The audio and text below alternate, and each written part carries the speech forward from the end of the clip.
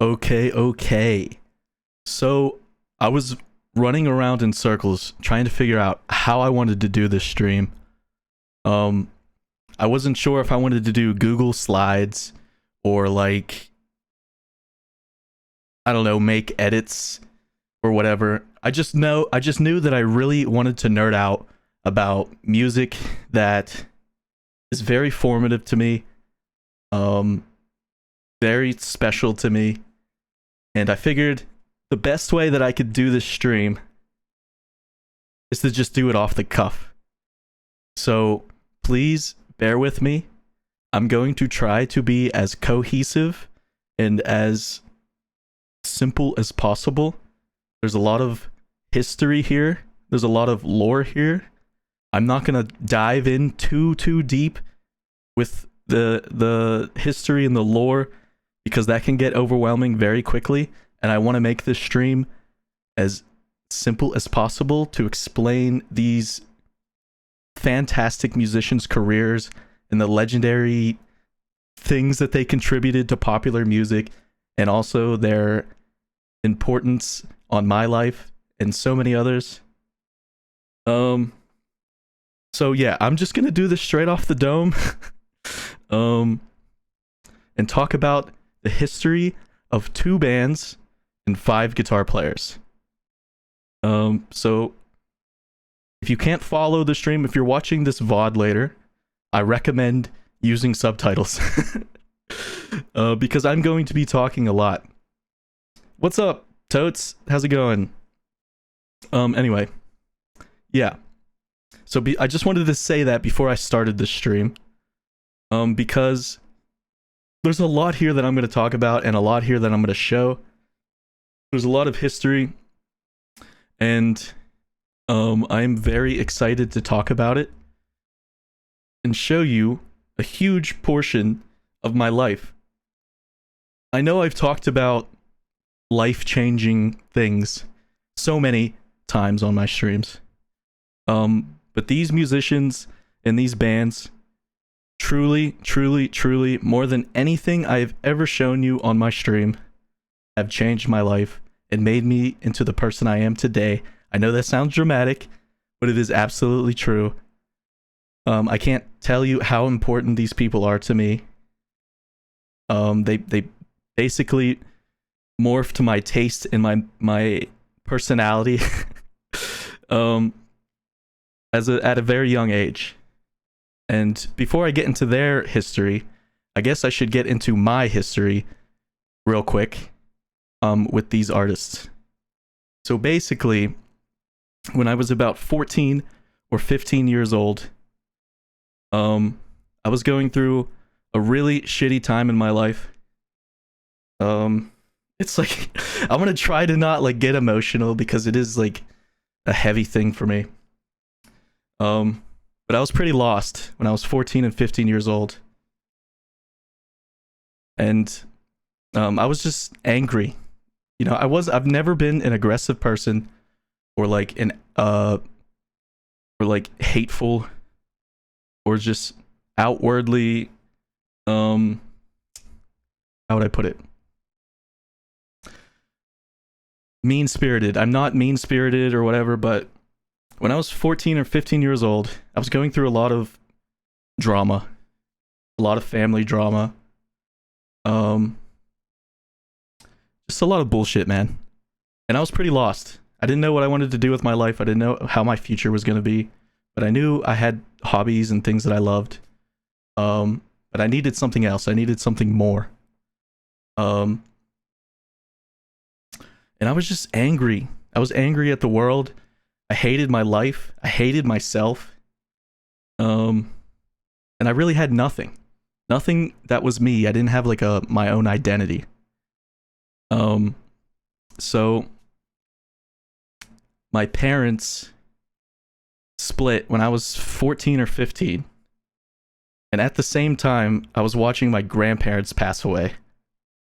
They were slowly dying. It was fucked up. I'm sorry to start off like this. And you know, those teenage, shitty, awful relationships and just everything was just piling up in my life.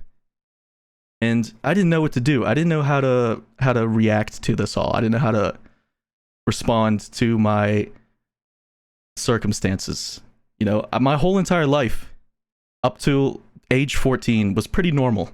I had a normal, happy family. I had no drama or anything going on in my life, and it felt like it was going to be that way forever. And then out of nowhere, just shit hits the fan, and my family's splitting apart.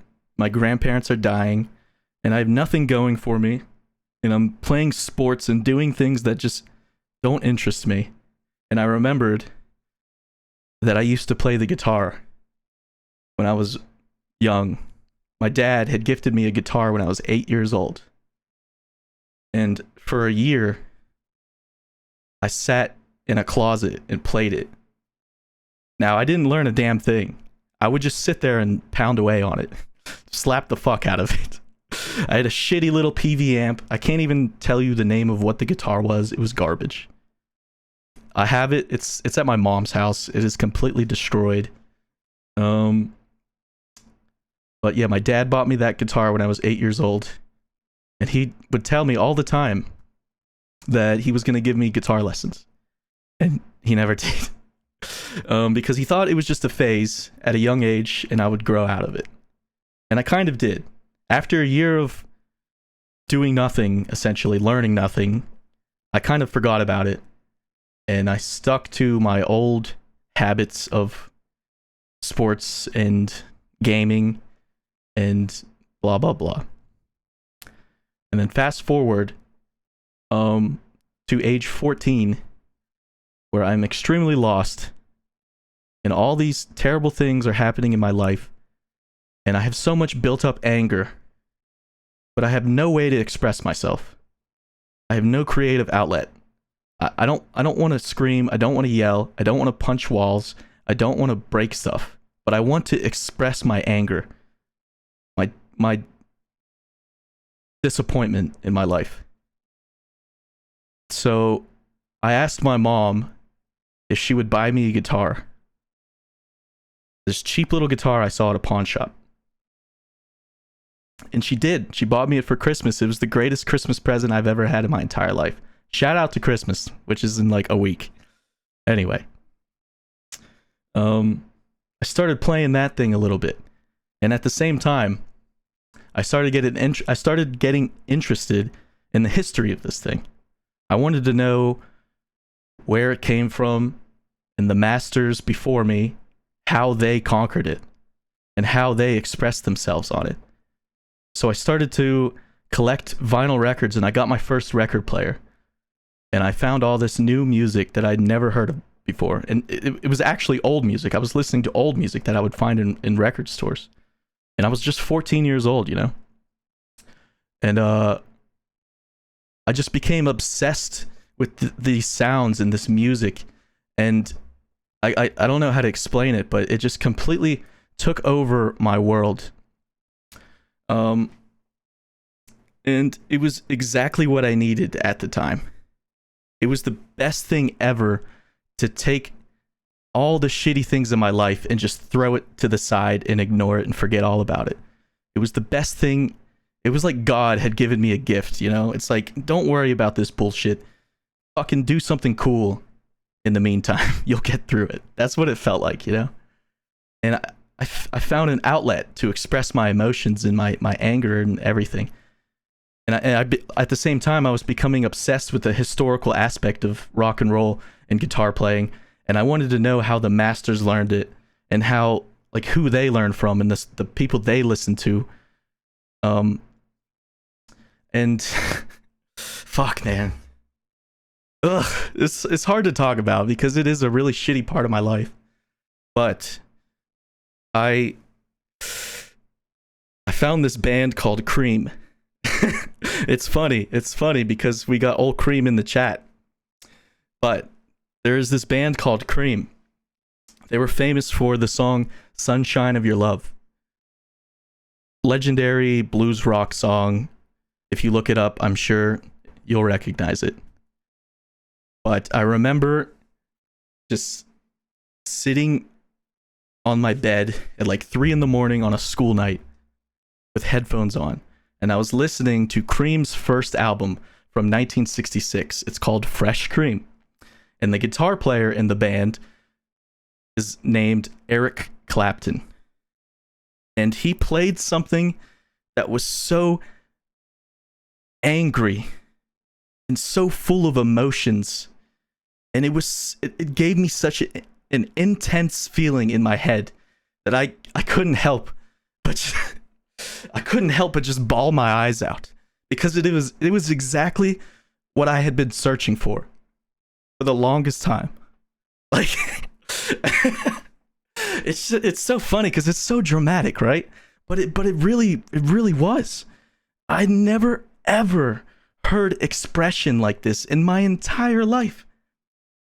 It was exactly what I needed at that time. There's this song called Spoonful. It's from 1966. I'm going to play you it. I'm not just playing you a song. I'm playing you a historical artifact. This song is from 1966. Next year, this song is going to be 60 years old. And Eric Clapton's guitar solo in this song is so fucking hard and heavy and angry that the 14-year-old me just could not fucking believe what was playing through my headphones. It was such a strong, intense feeling I was getting from listening to this, that I played the solo over and over and over and over again at like 3 a.m. the first time I heard it, and I just couldn't stop crying. I'm sorry that if that's super emotional, but like, it was exactly what I had been looking for. And after doing some research on the band and on Eric Clapton, I came to learn that this song is considered, not just this song, but this album in general. This is Cream's first album, from 1966. I learned that this album is credited with inventing hard rock. It's old as hell. It is 60 years old. And it is so fucking ahead of its time. I can't even tell you. Now, the song itself is whatever. Every member in the band performs their ass off. It is an incredible song. But really, what hit me, what really fucking blew my mind as a young teenage boy, was Eric Clapton's solo. It did things to me, man. It changed me. It changed my life and made me the person I am today, because it was exactly what I had been searching for.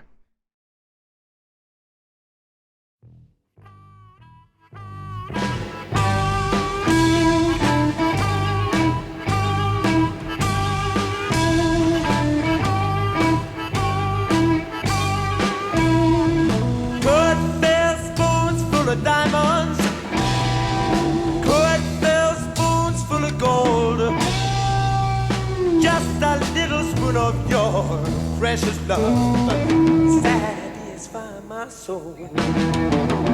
Many lies about it, some of them cries about it, some of them dies about it.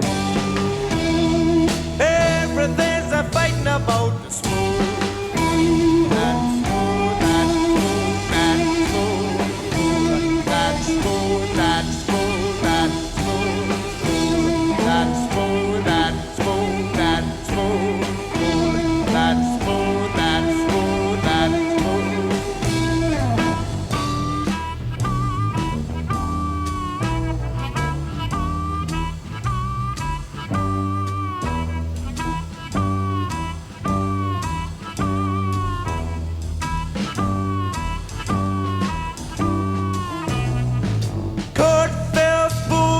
coffee, couldn't fill spoons full of tea, just a little spoon of your precious love, sad enough for me. Many lies about it, some of them cries about it, some of them die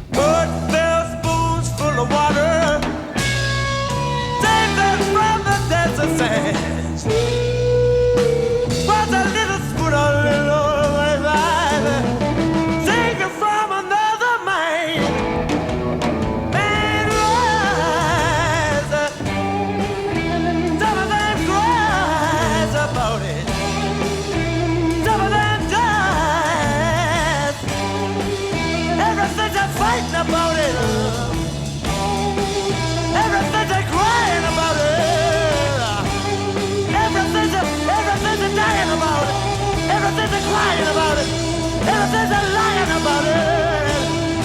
Lord, Lord. Fool, fool. Fool, fool. Hey. Everybody dying about it. Everybody just crying about it. That's spoon, little spoon, little spoon, little spoon, little spoon, little spoon, little spoon. That's spoon, that's spoon, yeah.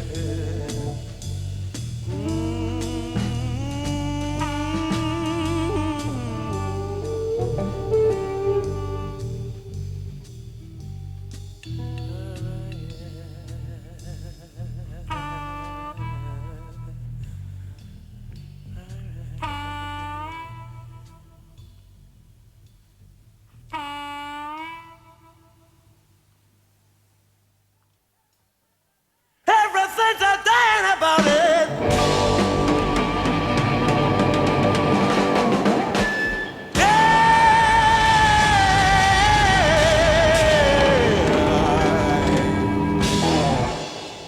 So yes, Eric Clapton was the first guitar player that really blew my mind and really made me want to learn and become a real student of the instrument. And that song just blew me away as a kid because that was the first time that sheer volume was used to show emotion and anger. And it was exactly what I needed. And I would play that guitar solo over and over and over again. So, yeah, man. I don't even know how to how to tell you how fucking special that is to me. But anyway, welcome to the stream. Today I'm going to be talking about 2 bands, 5 guitar players. All 5 guitar players shaped my world. Completely stole all their licks. Used all their gear. I wanted to be them. They saved me, essentially. So I will be showing massive amounts of respect and glazing this stream. So the 2 bands that we're going to be talking about today are the Yardbirds and John Mayall and the Bluesbreakers. 2 highly influential bands that featured 5 legendary guitar players. The one that we just played was Eric Clapton. This is a picture of Eric Clapton in 1964, before rock and roll turned him into an animal. And Eric Clapton, just something about the sound of his guitar as a 14-year-old kid just blew me the fuck away. Now, Eric Clapton is credited with changing the sound of rock and roll twice in his career, and we will get to that. But our story starts here with Mr. Eric Clapton. Now, Eric Clapton joined the Yardbirds, I believe, in 1963. Kinda looks like me, I guess, with the sweater thing he's got going on. But also, I should say, this is the mod era. This picture. So Eric Clapton was a mod. I am also a mod. So yeah, the lore kind of, the influence of these people still hit me very hard today. Anyway, Eric Clapton joined this band called the Yardbirds. I believe in 1963. And that was the start to his professional career. I'm gonna go as slow and as simple as I can because I'm going to be talking a lot about these guys today. Anyway, He started his professional career in 1963 with the Yardbirds. They were not his first band. He had played in many bands previously, but this was his first stint, I should say, as a professional musician. And he was seen as a very dedicated player of the blues. He was a student of the blues. Black American blues music was his favorite music, and rhythm and blues. And the band that he played in, the Yardbirds, in the beginning were also a highly sought after R&B and blues group. So it was a match made in heaven. Everybody in the band loved blues and R&B. And Eric Clapton was one of the best guitar players in England. I should say, everybody I'm going to talk about tonight is British. This is basically the story of the British blues boom. I'm not going to go into all the history there because there is a lot. I'm just going to focus on these guitar players just for today. Just for this stream, I'm going to focus on the guitar players. There's so much more history in all the bands and everything I could go into, but I'm not going to do that. It's overwhelming, and it'll be a very confusing stream if I get into the complete history of all of this. So I'm just going to stick to the guitar players. Anyway, this is what Eric Clapton sounded like when he first joined the Yardbirds, and he was a very young man in 1964. Now, the song that I played, Spoonful by Cream, that song that I played in the intro was like a year or 2 years after this. So keep that in mind. Listen to the way Eric Clapton's guitar sounds here versus what I just played. And there's only a year to a 2-year difference. This is the Yardbirds live on television in 1964. I believe this is the only television appearance Eric Clapton has with the Yardbirds. And it sounds very old school. It's very old school R&B blues. It's white boys playing black American music. It's white British boys playing black American music.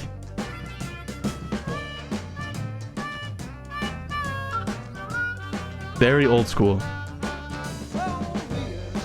There's Eric Clapton. Why don't you hurry home? You hear us playing?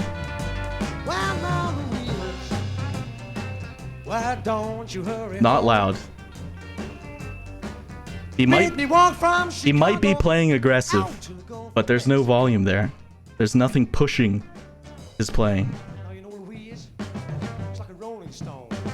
Every time she leaves, grieving more. Whoa, Louise. Why don't you hurry home? You know I ain't never had no good loving. Whoa, Louise, and she'll be gone. Gotta go, come on, man. Oh my god, sorry. My track. I don't see what you do. Louise is on my mind. Whoa, But yes, Louise. this is Eric Clapton at the beginning of his professional career. It's not like super exciting. It's very early British R&B music. But Eric Clapton's playing is there. You know, you can't hear him very well, but you can tell he's got the licks.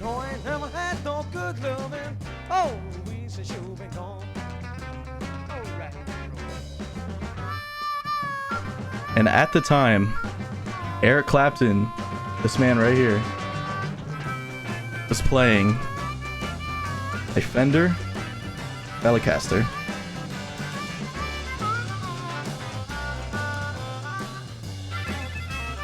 This is what he was playing in this video.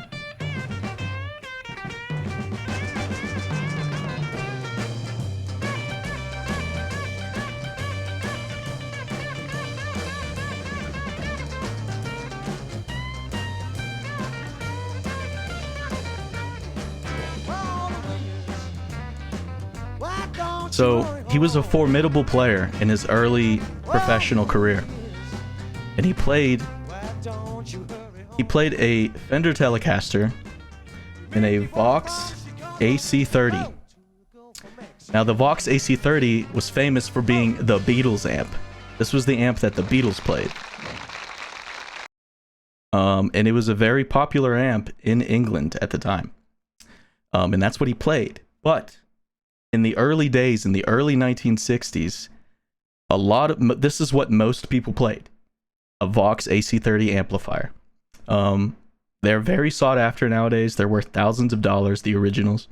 But at the time, in the early 60s, they were utilized, especially in England, as like not a very aggressive, loud sounding amplifier.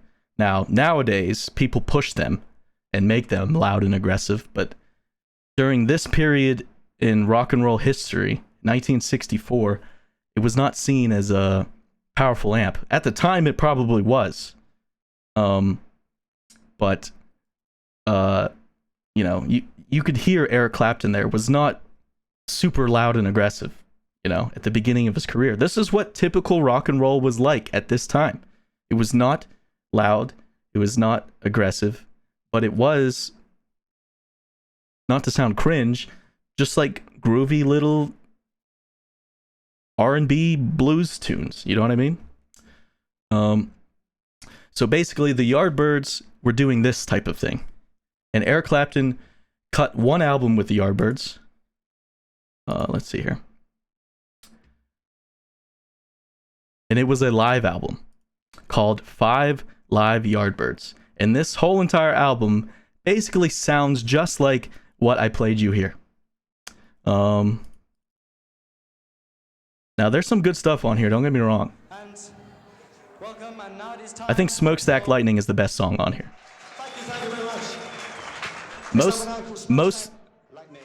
Most of these songs are covers of old blues tunes.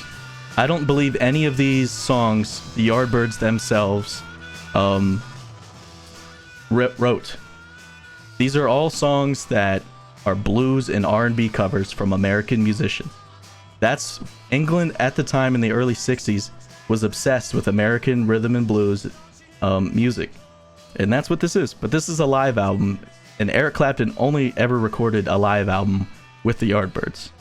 Now, the Yardbirds got lucky in the early 60s, and they managed to hook up with a legendary blues musician from America named Sonny Boy Williamson. Sonny Boy Williamson is a harmonica player. He is one of the greatest blues harmonica players of all time. And he was touring the UK, and he needed a band to back him up.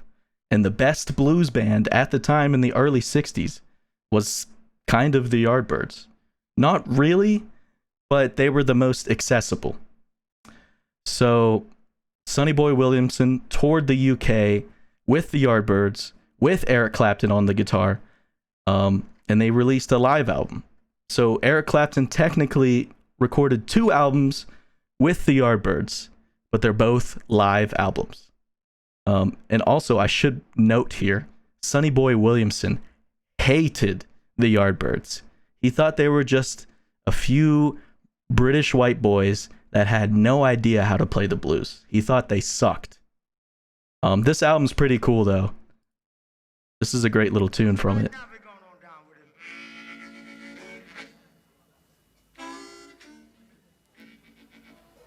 It's called Baby Don't You Worry, and I'm pretty sure he made it up right on the spot. I heard her say, baby, don't you worry. Oh, don't worry. I can tell because the words just don't seem to... Baby, don't you worry. You can tell he kind of just makes it up. Anyway, Baby, don't you worry.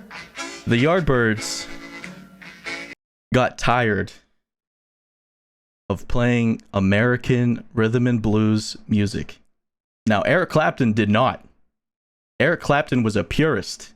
He wanted to continue only playing blues and rhythm and blues music from America because that was his favorite music. That's what he was learning on the guitar. And he wanted to continue doing so. But the Yardbirds, the band, didn't want to continue doing that. They wanted to be more of a pop act. So they went into the studio and they wrote a song called For Your Love. Now, this is the Yardbirds' first single that was written by them, I believe. And it features Eric Clapton on the guitar.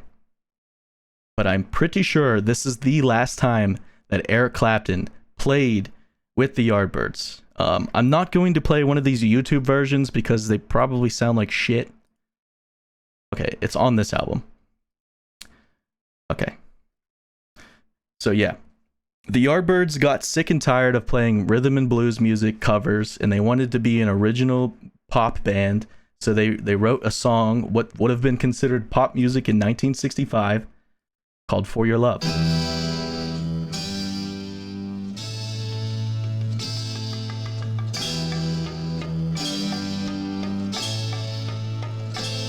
For your love. For your love. For your love. I'd give you everything and more, and that's for sure. For your love. I'd bring you diamond rings and things right to your door. For your love. To thrill you with delight, I'd give you diamonds bright. There'll be days that will excite and make you dream of me at night.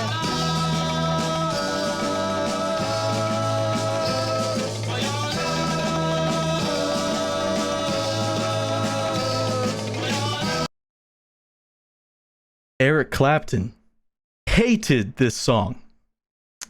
It was the last thing that I believe he recorded with the Yardbirds. He absolutely hated it. He thought it was pop slop. He said, I want to play the blues. I don't want to play this pop bullshit. So he left the Yardbirds.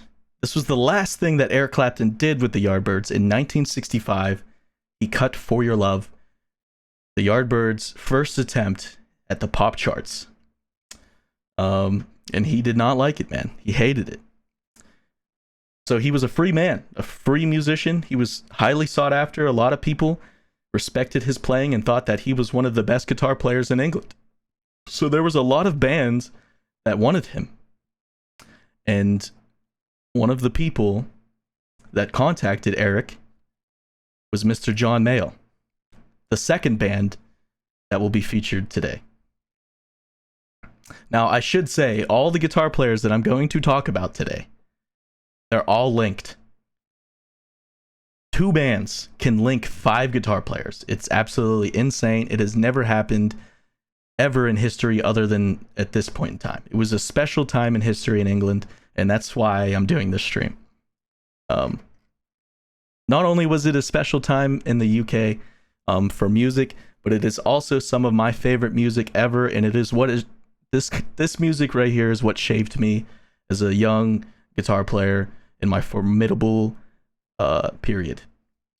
Anyway, Eric Clapton joined John Mayall and the Blues Breakers. Now, John Mayall and the Blues Breakers had been around for a while at this point in time. He joined them in 1965, right after he cut For Your Love with the Yardbirds. Here, let me put some background music on. I don't like it just being quiet. Anyway, Eric Clapton joined the John Mayall Blues Breakers band. John Mayall had been doing blues music in England for years. He was 30 or 40 years old or something when he met Eric Clapton. Eric Clapton was probably 19 or 20 when he met John Mayall in the mid-60s. And John Mayall was already past his 30s. He'd been in the music scene in the UK for a while, John Mayall. So Eric Clapton really looked up to John Mayall. And he moved in with John Mayall. He lived in John Mayall's house.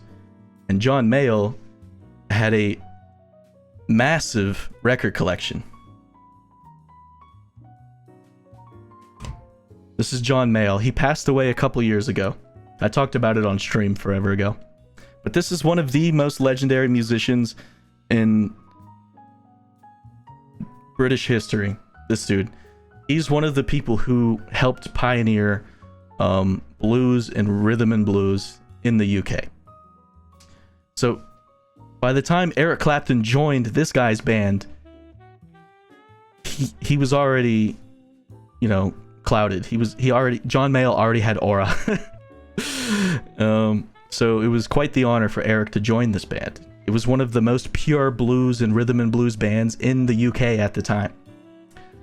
And Eric moved in with John, and he would sit in John's home and listen to his records all the time. That's all he did, was listen to John Mayall's massive rhythm and blues record collection. And Eric became a monster. He learned so much new music, so many new licks, and just his experience of living with John Mayall changed his life, and changed his style as a guitar player. Now, we heard him play in the Yardbirds. He was already good, and he knew all the licks and everything. But whenever he moved in with John Mayall and joined John Mayall's band, he changed. One reason being is because he learned new artists. He learned new guitar players. He learned new licks. Another reason is he met a man named Jim Marshall. Jim Marshall is famous in the rock and roll world as the man who invented the Marshall amplifier. The most, famous guitar amp in the history of rock and roll was made by this man, Jim Marshall, a British radio engineer for like the military or something. I can't remember. But he owned a radio store in the UK, and he would fix up radios. And he started making speaker cabinets.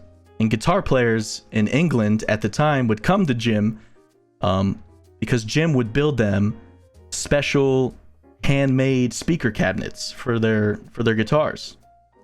And Eric Clapton heard about this guy, and he went to this guy, and Jim Marshall built an amplifier specifically for Eric. He built a brand new guitar amplifier that he had never built before for Eric Clapton, called the Blues Breaker, because Eric had just joined the band John Mayall's Blues Breakers. This is the amplifier that Jim Marshall built for Eric Clapton in 1965, called the Blues Breaker. Now, I own a version of this amp. Not only is it called the Marshall Blues Breaker, its technical name is the JTM 45, and I own a JTM 45. I own the head version. This is a head version right here. It's just the head, just the tubes and the stuff. It doesn't come with the speaker. But Eric Clapton, his Blues Breaker that Jim Marshall built for him custom, was like this. It had everything all in once. It had the actual amp with the knobs and everything, and the speaker. That's called a combo, a combination amplifier. It has the power and the speakers. And that is what Jim Marshall built for Eric Clapton, custom. Now I'm going to go back to Eric Clapton listening to records at John Mayall's house. John Mayall, like I said before, had a massive record collection. And he had a lot of guitar players that Eric Clapton loved in his record collection. One of them being Freddie King. Now, Freddie King, on his early vinyl records, was famous for playing this cool-shaped guitar. This guitar is called a Gibson Les Paul. I also own a Gibson Les Paul. And Eric Clapton became obsessed with this guitar because he thought if he could own this guitar, he would sound like his hero, Freddie King. So he would go around to stores and look for a Gibson Les Paul. Eric Clapton would. He would look for this gold guitar in stores around the UK, and he couldn't find it. But he found this instead. A 1959 Gibson Les Paul. This guitar is the most expensive guitar in the world. There was only about 2,000 to 3,000 of them made. This guitar goes for around $500,000 nowadays. And Eric Clapton was the first guitar player to really play one of these things and make it famous. He used Jim Marshall's combination amplifier, the Bluesbreaker.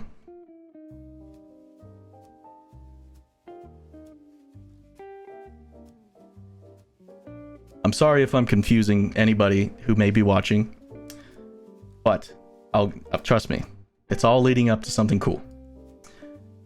So Eric Clapton found the same shape of a guitar that his hero Freddie King played. Now, it's not exactly the same. You know, Freddie King played a golden one that didn't have like this custom flame top on it. But Eric Clapton thought, good enough. It's kind of the same guitar, right? So he had a new amplifier, he had a new guitar, and he changed the fucking world with John Mayall's Bluesbreakers. This album changed rock and roll forever. This is Eric Clapton's one and only album that he made with John Mayall in 1966. Now, remember what Eric Clapton used to sound like. People were used to old Eric sounding like this.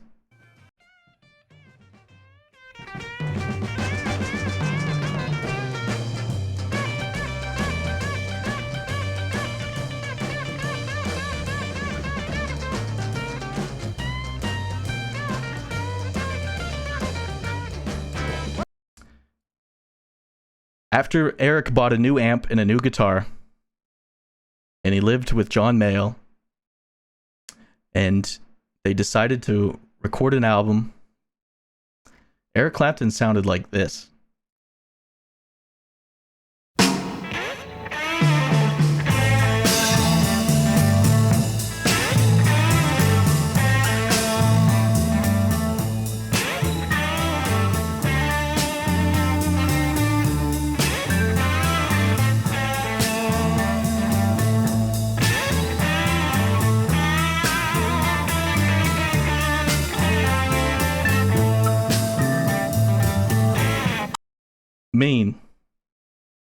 Mean.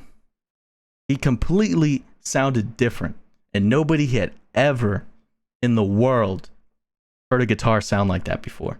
The sustain, the distortion, all natural.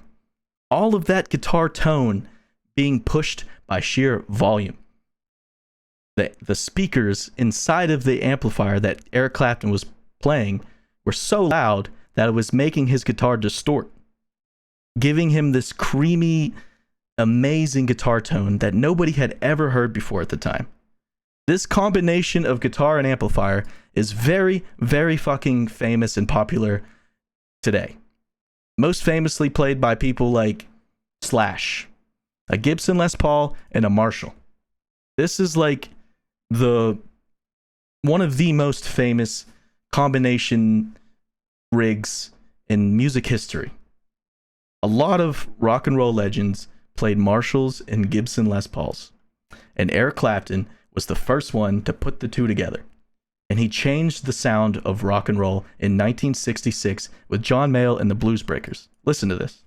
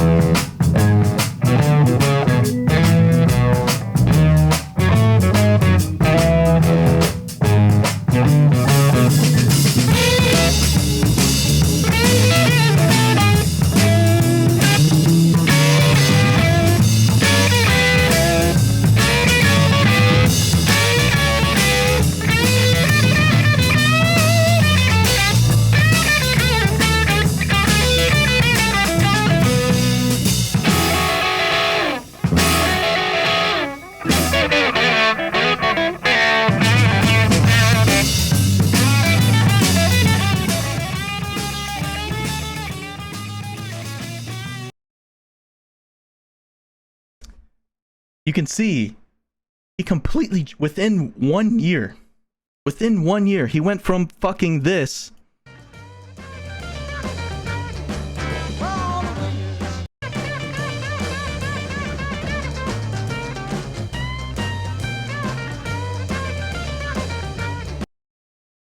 to this.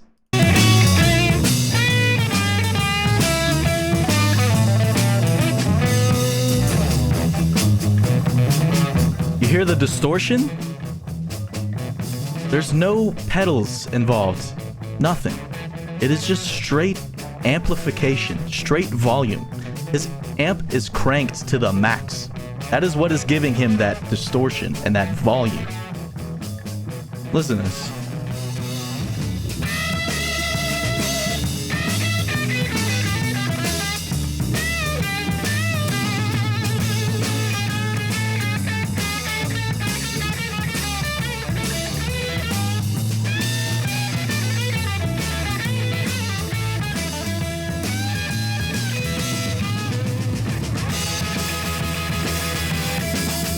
Yeah. It's like he sold his soul to the fucking devil or something. He completely changed the sound of rock and roll guitar playing. And people were blown the fuck away. Because nobody had ever heard a guitar sound like that, ever. And people started calling him God. This is a very famous rock and roll picture. Clapton is God. There's a dog taking a piss on the graffiti. Yeah. This album was such a fucking insane...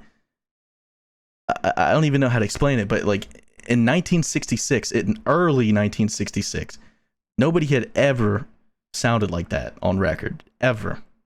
And he completely changed the sound of rock and roll. And everybody wanted this sound. So people started copying him and using the same gear that he used, because they wanted this thick distortion type of sound. And yeah, this is one of the most legendary albums in rock and roll history. It is one of the most legendary albums in guitar history. Eric Clapton changed the sound of the guitar with this album. He did. Absolutely. You can ask anybody. And this is monumental.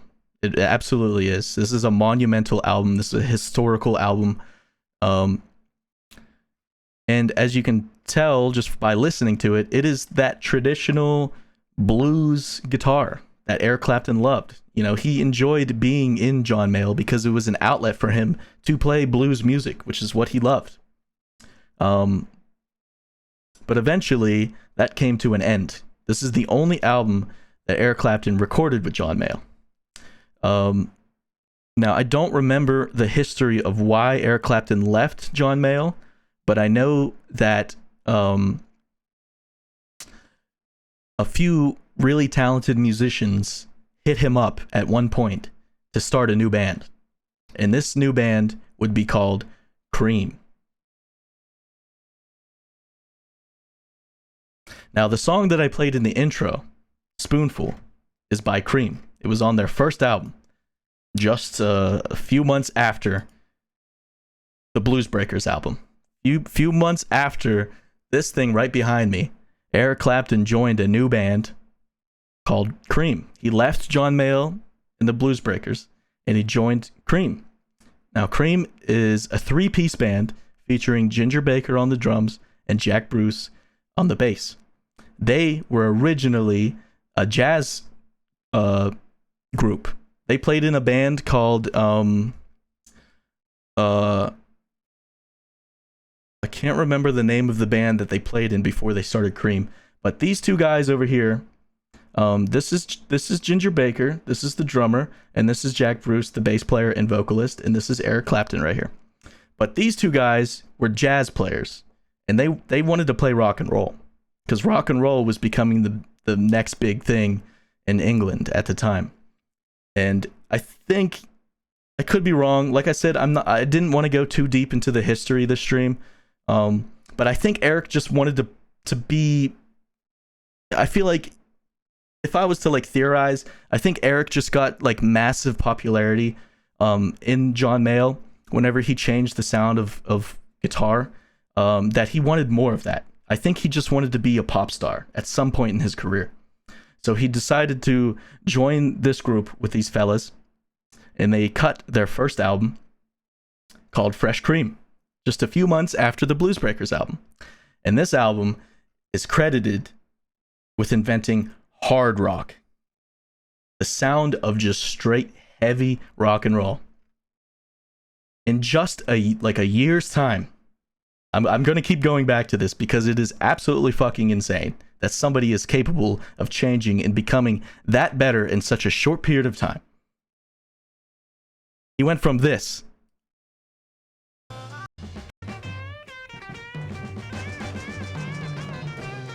in such a short period of time. He went from that to fucking this.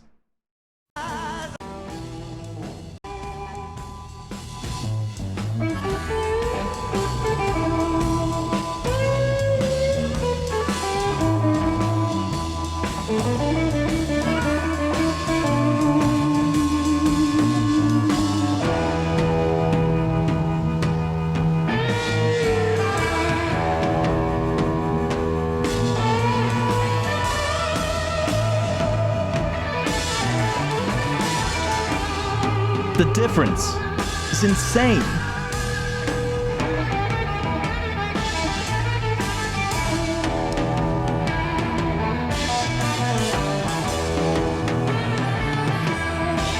It's just angry.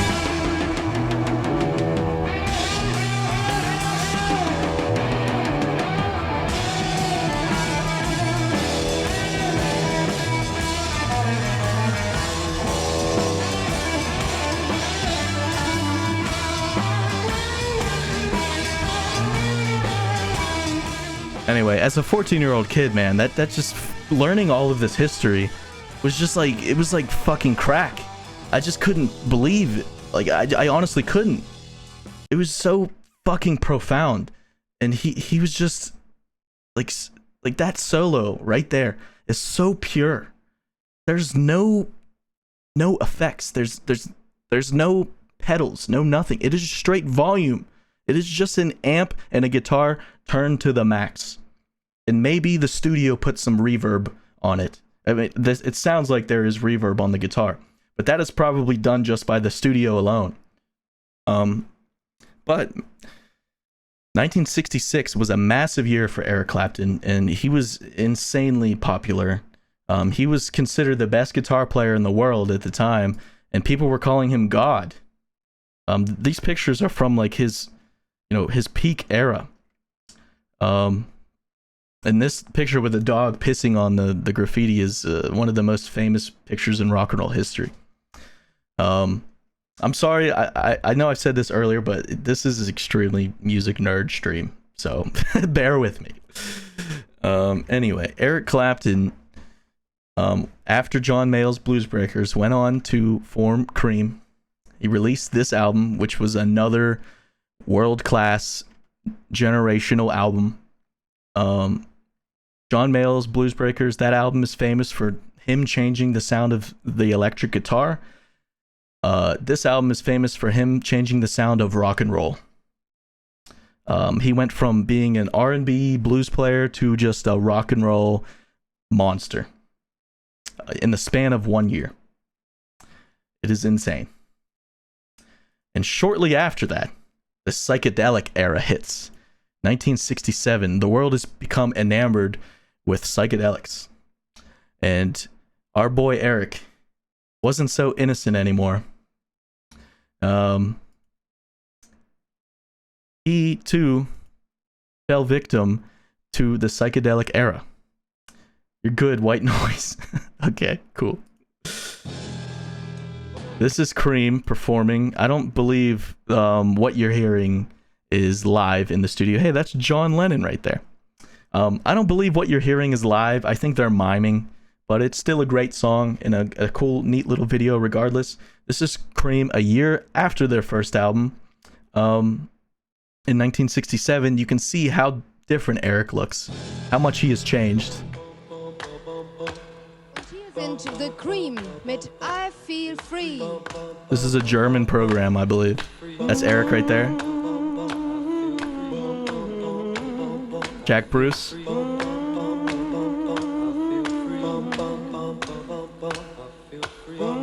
Ginger Baker on the drums. They were just a three-piece unit, man. They sounded massive. 3 musicians. Massive sound. When I dance with you.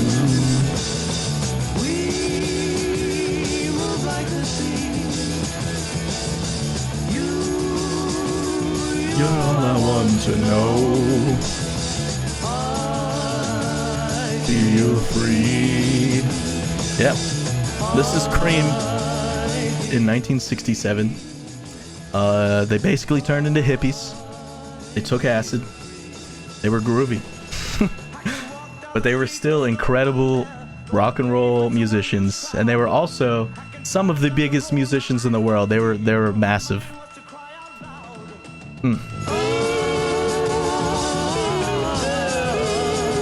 These sounds, man.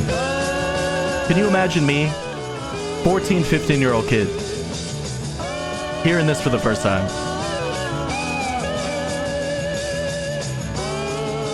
The sustain, the tone, it just blew me away.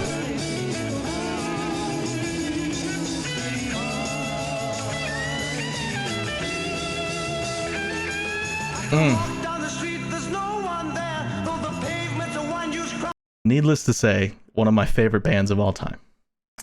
Also, there's no way I could ever talk about Eric Clapton without talking about this. Eric Clapton did an interview in 1968, showcasing his gear and how he plays. I can't tell you how many times I've watched this. I swear to God, it is probably the most watched YouTube video of all time for me. I've probably watched this interview hundreds of times. It still I watch this every now and then still, just because it's so fucking charming, and it shows him at the height of his career, as a pop star, one of the biggest musicians in the world, one of the most talented musicians in the world, and people just wanted to know how he did it. The electronic guitar is also dismissed as nothing but a jangling noise machine, incapable of subtlety or delicacy. Lead guitarist Eric Clapton has built his reputation as a blues player on just these qualities, subtlety and delicacy. He explains, for example, how his guitar has 4 primary controls: controls for volume and controls for tone quality. Before I play this, I should say this interview is from 1968. So we are 4 years after his stint with the Yardbirds. So he's a very different player at this point in his career. He is way more famous. Just an insane person. At this point in his career, he is at the top of the world. And look at this fucking guitar.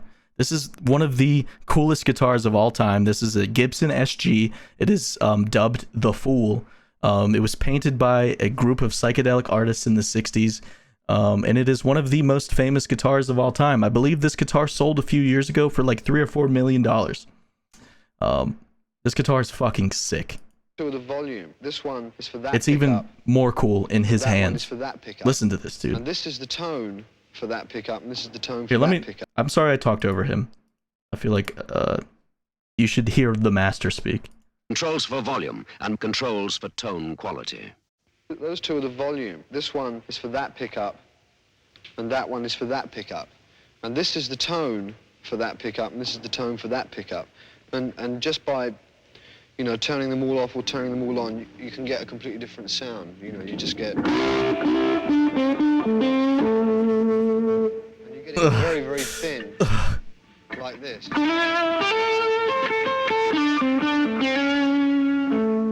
It's what you play when you've done that. Makes a difference. Look at him. Look how much old Eric has changed. Look at this man. He's got a cigarette at the end of his fucking guitar, on the head of his guitar. He went from this to this. Old Eric, been through the rock and roll realm.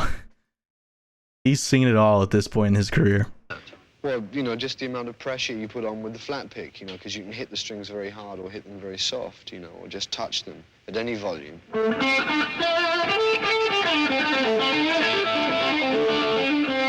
Mm. You see? Now I can play that at the same Disgusting. volume, but softer.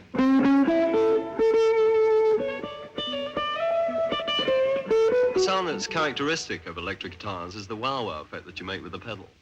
I have to kick this to start it. Could you play some? He's about to showcase his wah-wah pedal. Everybody knows what a wah-wah pedal is. Wah wah wah wah wah. It is like the only pedal that Eric Clapton used when he was in Cream. To my knowledge, he never used distortion pedals, never used a fuzz pedal. All of his tone he got from volume. All of his tone he got from turning up his amp really loud and making the speakers will break up, like speaker amp breakup, playing so loud that the speakers distort. That's how he got his tone, and the volume and tone controls on his actual guitar, which is a lost art. A lot of musicians do not play that way nowadays. Most musicians use pedals to craft their sound, but this is back in the day when there were not that many pedals around. There was fuzz pedals, there was wah pedals. There was not that many guitar pedals around. And Eric Clapton was just a master of creating tone just from his hands and from volume. But here, he's about to display how he uses the one pedal that he has in his arsenal, the wah-wah pedal. And explain how it's done.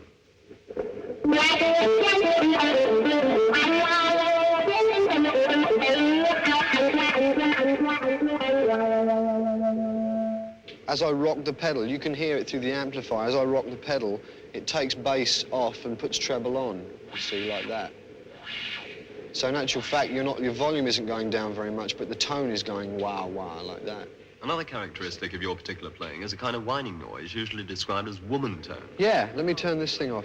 Okay, so Eric Clapton during this period in time was famous for having a specific tone that he was known for, called the woman tone. Now, what the woman tone is he would turn the tone control on his guitar. You know, there's knobs on a guitar.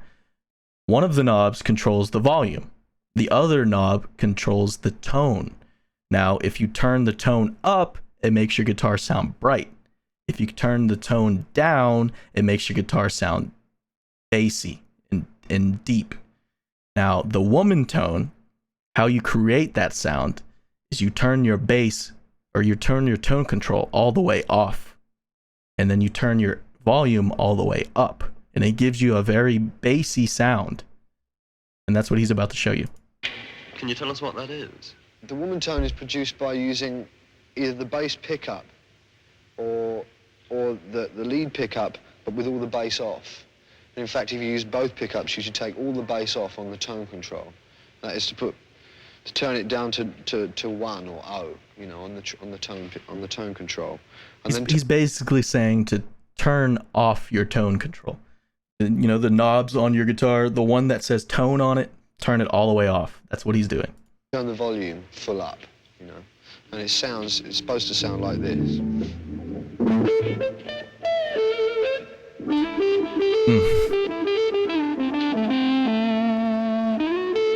The kind of blues I play I started playing was one of accompaniment, you know, of lead accompaniment. So that is quite difficult, you know. There are basic things that you'd have to learn about that style itself, which is the finger vibrato that you have to use, which is like that, you know. Vibrato. Which is very important. Could you just do that again? Yeah. That little thing right there that he did, I've spent years. I spent years of my life trying to perfect. And I finally feel at my age now, I have the vibrato that I want. But when I was 14 and 15 years old and I was watching these interviews and learning all these things, I could not, for the life of me, get this technique down. And literally all you're doing is bending the note. It's like vibrato in your voice, you know, or whatever. The note is like going up and the pitch is going up and down, right? That's what vibrato is. Now, when I was a kid and I was learning how to play the guitar, this was one of the hardest techniques that I had to master. It was my favorite thing about the guitar. I loved the sound of vibrato. And Eric Clapton is an OG. He makes that shit sing. That is extremely hard when you first learn. One of the hardest techniques you can learn when you first play the guitar. You see, that itself is very difficult. Can take you a long time to play and get that perfected. When you're improvising, do you use stock Absolutely. phrases as the raw material? And if so, can you show us some? Yeah, there are phrases that I always play that are stock phrases that I work from, you know, which are just like,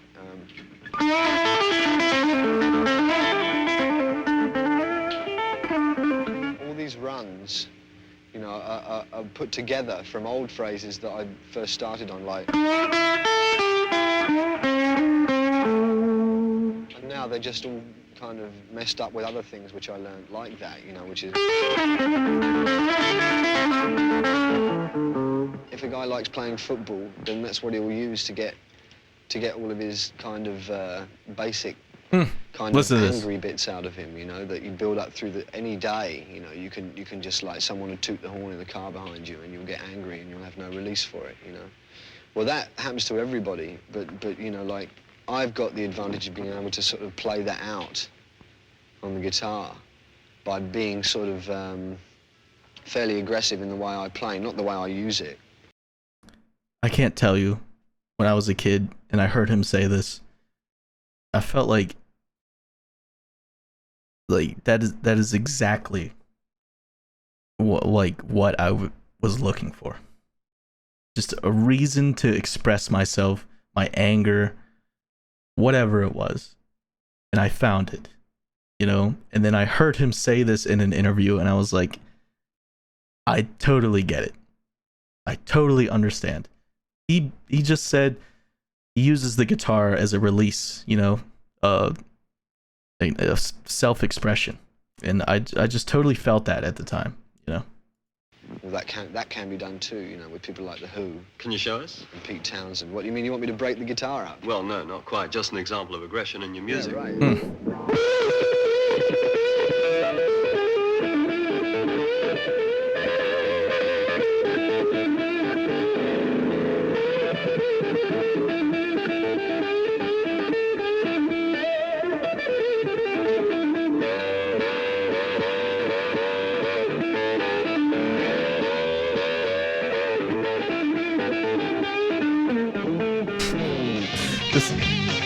This whole stream is just gonna be me fucking just shaking my head around, because this is like this is the formidable music for me, man. This is the stuff that I grew up on, that fucking shaped me, man. And it's, you know, I'm like returning to it. You know, I've kind of lost a lot of over the years. I kind of became infatuated with different types of music and different cultures. But this is like my core, you know, this is what really started it all for me. So it's nice to like return back to this, because I really haven't. But yeah, so Eric Clapton left Cream in 1968, 1969. This concert footage right here that they're showing off is from the farewell concert. It is from Cream's last concert in 1968 at the Royal Albert Hall in London, one of the greatest venues in the whole entire world. So this is Eric Clapton's final performance with Cream.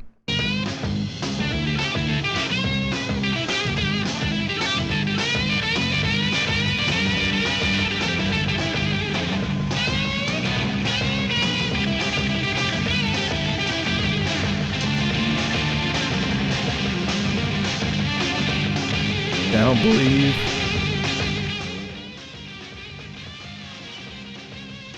Now, Eric Clapton went on to do many incredible things with his career. I guess I should say, I should preface this by saying, later on in Eric Clapton's career, he became a drug addict in the late 70s.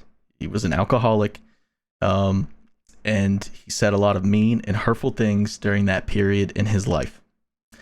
And he has, over a period of time, tried to apologize for the way that he was and the way that he acted during his drug addiction and his alcoholic phase.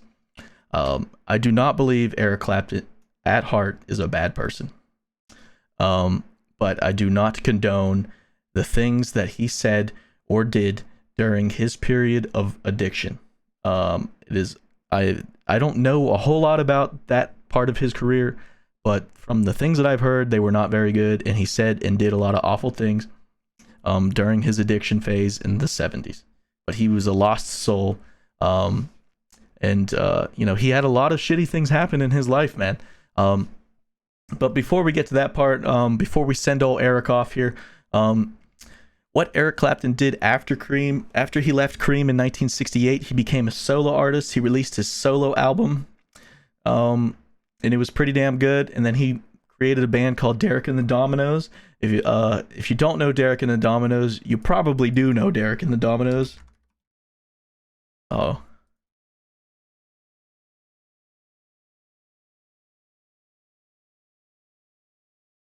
Because they are very famous for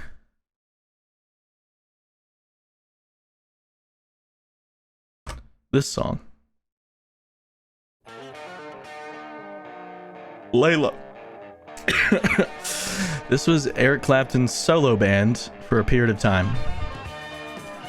This is, I believe, from the early 70s. But a few little facts and stuff about Eric Clapton. He became friends with George Harrison of the Beatles during the late 60s, and he played on the Beatles song on the Beatles White Album.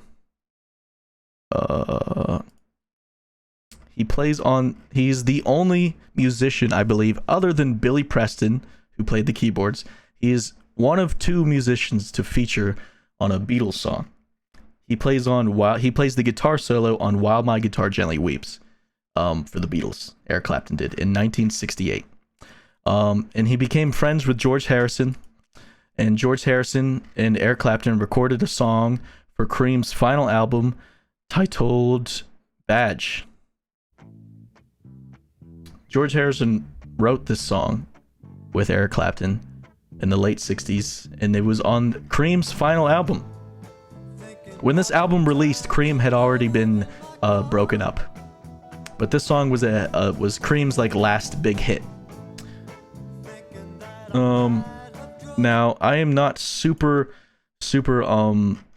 knowledgeable about Eric Clapton's 70s, 80s plus career. My favorite era of Eric Clapton is the 1960s, whenever he was a young guy playing blues and rhythm and blues for John Mayall's Blues Breakers and Cream. That is my favorite period of Eric Clapton.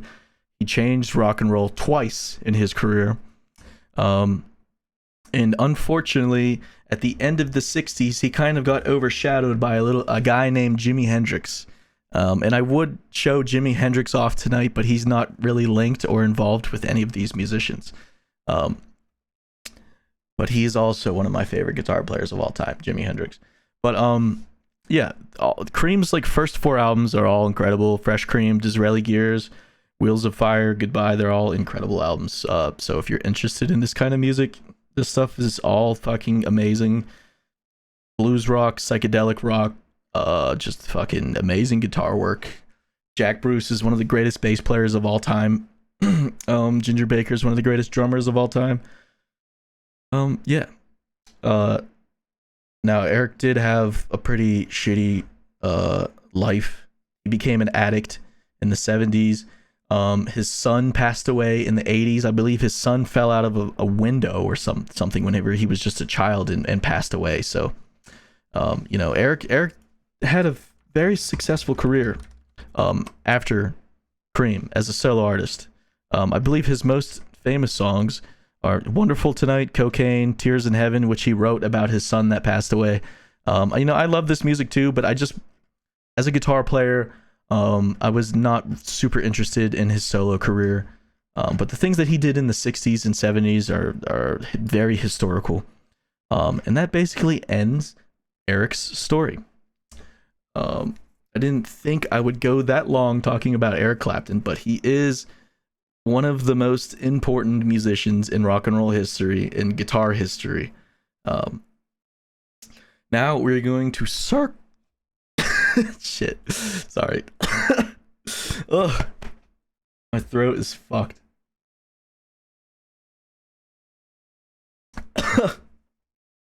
Okay, let me start that again. We're gonna circle back to the little old band called the Yardbirds. Like I said, I'm going to be talking about 5 guitar players tonight. They are all linked in some way, shape, or form. They're all friends. They all knew each other. They were in and out of each other's bands. It was a whole scene in the 60s in England, in London at the time. So in 1965, when Eric Clapton left the Yardbirds to join John Mayall's Bluesbreakers, if you remember, the Yardbirds needed a replacement. They were kind of, fucked. They didn't really have anybody to replace Eric Clapton. Eric Clapton was like that guy. And there was one guitar player in England at the time who was very famous as a session musician. Now, if you watched my stream where I watched the Rock and Roll Hall of Fame, I talked about how the Rock and Roll Hall of Fame, they sort of they honored 2 session musicians. They honored Nicky Hopkins and Carol Kaye, 2 of like the greatest session musicians of all time. What a session musician is somebody who plays music professionally in a studio. They play on songs. They're not a part of a band. They just work for either the studio or a record label.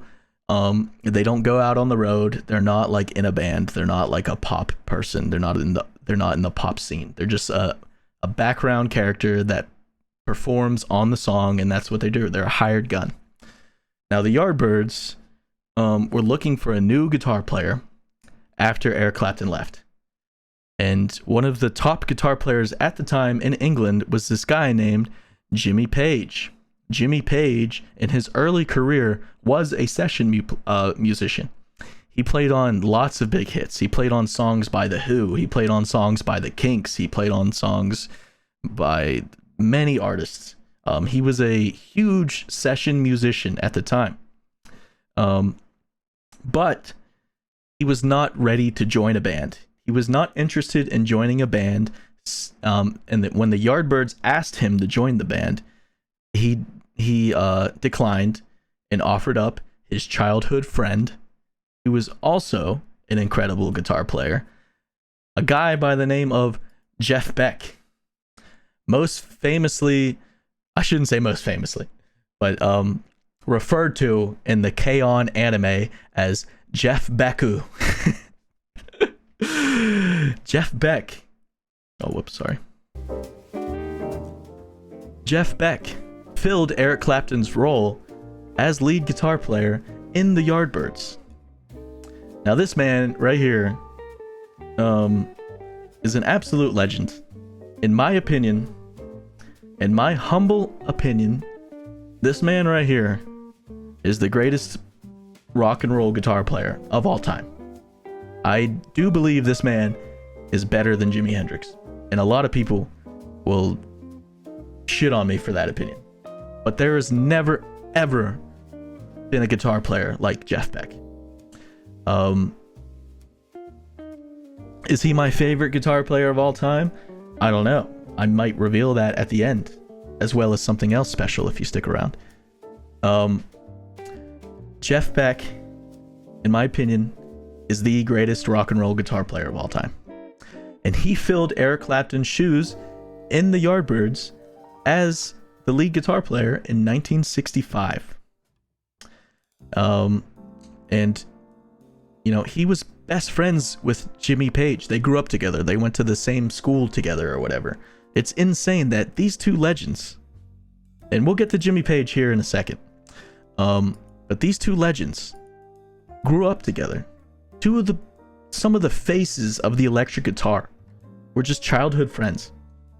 But anyway, Jeff Beck's connection with Jimmy Page is what got him the job as the lead guitar player in the Yardbirds.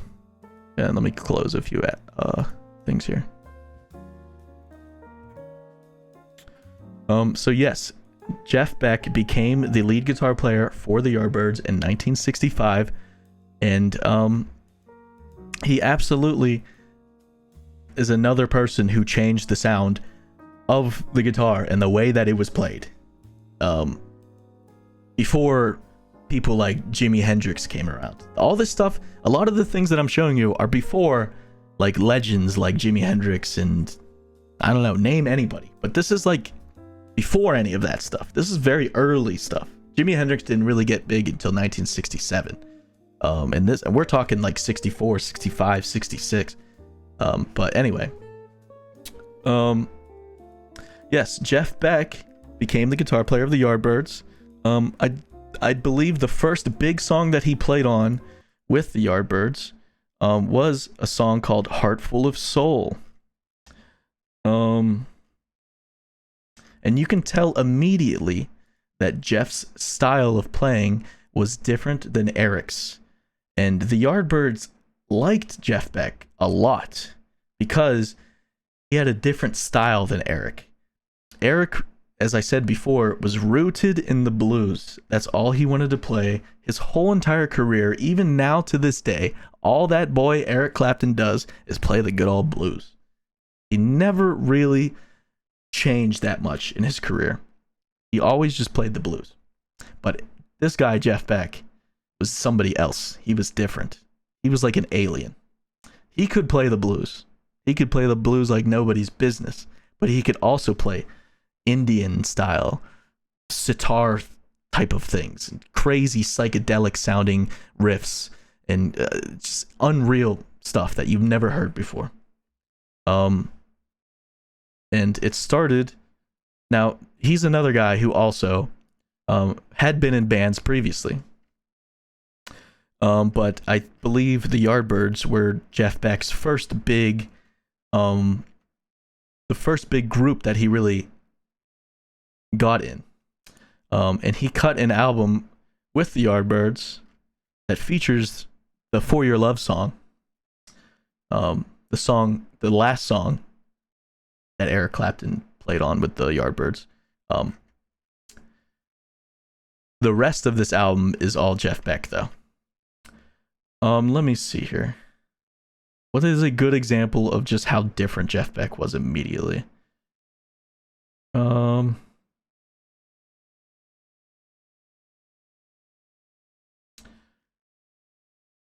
Let's see.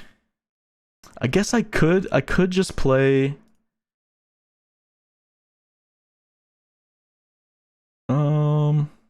Here's Heart Full of Soul. This is a big hit that Jeff Beck played on.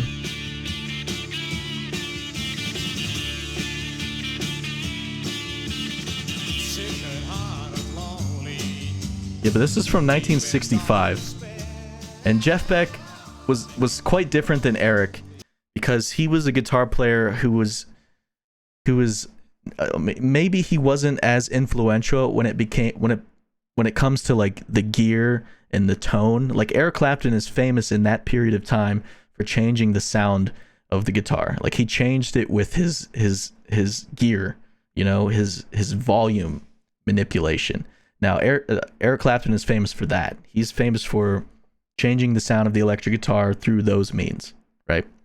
Jeff Beck is famous for changing the sound of guitar with his hands, with the things that he played. He played things that people had never heard before. And he was very unique guitar player, and he stayed unique his whole entire career. I'm trying to think of like what is the best example at this period of time, because there's a lot of Jeff Beck things that I can show you, but it's like a year or two later, and I'm trying to show you the first things that he did with the Yardbirds. I guess I could just show you Heart Full of Soul. This is the Yardbirds live.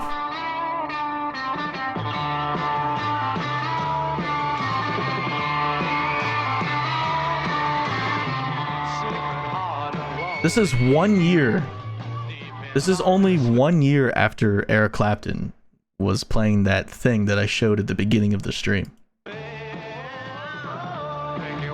They don't sound like a typical blues, rhythm and blues wannabe band anymore. They sound like they want to start making some pop records, you know? Give her my message. And this was cool because this is an actual live performance.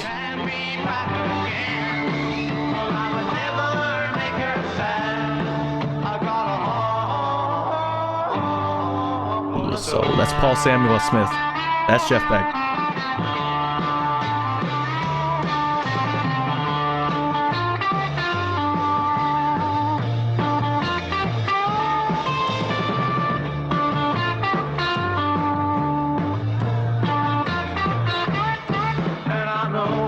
That's like the most simple guitar solo you'll ever hear him play.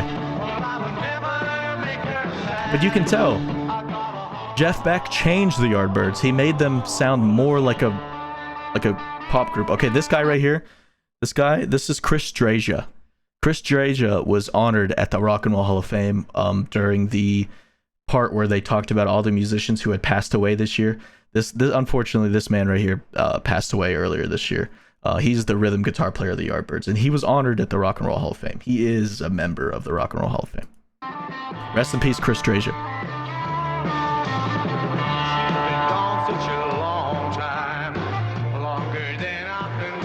But this stuff is cool because this is at the rock and roll in the 60s and 70s. Like the guitar player was seen as like the other front man, you know?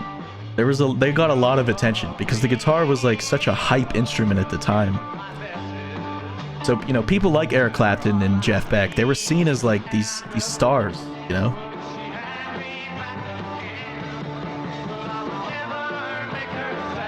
It was like the cool hip thing to be a guitar player back then.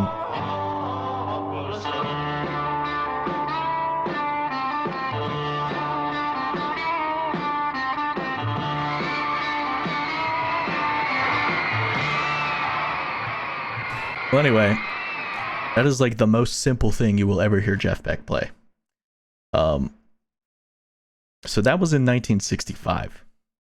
Later on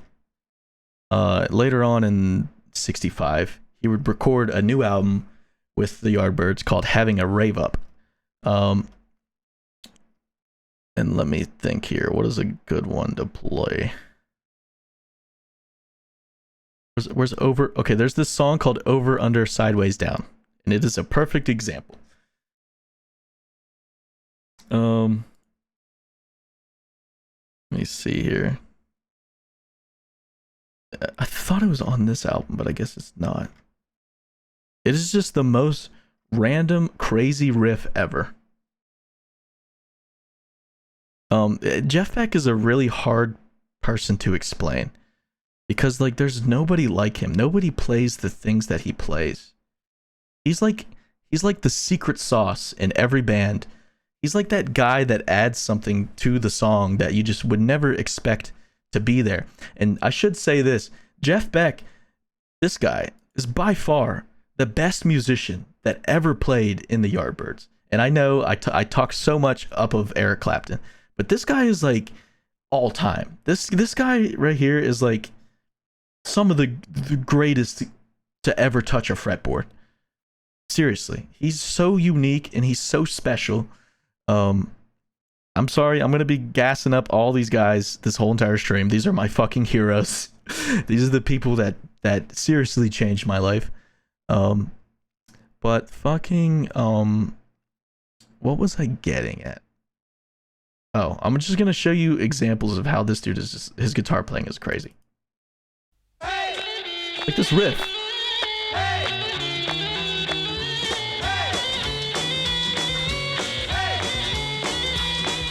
This is from 1966.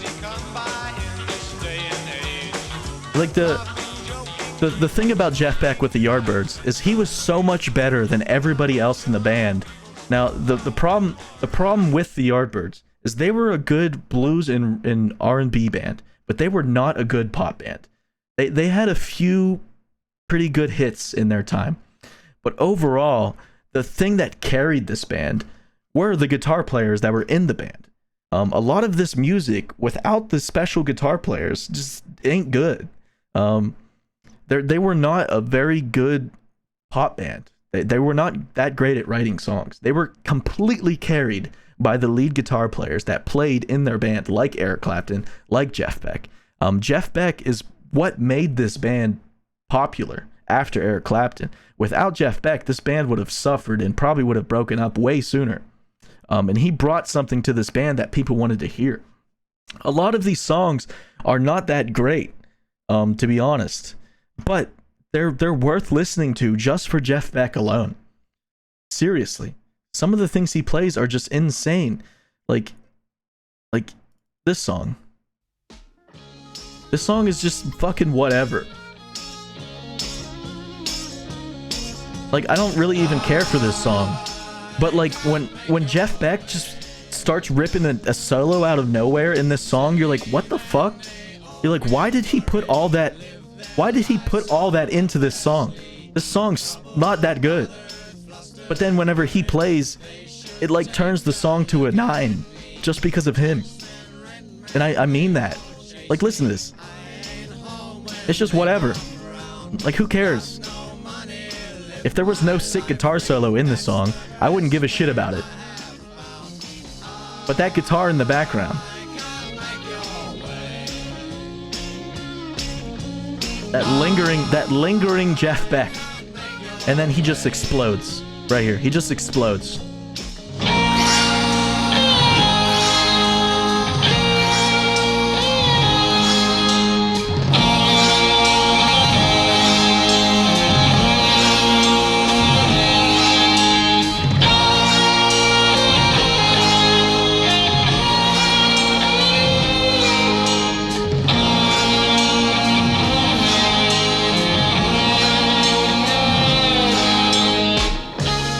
And back to the bullshit.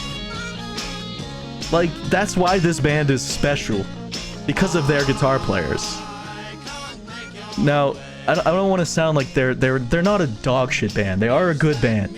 Historically, they're one of the greatest 60s psychedelic R&B bands ever. They are.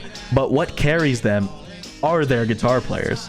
That song is a perfect example. And Jeff Beck sort of outgrew this band. Because they just couldn't keep up with him. He was just too talented for them.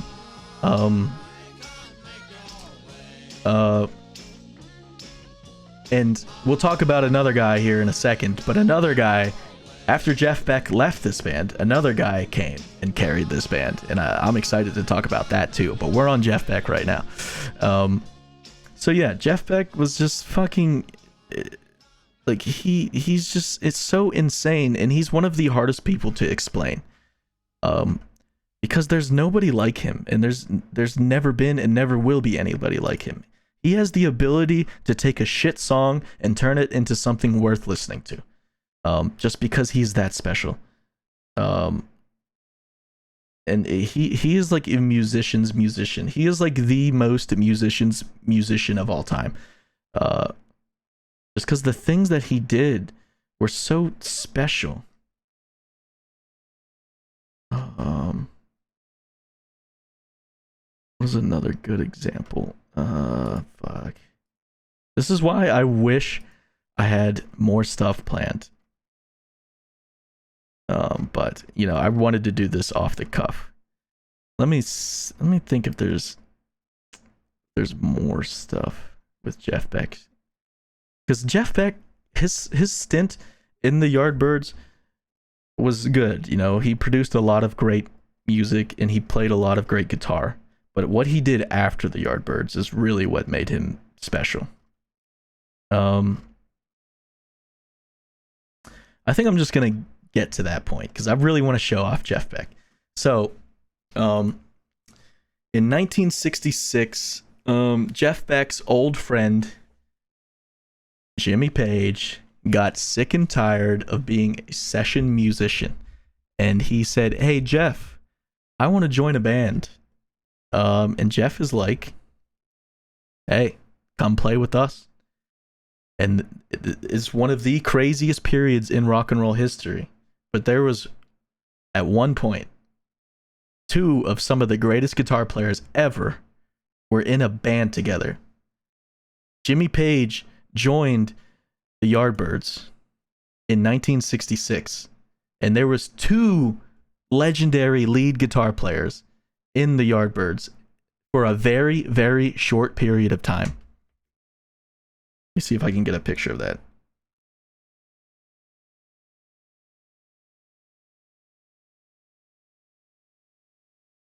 And if you don't know who Jimmy Page is, you will know here very shortly whenever I talk about him. But for a very short period of time, Jimmy Page joined the Yardbirds as a bass player. He played the bass, but he was not very good at it. And he's like, I just want to play the guitar. So they're like, fuck it, play the guitar, man. So Jeff Beck and Jimmy Page were both lead guitar players in the Yardbirds at one point. It was a very short period of time. Why? Why was it a short period of time? Because Jimmy Page kind of started outshining Jeff Beck a little bit. Not as a player, but just as a personality. And he was just, Jimmy Page is one of these, this guy right here. This guy was set to be a star his whole entire career. And I cannot wait to talk about that. But just hold off. Because I will be talking about why here after I'm done with old Jeff Beck right here. But anyway, I will show you the short, sweet period in the Yardbirds where they had two legendary guitar players in the band. They didn't record any songs or albums or anything while the two of them were together in a band. And like I said before, these guys were childhood friends. They grew up together. They like went to elementary school together or some shit. And they are both considered some of the greatest musicians ever. And that's, you know, Jimmy Page got Jeff Beck in the band to start with. And then Jeff Beck invited Jimmy Page whenever Jimmy Page decided that he didn't want to be a session guy anymore. He wanted to join a band and hit the road and like do real band stuff. And this is a really cool special period in time. And there's one really great recording of the two of them just jamming together. And it is called, let's see if I can find it. This happened at the end of 1966. Oh shit. I'm sorry if this is hard to follow. I'm trying, man. I'm really trying to like not be confusing.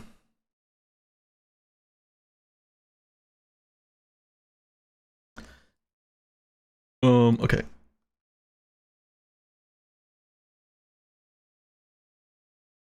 So while right here.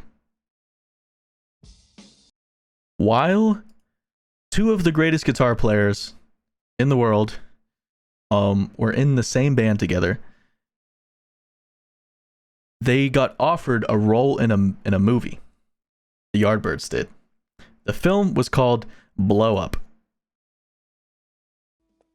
And it documents the short, sweet period where Jimmy Page and Jeff Beck were both in the Yardbirds together in 1966. It is insane that we even have this footage, because it was such a crazy short period that it happened.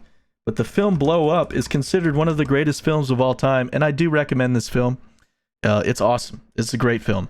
It is iconic. But I'm going to be honest, my favorite moment in the film is whenever the Yardbirds are in it. This film, I can't remember, I watched it forever ago, but basically it's about this photographer who tries to solve a crime. He took a photo and he noticed that some lady was being murdered in it, in the background or something. And it's set in swinging 60s London. And they hired the Yardbirds to perform in the movie. And the Yardbirds recorded a song for it. It's the only thing that they have recorded where the two of these guys were in the band together.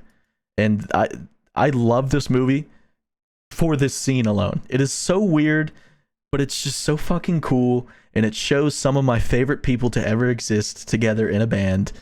And just as a nerdy musician person, this shit is like gold to me, you know? Oh my god. But they recorded this song for this movie. This is in 1966.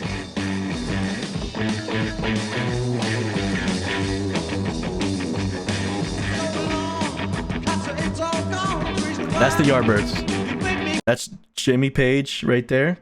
That is Chris Strasia moved to the bass when Jimmy Page joined. That is, I can't remember the lead singer's name, and that's Jeff Beck over there on the guitar.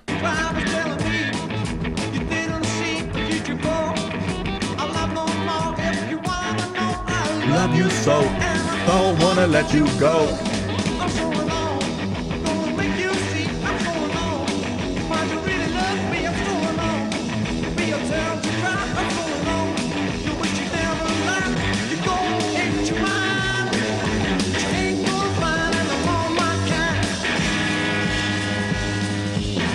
That's Jeff Beck.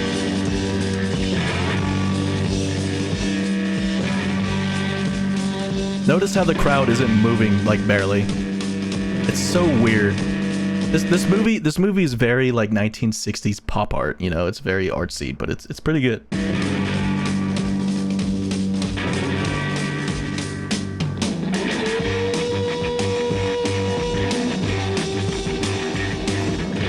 Hey, you see that? You see that? Oh, you see that? What does that say? That says Zoot.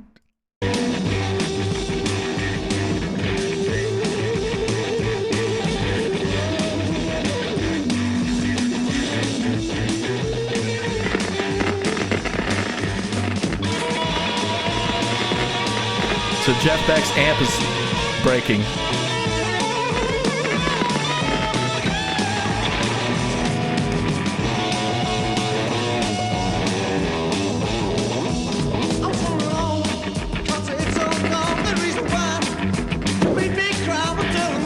Fucking smashes it.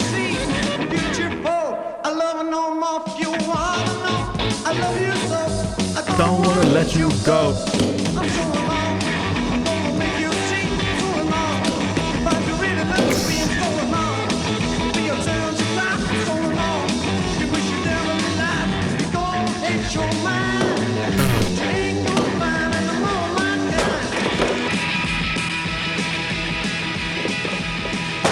Give him a song again.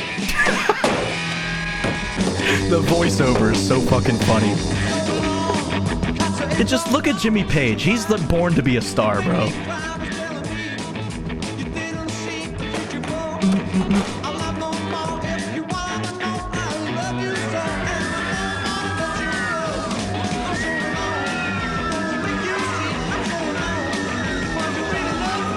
So then the crowd fucking goes crazy after he throws his broken guitar in the crowd.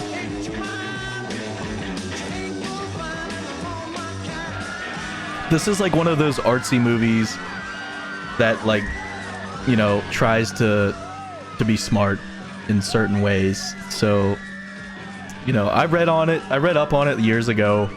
I don't really remember the whole reason, like, why this scene was the way it was, but it is my favorite scene in this movie. It is one of my favorite scenes in any movie of all time because it captures a fucking legendary moment in rock and roll history where these two cats were in a band together. The only time they were ever in a band together. Two childhood friends who would both go on to have legendary careers as lead guitar players. It's insane that even happened at one point. And it's cool that while that was happening, they got a gig to be in a movie and they filmed it and they recorded one song, Stroll On. That's what this is. And it's a fucking great song. It has a great riff and it also has Jimmy Page and Jeff Beck playing guitar solos on it. It's sick. This is real fucking nerd shit right here, bro. This riff is nasty though.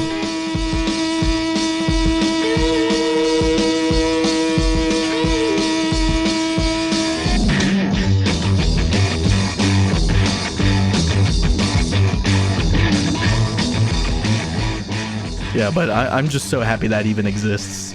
Like, two legends made one song for a movie. I don't know, it's just crazy. I'm just glad that we at least get a song. I'm glad that we have one song from that very short period of time. But yes. After this, Jeff Beck left the Yardbirds because he was kind of being outshined by Jimmy Page. Jimmy Page was just like he was just a prettier face. He was a more, I don't know how to put it. Like, they were both as talented as each other, but Jeff Beck wasn't like a superstar. He was like a real musician. He was like he was more about the music, and I think Jimmy Page was about the music, but he also liked the stardom as well, you know, and he became sort of he got kind of more attention as the lead guitar player. It's like two cats, you know? Like, one cat is jealous over all the attention or whatever. Regardless, they remained friends. They were still friends. Jeff just had to leave because he couldn't deal with another superstar lead guitar player in the band. But it is insane that at one point in time this band had two legendary lead guitar players in the band. But anyway, when Jeff Beck left the Yardbirds, he became a solo artist. And his solo career was fucking awesome. And he pretty much stayed a solo artist his whole entire career. And he did a lot of incredible things. But the thing that he did right after the Yardbirds, when he left the Yardbirds in 1966, he started a group called the Jeff Beck Group. Okay, I think they're just gonna pop up as Jeff Beck. Yeah, he started his own band called the Jeff Beck Group. And they recorded a few albums. Their first album was from 1968. And it's fucking amazing. Beck's Bolero is an incredible song. And this song features Beck's Bolero features Keith Moon on the drums from The Who, and I believe it also features Jimmy Page on the acoustic guitar, Jeff Beck on the lead guitar, and John Paul Jones on the bass, who would later join Jimmy Page in Led Zeppelin. But like I said, we're gonna get to that here in a second.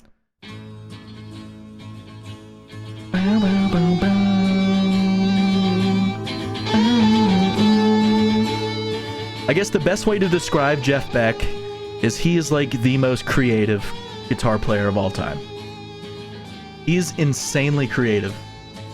That's like the best way that I could describe his craziness to you. He is the most creative guitar player of all time. That's why he's so special. It's because he's so insanely creative. The things that he writes, the lines that he plays are so just dynamite. They're just perfect. He doesn't go crazy. He doesn't play a bunch of notes, but the notes that he plays are fucking meaningful, and they're very well placed. And just like Eric Clapton, he plays very mean as well. He has a very mean guitar style.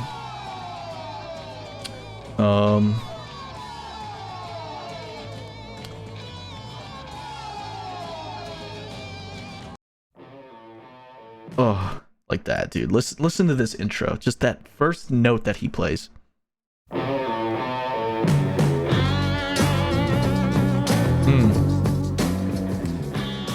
But yeah, this is when Jeff Beck became a solo artist, right after the Yardbirds.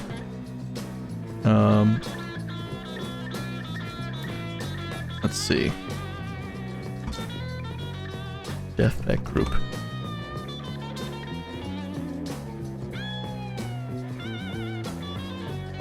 Okay, I don't think there's, unfortunately, also, Rod Stewart was the vocalist of the original Jeff Beck Group band. Rod Stewart would later go on to be a famous solo artist in his own right, with songs like "If You Are My Body and You Think I'm Sexy." So this is early Rod Stewart. Yeah. But yeah, Rod Stewart was the original vocalist in Jeff Beck's solo band. But this guy is just so incredibly special. And it's just crazy to talk about him because like he was good his whole entire career. So there's so many things that I want to show, but I want to like document each era of his career properly. But in my head, I'm like, fuck, but I want to show this right now, but I can't because I need to like show stuff from this era, you know. This is one of my favorite moments in guitar ever. This song, it's a live recording, but it sounds so incredibly fucking mean. And it's a good example on how raw and fucking insanely creative and talented Jeff Beck is as a guitar player. Let me see if I can find it. Is it this? Yes. Okay. So this is a basic, just like, also, I should say, it's called Shapes of Things on Spotify here. That is not the song that they're playing. Spotify, like, either Spotify or the people who uploaded this album fucked the names up on these songs. This is not Shapes of Things. This is called what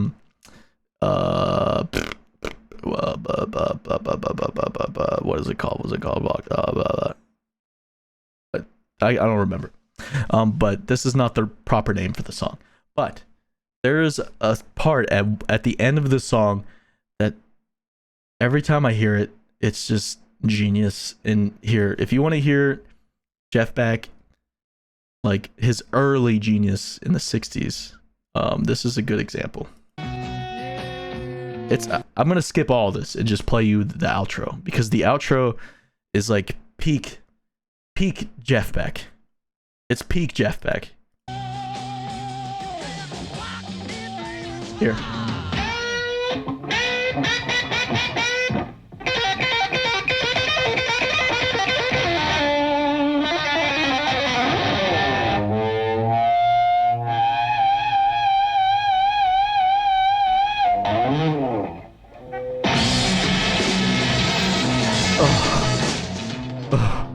That gives me fucking chills.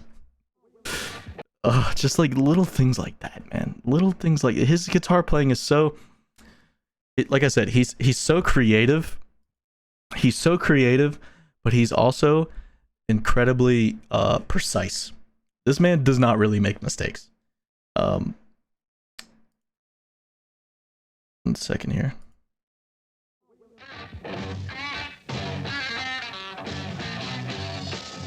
Okay, let's fast forward a little bit and see Jeff Beck later in his career as a solo artist. This is a perfect example on what I was saying, how Jeff Beck is perfect. This performance is one of the greatest guitar performances of all time. It's live. Most of it was probably improvised, but it's a cover of a Beatles song called She's a Woman, I believe. I could be wrong about that. Or Stevie Wonder, one of the two. I don't remember. But watch and fucking... I really don't need to say anything else. This performance, it just speaks for itself, man. It really does. It really does. Fucking hell.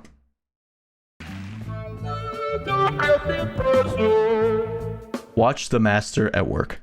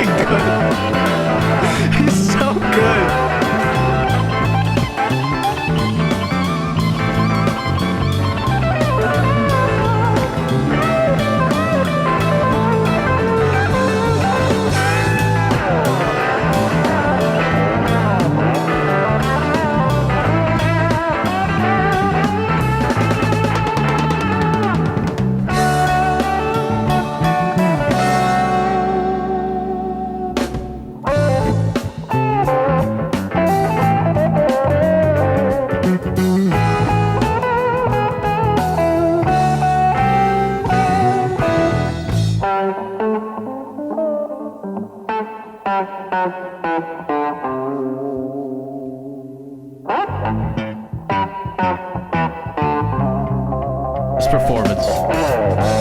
Oh my god.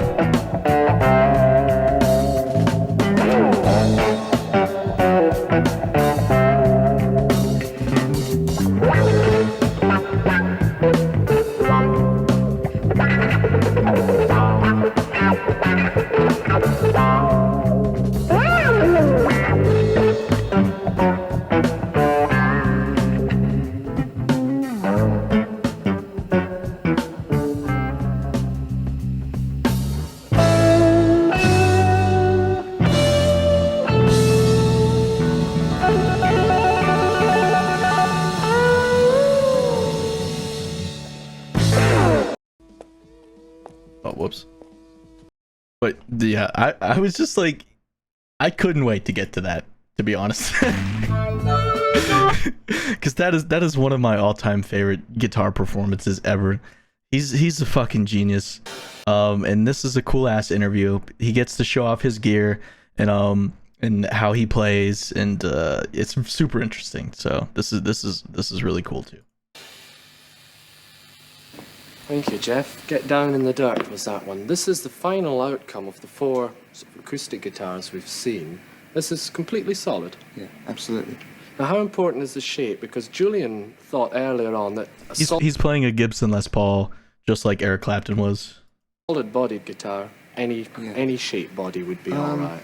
I think probably the quality of the wood has more to do with it. So the seasoning is as important as Seasoning. the electronic side. I don't know if there's any goodness in this wasted body, you know, and contour body. I think there must be something in that. But these pickups are very powerful.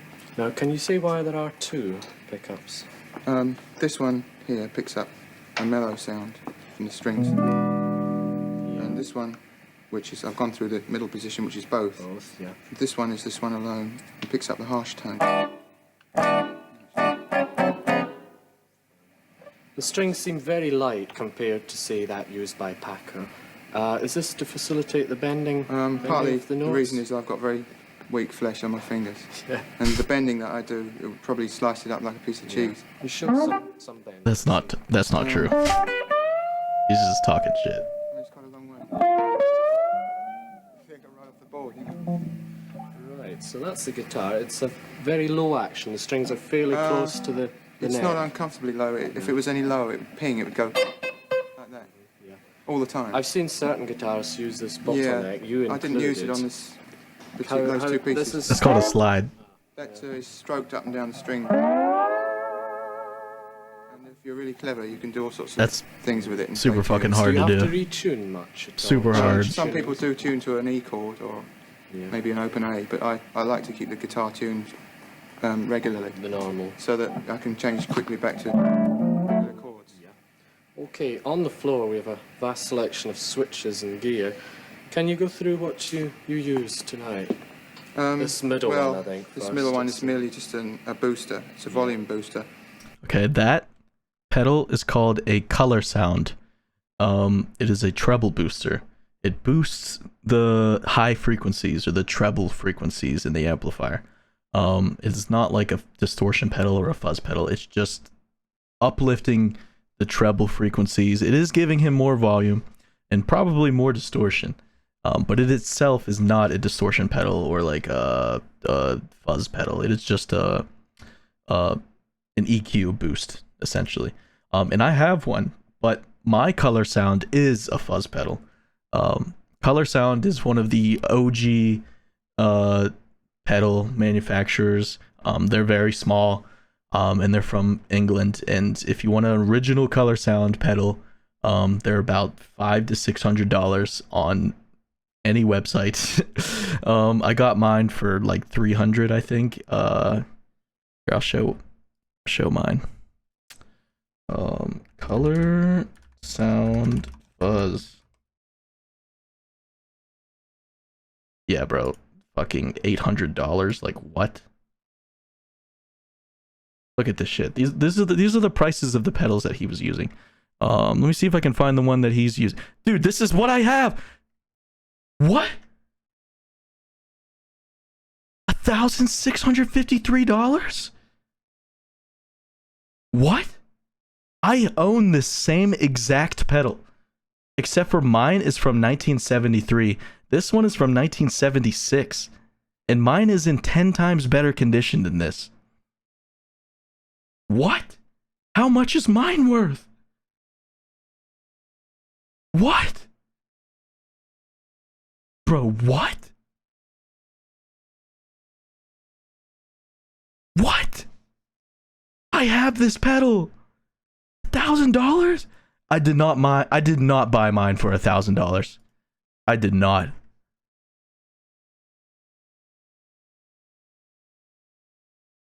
Okay, this is the pedal that he's using in this video right there. That is this pedal, or fuck. That is this pedal. The overdriver, I believe. Or the, I don't know. I thought it was a treble booster. I don't know. I could be wrong. I'm sorry. I'm stupid tonight. But dude, what the fuck? Yeah, look, even this is a reissue. This is a reissue from the 90s and it's fucking $500. What? I have an original from 1973. I cannot believe that thing goes for $1,000 now. 1,800! Bro, mine is in 10 times better condition than all of these, and it's older. Dude, my pedal's gotta be worth like $2,000. What the fuck? I had no idea. This is crazy. Here, let me see if I can find a picture of it. I don't have it on me. Alright, my model's frozen. Alright, let me see if I can find a picture. So, 1,600 is fucking insane.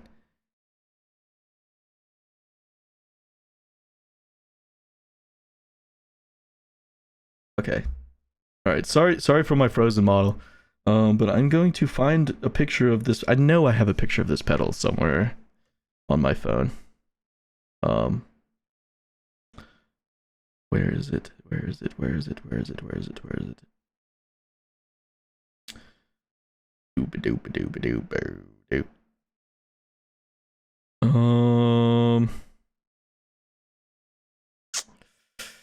Damn it. Alright, I'll put on some music.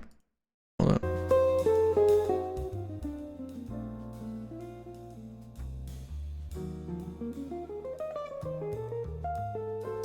Dude, I'm blown away because I think, if I'm being completely honest, I think I bought this pedal for like $400 to $500, and the fact that it is worth like $2,000 is insane to me. Insane. Seriously. Sorry to like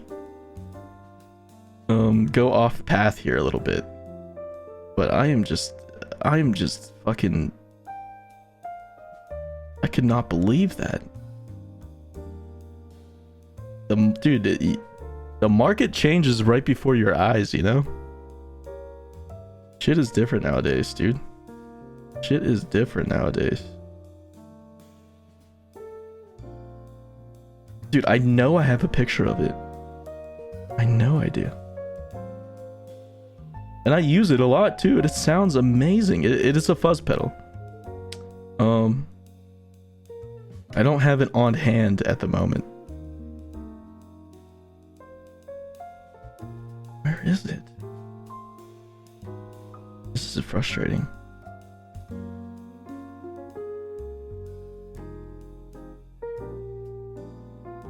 No, I really want to show you.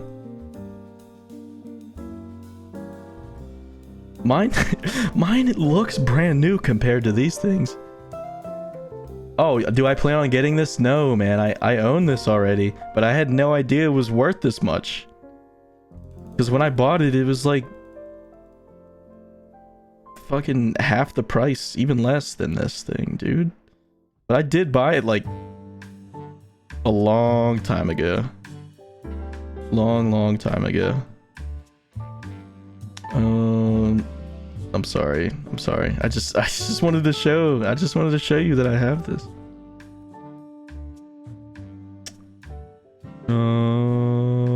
if I can't find it, then I can't find it. It's an awesome pedal, man. It's a fuzz pedal. Mine is from 1973, I think.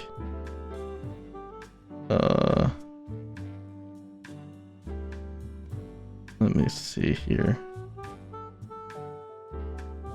Oh my god, I have so much garbage on my camera app.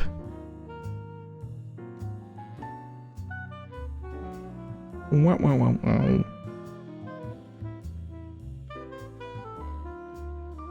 Also, there's so much copywritten music in this VOD, man. I don't know if this VOD is gonna survive. So if you're here, you're here. I'm gonna be real. Okay, this is the only fucking picture I can find. I gotta cut my friend out. My friend's in the background. This is a rehearsal space. Alright, I'll send it to my Discord.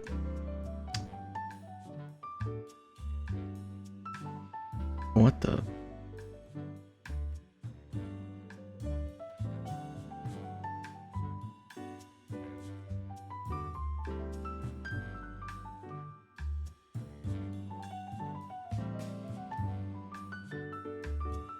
Do do do do do.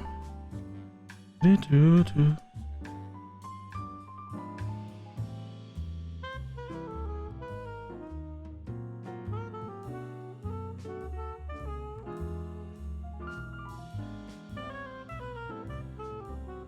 Okay. I'm sorry this is taking so long.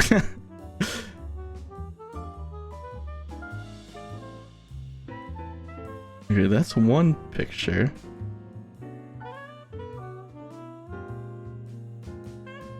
Man, I just can't believe that. I thought I had way more pictures of my pedals and stuff. I can't find like shit. Only one like measly little picture. What the fuck? Okay. Sorry about that.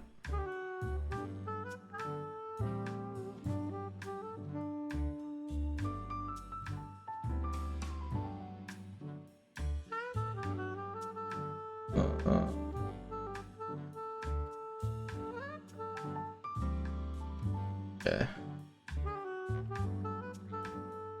Save image.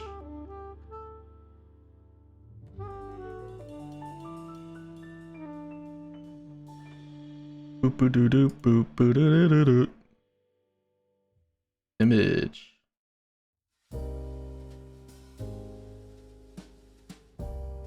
Okay, do not mind my friend in the background. But you can kind of see it. See it? See it right there? Right there on the ground? That pedal? Yeah, that's my Gibson Les Paul. This is my... This is not like my rig or anything. This is just like a random, one-off set of pedals and stuff that I put together. But yeah, I own this. I own this exact pedal. I bought it for like $400 or $500 and it's worth $1,600, $1,800. This is not my house. This is at a rehearsal space. But this picture's kind of old. But yeah, dude, I own that pedal. Fucking crazy. Crazy. I cannot believe it goes for this much nowadays. Anyway, that was such a... I don't even know if that was worth it, but yeah. But that brand of pedal is this. It's a legendary pedal brand. They're called Color Sound. They're some of the most sought after legendary guitar pedals of all time. And as you can see right there, they go for a lot of money nowadays. So.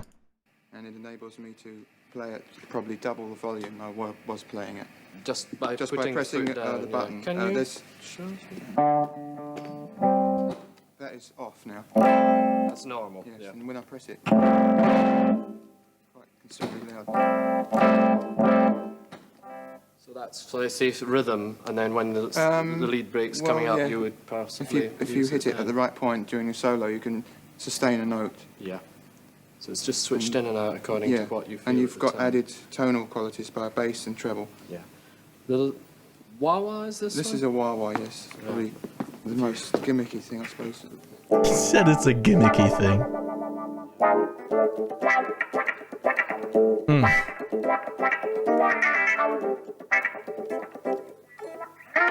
Aptly Play named. that funky music, Now, white all boy. this, we wouldn't hear it unless we had an amplifier. No, that's so true. Can we take That's a true.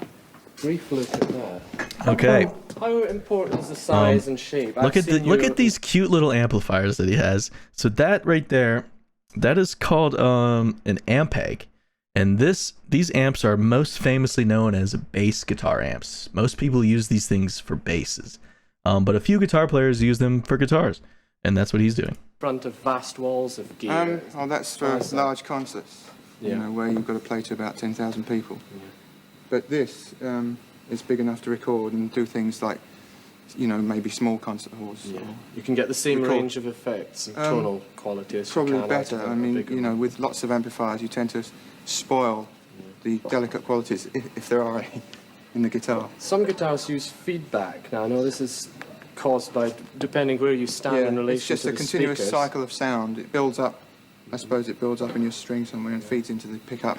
And the It's guitar, continuous. has it got to be quite high? before No, that? you can use it, that booster to get it lower and keep the cycle going. But Could you possibly yeah, I show could us? just hold your ears. He shows off feedback.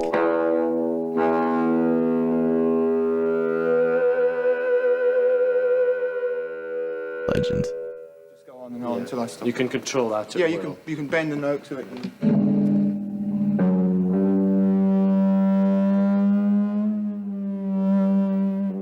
Vibrato it, you can play tunes with it.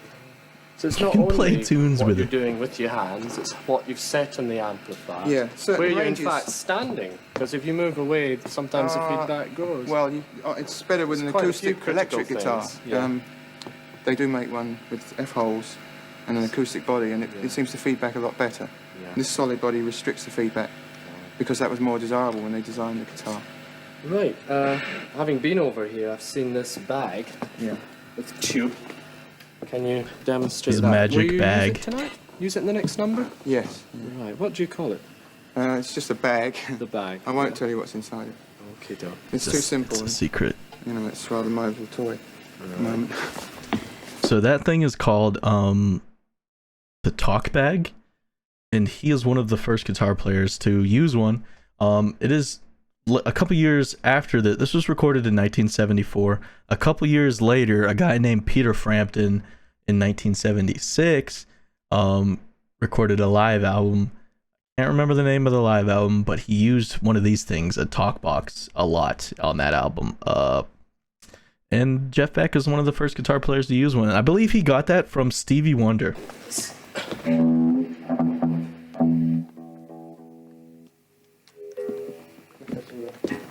I don't even really know how those things worked. I've never used one before. Now the sound comes up this tube, the guitar sound, nothing Sound else. off the guitar out the tube. Yeah, there's no voice at all. It's just going into my capo. 1, 2, 3, 4, 5, 6, 7, 8, 9, 10, 11, 12, 13, 14. So you can bend You can the talk note and by speak. changing the cavity of the mouth. Yeah, it's better Sound when in you the throat. do a live concert. You can turn the mics up and pick up Yeah, sort of vowel sounds and things. fantastic. You can get SH, which is very hard to do unless you've got a loud mic. Yeah. SH. Yeah, shh. No. Just the basic. If you bite it too hard, you close the tube up. and The dude sound interviewing is him is so peeled off cute. He's just like, completely. oh yes, I oh. saw Stevie yeah. Wonder with one Oh. about 4 years ago, and I was lucky It's like enough to he's like a bump into little another guitar boy. player who very kindly gave me this one. And Yeah, I'm sorry, I talked over him there, but he said Stevie Wonder's guitar player gave him one. sort of scream about it because it's nice to have. Fine. No one else has got one. Is that it?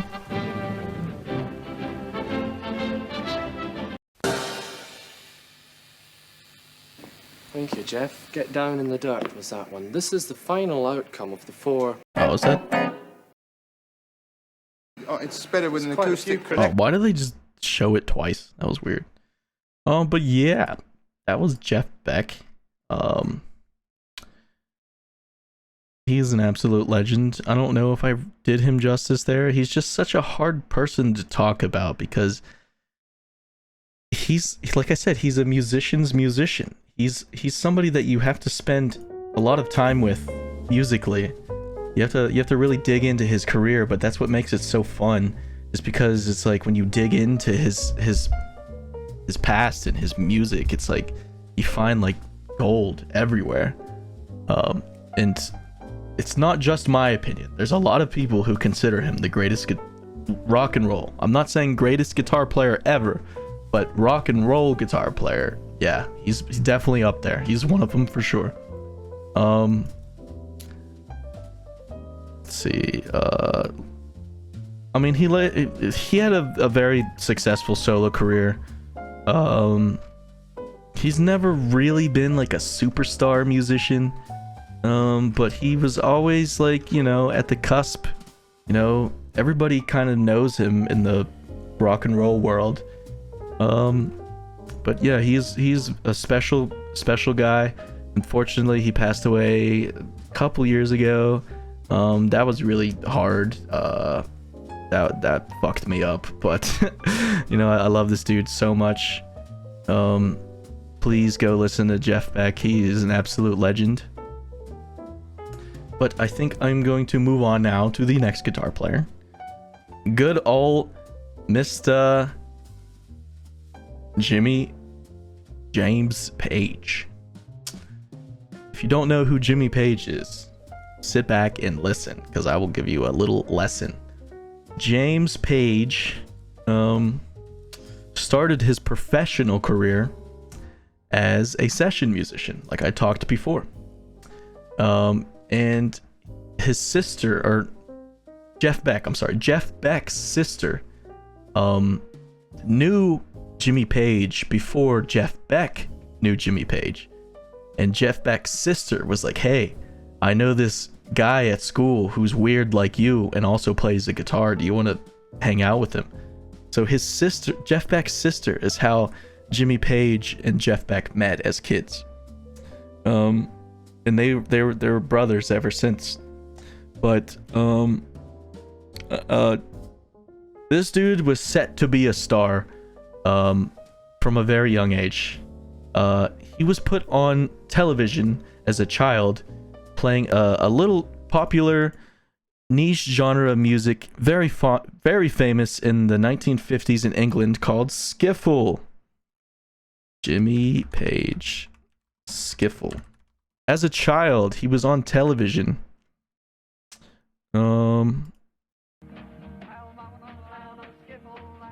14. He's 14 years old, the same age I was when I discovered all this music. That's him on television.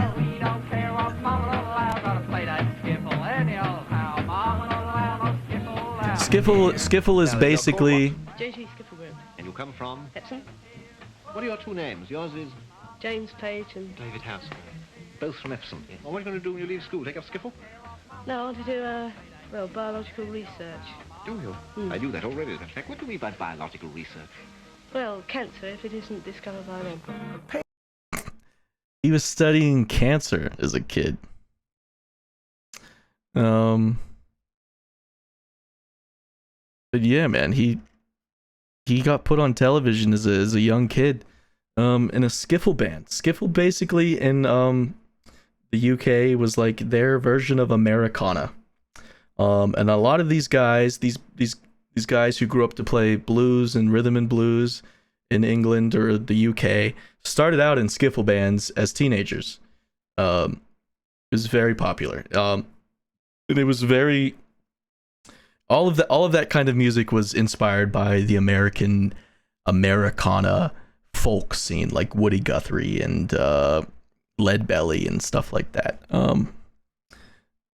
But yeah, pretty much all of these guys started out as young kids playing skiffle music. It's very common.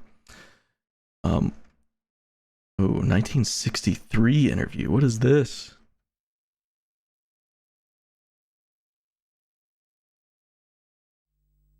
Jimmy Page, what is a session guitarist? It's a guitarist who's called in. Oh, wait, this is awesome. All right, he's going to talk about what a session guitar player is. So, James Patrick Page is his full name. Let me tell you, I've talked about this on stream before. I was obsessed with this guy. Absolutely obsessed. I wanted to be him. I wanted to play like him. I wanted to write songs like him. I wanted to look like him. When I was in high school, I was so obsessed with Jimmy Page at one point in my life. It was cringe. To the point where people told me that I look like Jimmy Page. Even to this day, people still tell me I look like Jimmy Page. But I love this dude. He's a legend. He's one of the greatest musicians to ever do it. And we'll get to the crazy parts of his career here in a second. But he started out his professional career as a session player. He worked in studios and recorded parts for songs that weren't his, and he got paid to do that. A session guitarist. It's a guitarist who's called in to make records, not necessarily doing one-night stands, hoping that they'll get into the hit parade, but only getting an ordinary fee. It doesn't work for any particular singer all the time. It's different singers, isn't it? Not necessarily. Not necessarily. I gather there are only a few young session guitarists like yourself. Why is this? Well, it seems to be quite a closed shop. The Musicians' Union sort of have their own chaps in, and they don't really like to get the young people in because the old boys need the work. Well, how did you become a session guitarist? I don't know. Perhaps they thought I had the feel for it. How long have you been playing the guitar? 4 years. Have you always been a session guitarist? No, only in the last 18 months. Do you play for a regular group yourself? Yes, Neil Christian and the Crusaders. And what sort of things do you do with this group? Well, we do one-night stands all over England, most of the country. What are the big names that you have backed on this? Jet Harrison, Tony Meehan, Eden Kane, Duffy Powell. What is it like working with some of the really big names of show business? Disappointing. Why is that? Well, they don't come up to how you expect them to be. Rather disappointing on the whole, I would say. See, well, that's probably bad news for some record fans. What's your professional ambition? Is it to be a guitarist all the time? Do you want to make your own record? No, not necessarily. I'm very interested in art. I think I'd like to become an accomplished artist. Rather than the guitarist? Yes, possibly. That's Is crazy. it a means to an end for you? Are you hoping to earn enough money through your guitar playing? Yes. I'm hoping to finance my art by the guitar. He hopes to finance his art by the guitar. You know, that's crazy because he would later go on to fucking do this.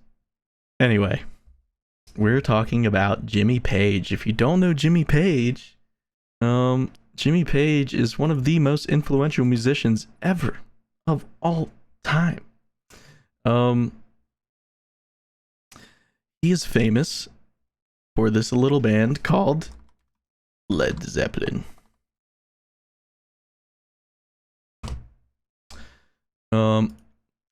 And long ago, he joined a band. We're gonna go right back to him, called the Yardbirds. Now, this is where it gets very interesting, because the Yardbirds became Led Zeppelin. The Yardbirds became Led Zeppelin. They are proto Led Zeppelin. So basically, after Jeff Beck left the Yardbirds in 1966, due to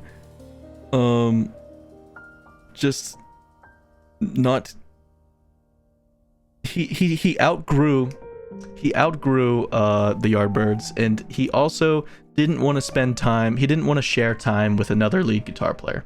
He wanted to shine in his own light and do his own thing. So he left, became a solo artist, and then Jimmy Page became the lead guitar player of the Yardbirds. So at this point in time, the Yardbirds have had Eric Clapton, Rock and Roll Hall of Famer, legend, Jeff Beck, Rock and Roll Hall of Famer, legend, and now Jimmy Page, Rock and Roll Hall of Famer, legend. All in one fucking band. have played for this one band. 3 of some of the greatest musicians in rock and roll history all played in one band at one point in time. Talk about hard carry. This band was hard carried by some of the greatest musicians to ever do it.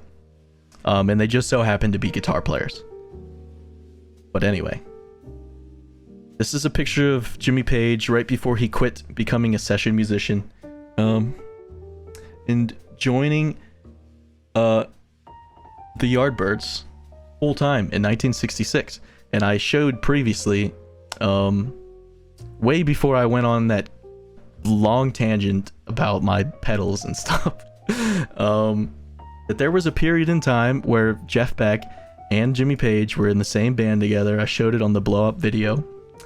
And they recorded one song, and after that, that's when Jeff Beck left. And to be honest, Jimmy Page's history with the Yardbirds is not super significant, because the Yardbirds were just a gateway for Led Zeppelin, really. And a lot of the early Led Zeppelin songs were first played and written and recorded with the Yardbirds, like Dazed and Confused, and lots of songs. Hey, I'm Gonna Leave You and Black Mountainside. A lot of Led Zeppelin songs on the first couple albums were already being played when Jimmy Page was a member of the Yardbirds. So this is a very, if you don't know, Dazed and Confused is a very famous song on Led Zeppelin's first album. And this is Jimmy Page playing it with the Yardbirds in 1968. I wonder if there's a color version of this.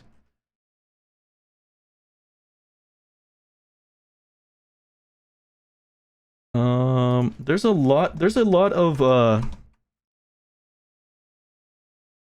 lot of television footage of Jimmy Page with the Yardbirds, because the Yardbirds at the point where Jimmy Page joined were kind of already a big band. They weren't really an underground R&B band anymore. They were at that point very successful.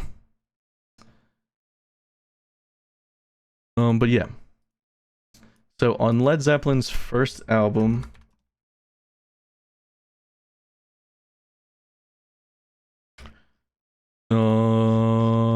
recorded in 1969, there's a song called Dazed and Confused. That was first written and recorded by a different gentleman. I'd wonder if they credit him here. Who knows? Led Zeppelin is famous for not doing that. Nope, they don't credit him.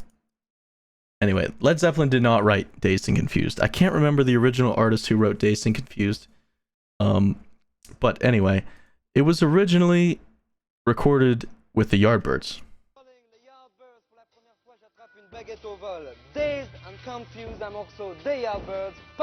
I believe this is on a French television program.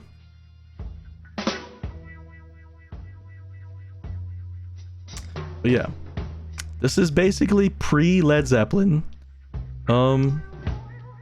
Jimmy Page playing songs that would later become monster hits with Led Zeppelin. And that's kind of what Jimmy Page's tenure with the Yardbirds was like. People really only care about it because it was pre-Led Zeppelin, you know. But there was some pretty good music that Jimmy Page made with the Yardbirds.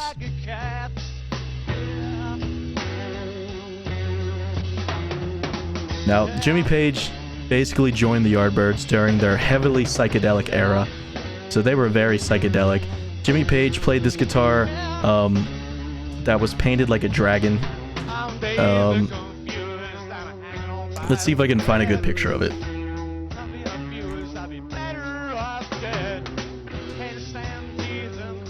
Yes, this guitar. That's what he's playing in this video.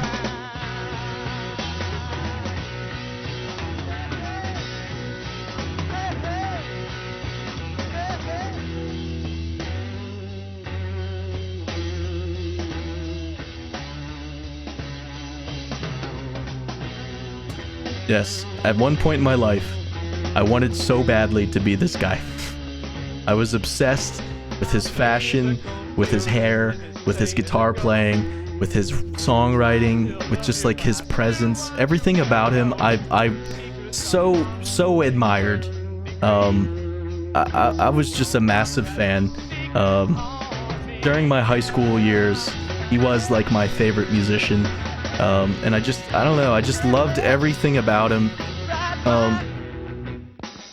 And he was super cool, man.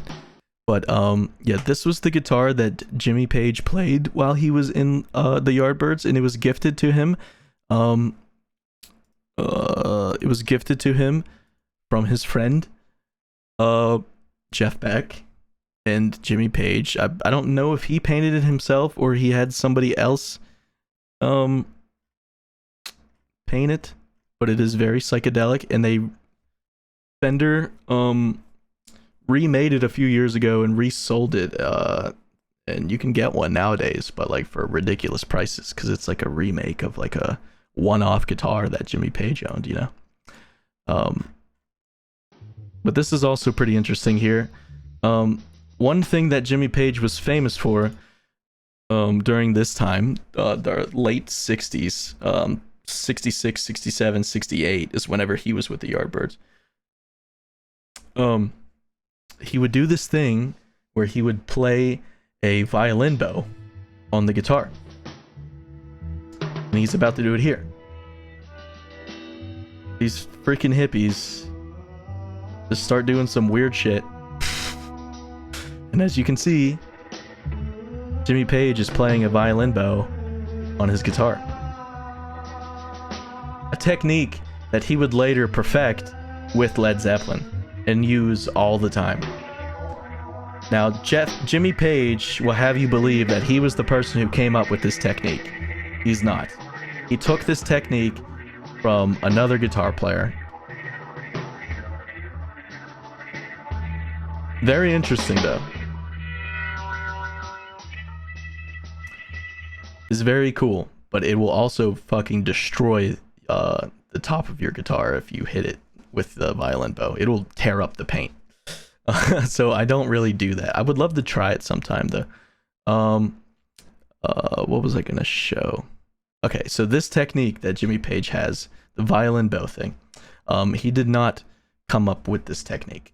He took it from a guy named Eddie Phillips,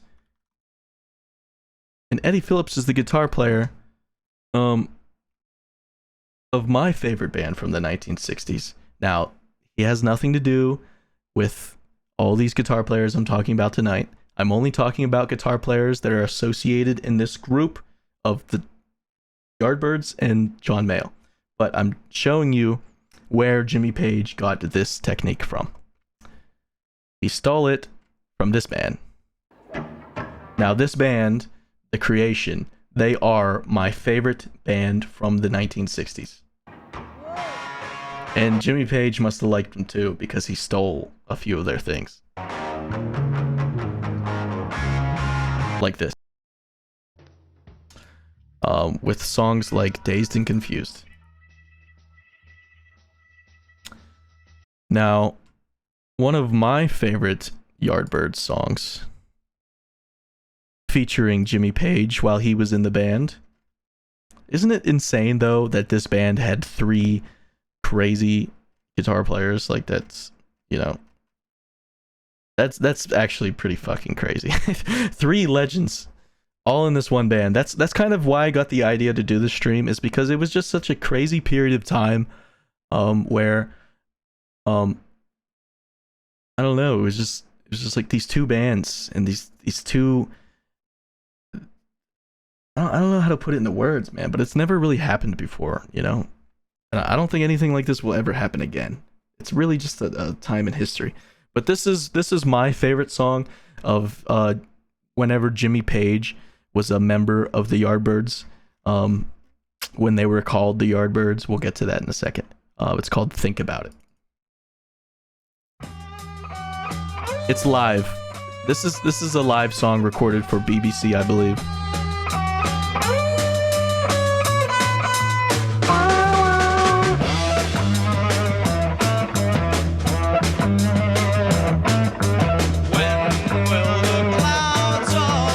But basically, the difference between Jeff Beck's guitar playing and Jimmy Page's guitar playing, at this point in time, Jeff Beck was more of a perfectionist. He was always sort of playing things that were always on point, always sounded perfect, immaculate tone, immaculate taste, very creative. Jimmy Page is kind of the opposite of Jeff Beck. He's kind of just like, if it fucking bangs, it fucking bangs. He's less particular about what he plays. He's all about energy. Jimmy Page is all about energy. He's like straight vibes. He is like the most vibes guitar player ever. Jeff Beck was a bit more artistic, and Jimmy Page was a bit more rock and roll, a bit more in your face. Jimmy Page was a bit more punk rock, I guess you could say, a bit more raw. Both are some of the greatest to ever do it. Also, Jimmy Page was a bit more psychedelic at this point in time.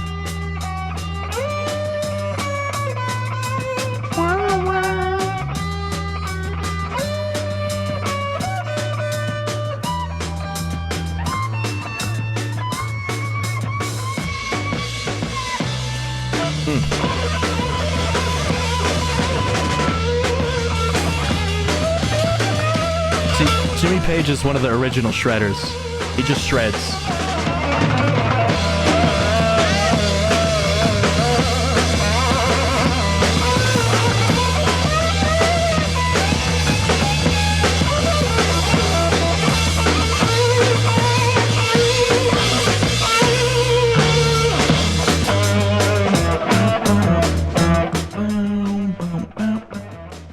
Yeah, so basically, I would say Jimmy Page is like one of the first guitarists to invent like the shred.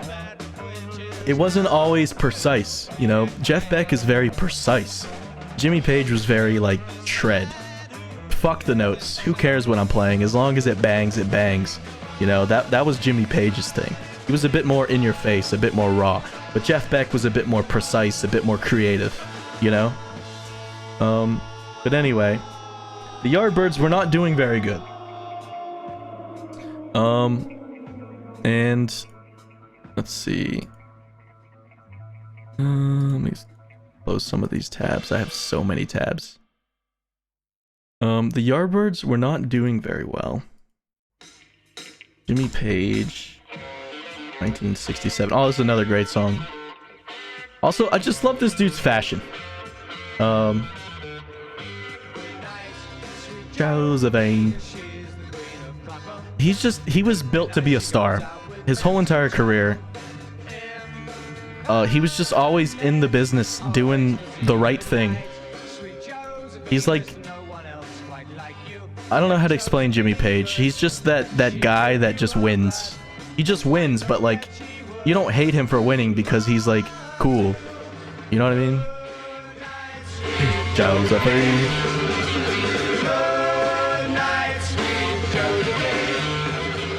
One thing that all these guitar players have in common is immaculate tone. That what tone is the sound, the distortion, the harmonics, the things that you hear within the notes of the guitar. That's called tone. And every single one of these guitar players are on the Mount Rushmore of guitar tone. And the things that they play and their notes and their harmonics sound immaculate. Their sonic sphere. Like, listen to this. Raw. Like, it's like a simple, quirky little 1960s pop song. But then it has like some fucking mean-ass guitar in it for what reason?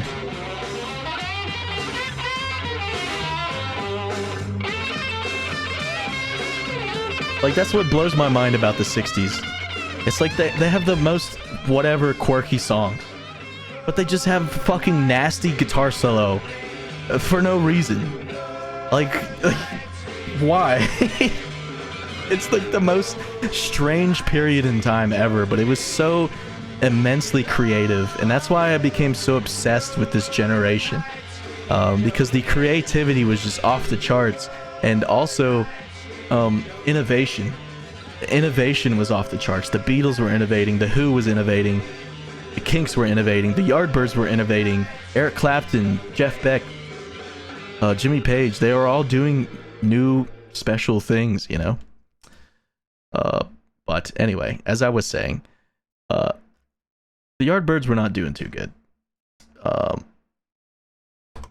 And a lot of the members left. And the only person that really remained in the Yardbirds was Jimmy Page. He retained the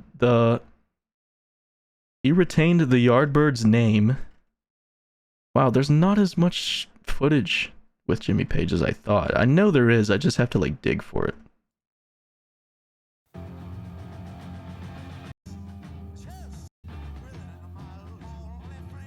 Oh, this is another rare footage with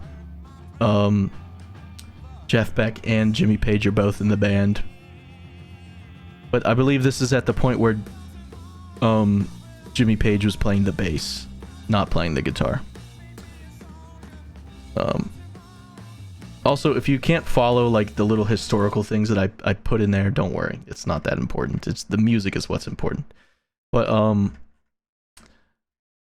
yeah, the Yardbirds were not doing very good, and let's see if I can.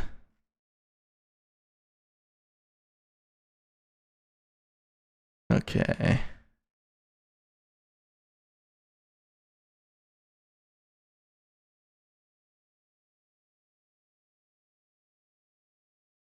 Okay, yeah, it says right here. This is basically why the Yardbirds broke up. It says, by 1968, the psychedelic blues rock of the Jimi Hendrix Experience and former Yardbird, Eric Clapton, his band Cream, was enormously popular. Yet Ralph and McCarty, which is the vocalist and the bass player for the Yardbirds, wished to pursue a style influenced by folk and classical music.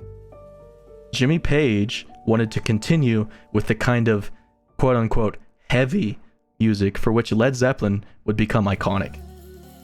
Dreja, who was the rhythm guitar player who passed away earlier this year, was developing an interest in photography. By March, Ralph and McCarty, the other members in the band, had decided to leave. Let's see.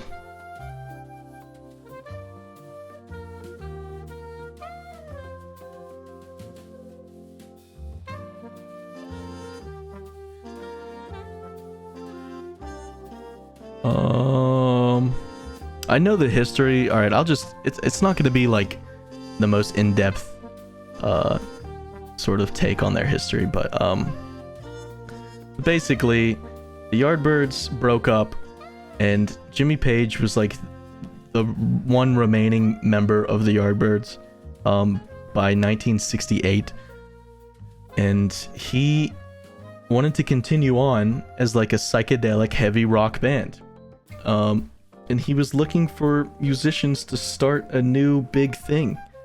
His friend Jeff Beck, if you remember, was in a group called the Jeff Beck Group, and Eric Clapton was in a group called Cream, and then in England you had another group called the Jimi Hendrix Experience, doing all that sort of heavy blues rock psychedelic type of music, and Jimmy Page wanted to continue on doing that sort of thing, while the other members of the Yardbirds were kind of tired of that thing and they wanted to pursue different music. So anyway, long story short, Jimmy Page acquired a few musicians, vocalist Robert Plant, drummer John Bonham, and bass player John Paul Jones, and they became known as the New Yardbirds. They changed their name to the New Yardbirds. They used to be called just the Yardbirds, but whenever they became Jimmy Page's band, they changed their name to the New Yardbirds, right? And that name didn't go down very well. It was kind of a lame, boring name. And Jimmy Page was friends with Keith Moon, the drummer of The Who. And Keith Moon really liked the sound of the band. He liked what they were doing, what they were writing, where they were going. And he said, you guys are going to go down like a lead balloon. And Jimmy Page sort of took that and used it as the new name for his new band and titled it Led Zeppelin. One of the greatest rock and roll bands in history. One of the only bands to they were like the first band to break the Beatles records. Led Zeppelin was the biggest rock and roll band of the 1970s. They were huge. They're one of the greatest rock and roll acts, one of the greatest pop music acts of all time. And they were birthed out of the ashes of the Yardbirds. Because Jimmy Page took over the Yardbirds name after everybody left, and turned it into this thing called Led Zeppelin. And here is some early footage of Led Zeppelin. I don't know if they have anything from 1968. But Led Zeppelin was formed in 1968.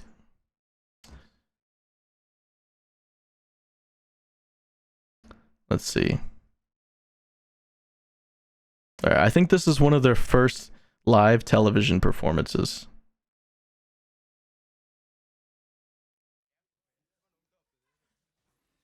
But yeah, this is when rock and roll was not so whimsical anymore. It was starting to get more heavy, more serious.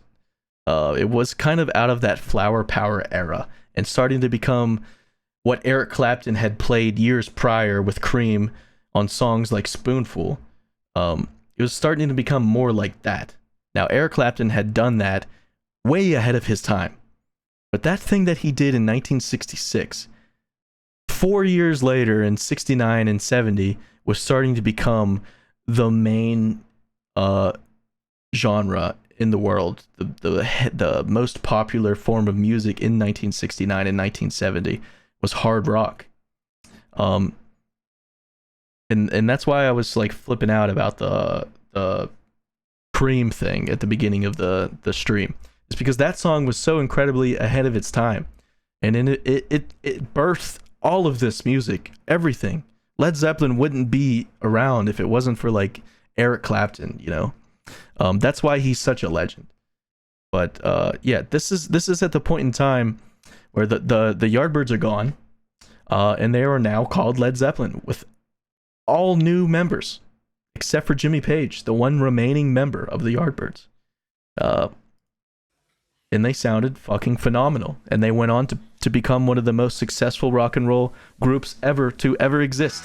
If you don't know Led Zeppelin, you're probably a child, or you live under a rock, or you're not from English-speaking country.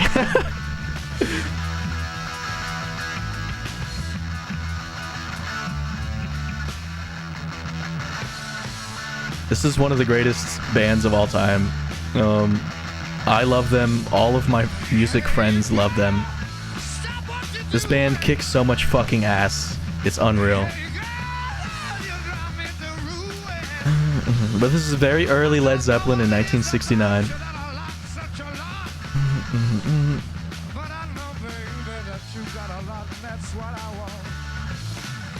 Communication breakdown. But as you can hear, Jimmy Page was he was very creative and very smart. Now during his time as a session musician, he learned a lot about production and a lot about songwriting because he worked with so many different artists, right?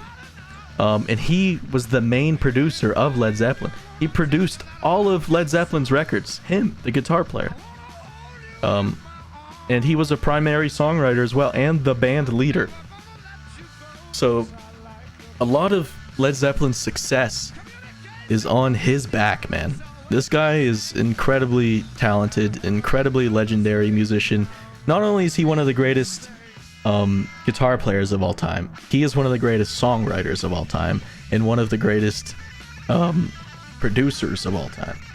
Now, I do think Jeff Beck is a better guitar player than Jimmy Page. When it comes down to the just your raw talent, raw skill, there's nobody better than Jeff Beck. He's just that good. But Jimmy Page is up there. He's up there. Like his songwriting, his ability to just let it go. He's just an absolute gunslinger. And just a genius. Absolute genius musician. He's a lot of what I aspire to be. You know, I don't really, as a guitar player myself, I don't really care to be the best guitar player ever. But I want to make the best songs ever. And that's why I really fucking vibe with Jimmy Page. Is because that was his mentality. He wasn't about being like crazy, critically acclaimed musician. He was more about, let's make good fucking music that fucking bangs. Let's make fucking bangers. Who cares about art? Let's make rock and roll. And I really fuck with that mentality. And they were just raw. Just absolute full of energy, dude. I could go on for hours about Led Zeppelin, but I need to stop myself before this stream gets too long. Genius musician. One of my favorite Led Zeppelin performances is Dazed and Confused. Fun fact, this concert live at the Royal Albert Hall in 1970 was filmed, and it is Jimmy Page's birthday. January 9th, 1970 is Jimmy Page's birthday, and this whole entire concert is on YouTube, and it fucking slaps. Jimmy Page is fucking on one. His performance is incredible. His guitar tone is fucking fat and raw and just so in your face. It is like the epitome of rock and roll. And a lot of people credit Led Zeppelin with inventing heavy metal. I don't really think so. To me, they're just another band carrying the torch that Eric Clapton created with Cream of hard rock. I think Led Zeppelin is just a legendary hard rock band. Now, do they have elements that would later be known as heavy metal in their music? Absolutely. But I think bands like Black Sabbath and a bunch of other bands that I could name that you've probably never heard before could also be considered like early heavy metal, like Budgie or like Gun or Blue Cheer. All these bands could be considered the first heavy metal bands. But I think Led Zeppelin, yes, they influenced heavy metal a lot. Were they heavy metal? No, they're fucking hardcore blues rock in your fucking face. Well, that's fucking Jimmy Page. One of the fucking greatest fucking musicians, period. Motherfucker owned the 70s in terms of rock and roll. But yeah, basically the Yardbirds dissolved. The Yardbirds, the poor old Yardbirds with such a rich history of Eric Clapton, Jeff Beck, and Jimmy Page, they dissolved into Led Zeppelin. And history is history, man. Very special band, very special 3 guitar players. But the story doesn't really end there. There's another band that I want to talk about, called John Mayall's Blues Breakers. Now, we touched on John Mayall's Blues Breakers earlier in the stream with Eric Clapton. After his stint in the Yardbirds, he joined John Mayall and the Blues Breakers, and then he left. And who replaced Eric Clapton in the Blues Breakers when he left? A little guy by the name of Peter motherfucking Green. This dude is so fucking legendary, you have no idea. Just, if you really, I could go so in depth with this man. If you thought I was gonna glaze up the previous 3 guitar players that I talked about, this dude is gonna get the most glaze. Okay? No homo. Or whatever. This dude is my fucking hero. And we'll get to that later before the end of the stream. I'll show you some stuff. But this man, Peter Green, replaced Eric Clapton in John Mayall's Blues Breakers when Eric Clapton left to become a member of Cream. And Peter Green, this man, originally was a bass player. He played bass in a few no-name bands in England. But he always played guitar kind of on the side. And he was obsessed with like similar guitar players to Eric Clapton. You know, they had very similar style of guitar playing. Whereas Eric was a bit more raw and Peter was a bit more beautiful. I don't know how else to put it, but this man's guitar playing is some of the most beautiful sounds I've ever heard in my entire life. I just don't even know where to start with this guy. Anyway, fucking this dude took over for Eric Clapton in John Mayall's Blues Breakers, and he recorded one album with John Mayall. See, the thing is, a lot of these guys, man, they get in and they get out. They record one album and then they're like fucking gone. So a lot of these bands, you know, they changed a lot of their personnel because it was just common to do at that time. You know, they were all in the same sort of scene. They all knew each other. It was just like that, you know, especially this stuff. This stuff was a bit more underground, you know. You know, all the things that I was talking about previously were like later 60s and all that. This is back to like the beginning, basically. So in 1966, 1967, Peter Green, that's him on the left of this painting, became a full-time member of John Mayall's Blues Breakers. So basically, he went up to John Mayall after Peter Green had left and said, "Hey, I'm better than Eric Clapton. You should let me join your band." And John Mayall was like, "What? You're better than Eric?" I highly doubt it. Because remember, at that time, people were calling Eric God. When Eric left John Mayall, he was the best guitar player in the world. Nobody had heard of like Jimi Hendrix yet. So somebody coming up to John Mayall and saying that he was better than Eric, you know, this guy was like, "What? Get the fuck out of here." So eventually, after, you know, there's a lot of historic things, lore and such that happens in between there, but I'm not going to go too deep. Like I said before, I'm just going to keep it surface level lore. But basically, Peter ends up joining the band eventually and becoming the full-time guitar player for John Mayall.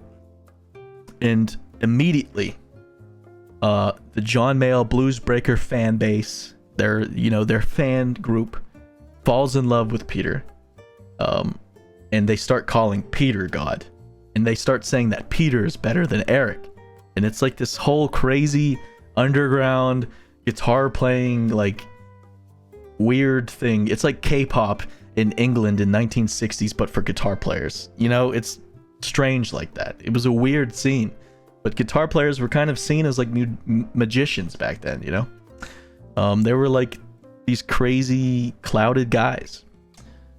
But unfortunately, there's no footage of Peter while he was in John Mayall.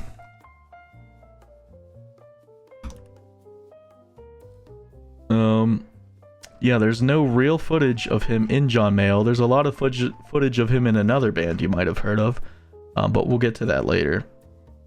But Peter was different than Eric. He sounded similar in terms of like the notes that he played and the licks and his inspirations, but Peter had something different than Eric. He had heart. He had not so much anger. He had more so finesse, more so beauty, more so love, more so sadness. He had more emotions in his playing. Eric Clapton is known for being kind of a 1 to 2 dimensional guitar player. He's a great acoustic blues player and he's a great electric blues player. Other than that, he really don't do anything else. But Peter Green, like, I'm trying to differentiate all of their styles between all of them, and I'm trying to do that in a way for people who don't play the guitar to understand. But basically, Peter played blues guitar just like every single person that I've shown before, but he did it in such a way that had never been done before. And I'll play you some of the things to give you some good examples, but just to like shoot it off the top of my head.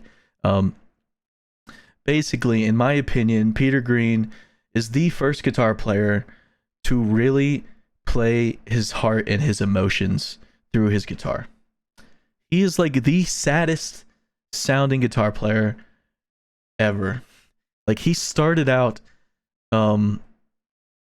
playing sort of the same things as Jeff Beck and Jimmy Page and Eric Clapton, but he like developed his own style and it became way more emotional.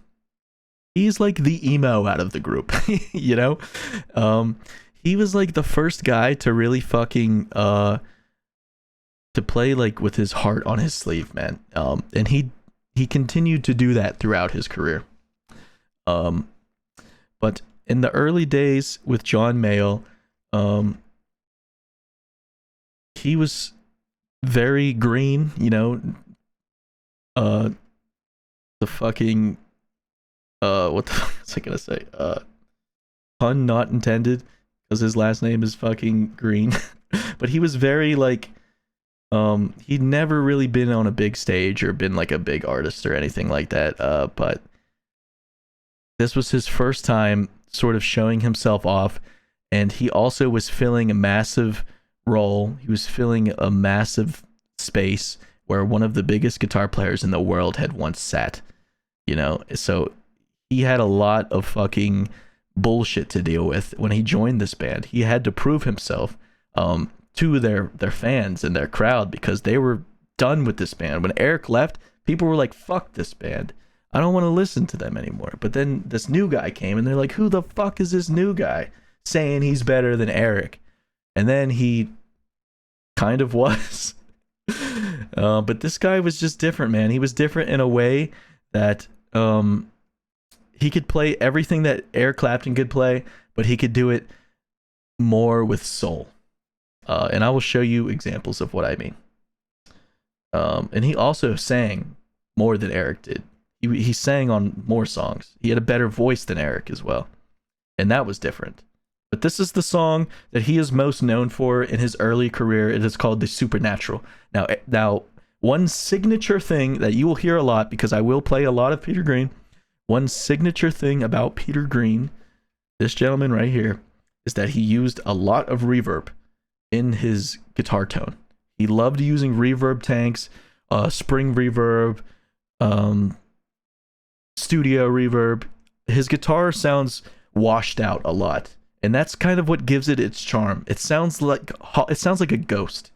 It sounds like you're listening to like a sad ghost. But I don't know. It hits me so deeply in my soul, I don't even know how to explain. But this is the song that he is most known for in his early career. It's called The Supernatural. It's from 1967. That's Sustain.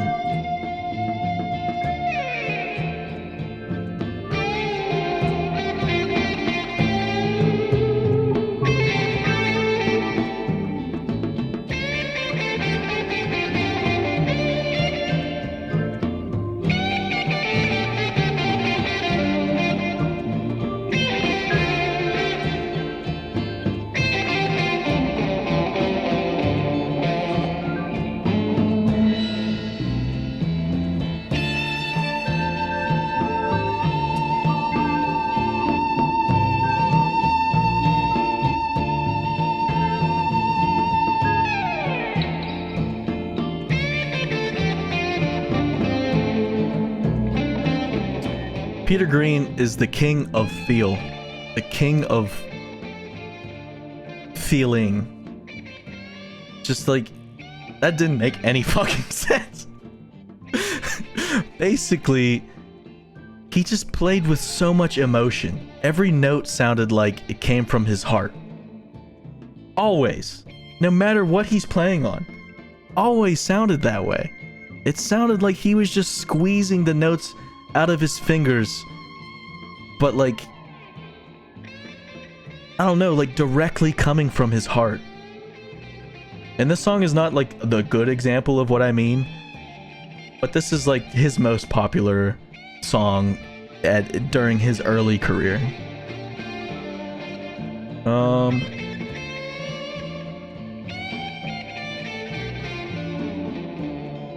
Let's see.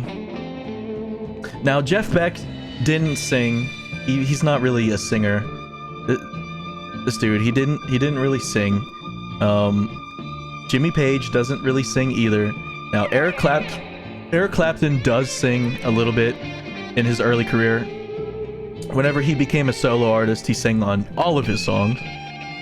But Peter Green was a singer right off the gate. He sang in a lot of songs right off rip.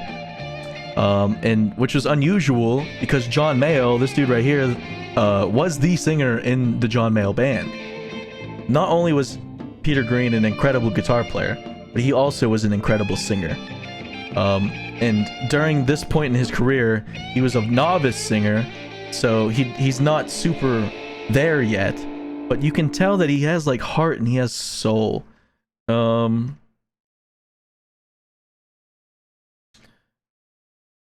what's a good one? He sounds like he sounds like he has such passion for this kind of music, and he does.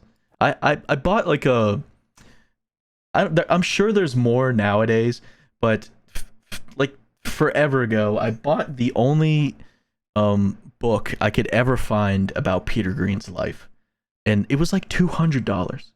But it was the only copy that I could find on any website, on like any on Amazon, on eBay, on anything. I searched the whole entire internet because I wanted to read about his life, and I found one single book for sale of somebody wrote and talked about his life. It was like $200 fucking dollars. But I just remember reading in it that like he was like a little like Jewish kid, and his name was originally Peter Greenbaum, and he used to get bullied a lot as a kid. And when he got older, he changed his name to Peter Green and sort of like hid the fact that he was like Jewish, because I guess where he lived, it was just, you know, seen as something not good. I don't know. I don't know a whole lot about that world of prejudice and blah blah blah, but I know that it's fucked up and not good, not cool. But he dealt with a lot of bullying growing up, and it sort of made him like sensitive, you know, and he was like, he channeled a lot of that the shitty emotions into his guitar playing, but he also hid away his real self during this time, and he kind of was known as the really stern, quiet person, but very friendly and very like chill, just a really chill dude. But he had an immense passion for music, and you can tell, like I said, this is like the first album he ever is on. This is like some of the first Peter Green music you can find. There's not much of him before this album. There's a few things, but not a lot. And he's filling the shoes of Eric Clapton, who, like I said, was called God. At this point in his career, he was the best guitar player in the world. This man is unknown as fuck. Like, nobody knows him, you know, and he had to fill that role. And he got that job just off of sheer talent. And he was a nobody. So that alone should just tell you, like, the guy was fucking the real deal, man. But this is a song, he sings on this song, and it's very, you know, he sounds very young. But you can tell, like, his love and his passion is there, you know. You don't love me, baby. You don't love me, yes I know. He plays all the guitar. And this is one thing that he could do at the time that Eric Clapton couldn't do, was sing. And yeah, he doesn't have the great, at this point in his career, his voice isn't like super incredible, but I think his voice was better than John Mayall's, absolutely. And that was what made him different than Eric, because he was more of a frontman. And boy did he become quite the frontman. Bow, bow, bow, bow, bow. But I just love his voice. There's something about it. There's something about it that's so like, he almost sounds innocent.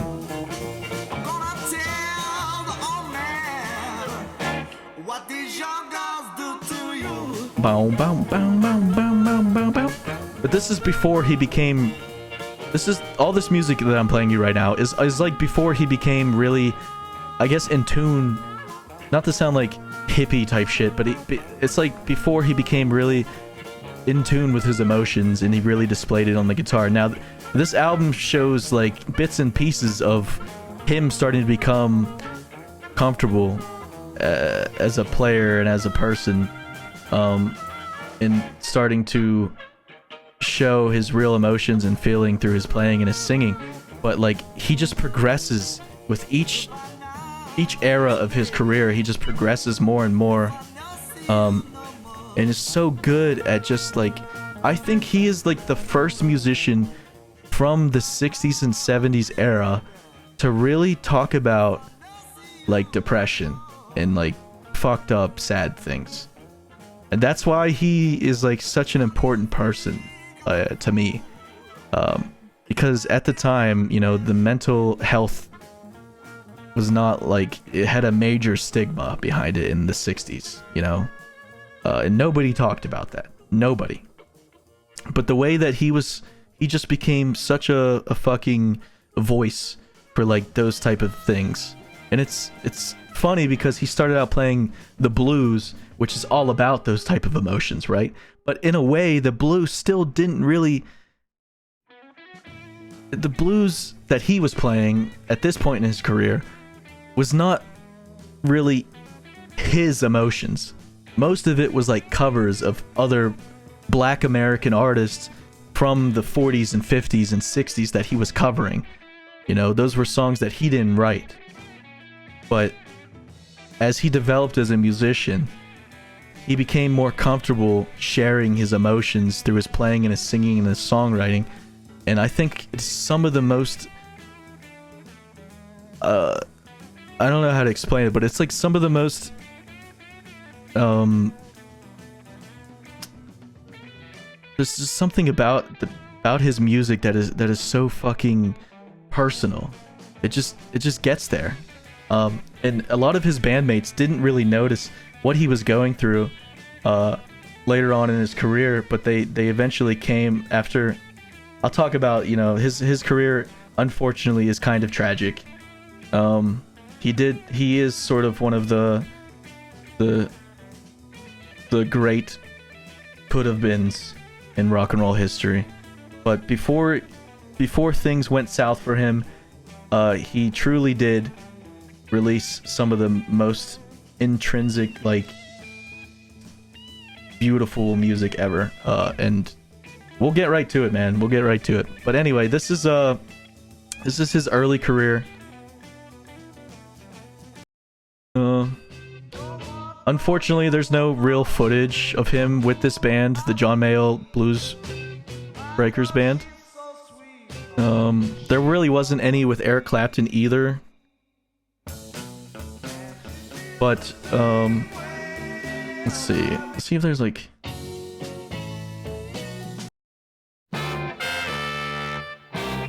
what is a, okay, I don't know, his playing is just so fucking,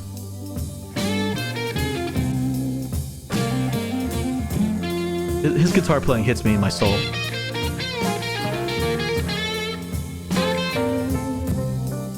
I got to run. If you think I cried a lot to Eric Clapton, I've cried... This is so embarrassing. I've cried more to Peter Green than any other musician ever. I really have. Oh, God.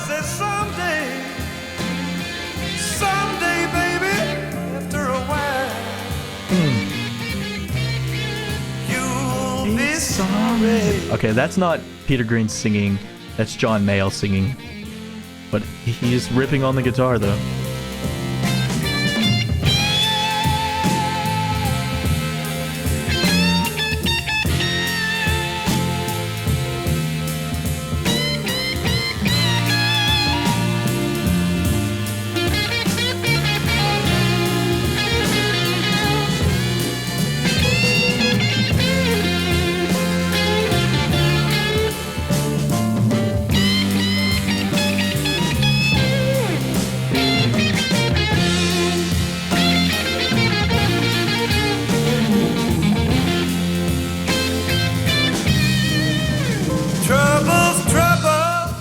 Okay,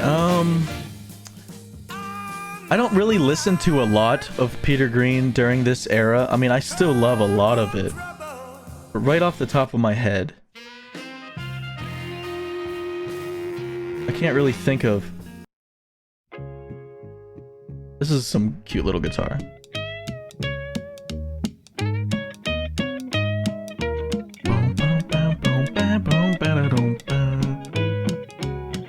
Okay, this song right here.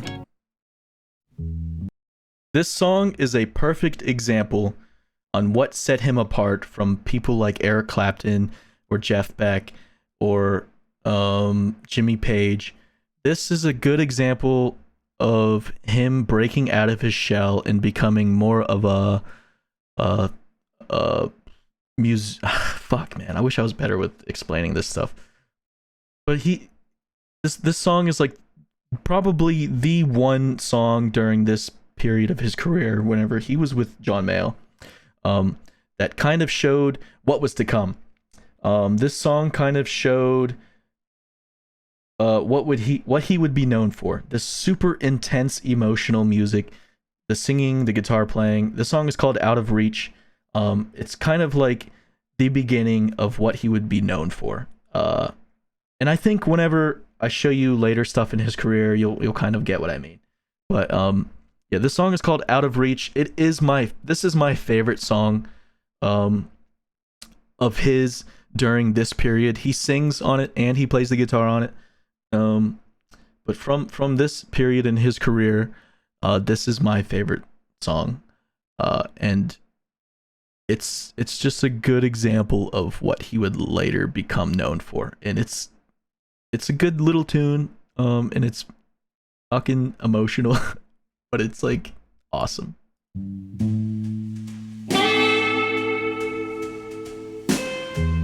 He's not quite the legend yet, but this song shows that he's becoming one.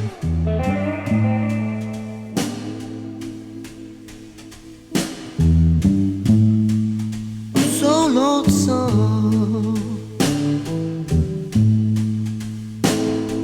I don't even have a friend.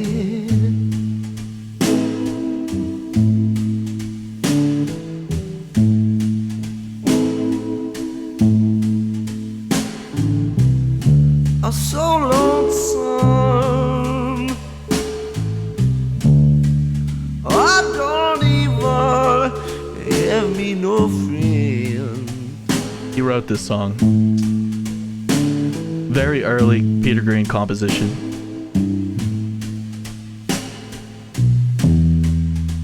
I've done so much crying.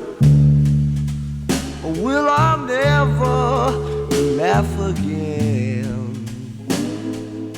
Basically. I'm out of reach. Can't take no more. Peter Green, if you are unaware, when he left Fleetwood Mac, That was an awful reveal. When he left John Mayall and the Blues Breakers, he started a little band called Fleetwood Mac. They were originally called Peter Green's Fleetwood Mac. And he hated that. The record company wanted him to be the star. So yes, I came up. I'm such an idiot. Why did I just say Fleetwood Mac out of nowhere? It's because I was thinking about it. But anyway, Peter Green is the person who created the band, one of the most famous bands ever in history, Fleetwood Mac. Their songs have billions of views. Peter Green, this motherfucker, this is his band. He made this, he came up with this band. He left John Mayall. I don't remember the reason specifically, but I think he just kind of wanted to do his own thing, like so many of these guys did. And John Mayall is all about like new people in his band anyway, so he didn't, you know, he was fine with that. But anyway, the bass player that was playing bass for Peter Green whenever Peter Green was setting up his band, his name was John McVie. The drummer who was playing drums for Peter Green at the time when he started his own band, his name was Mick Fleetwood.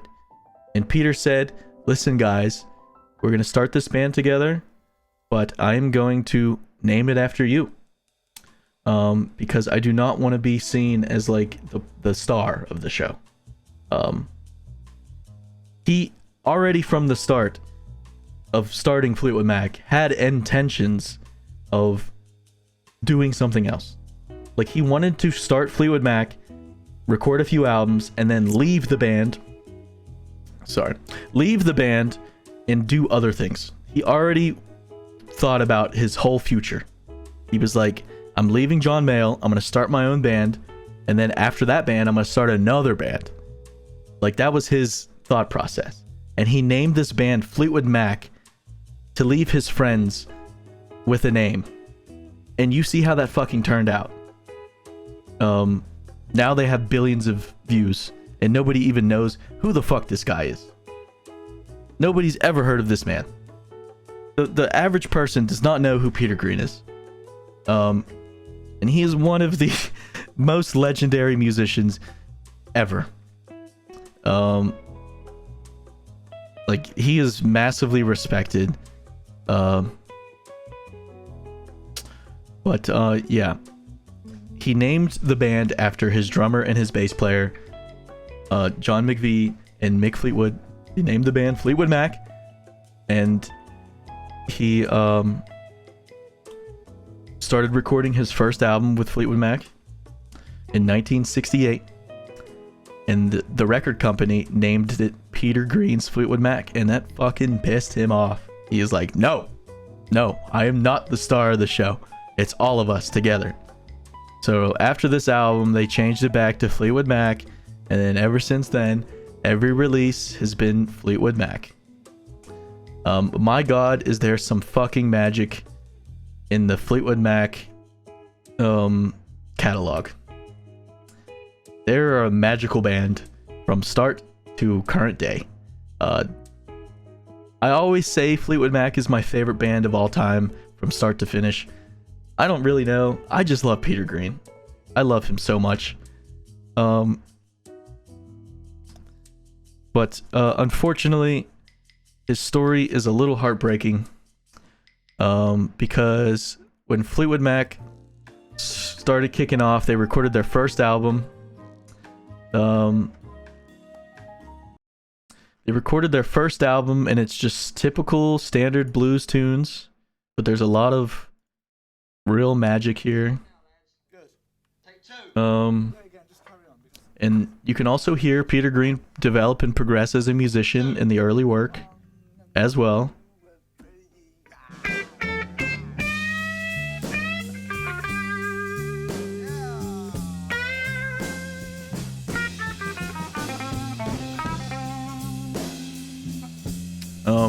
But before I get into any more history about Peter Green, I do want to say there is one thing about Peter Green that is very famous in the guitar gear world. There's a thing called the Peter Green mod. What the hell is the Peter Green mod? The Peter Green mod is a modification that you do to your guitar to get you to sound like Peter Green. What do I mean by that?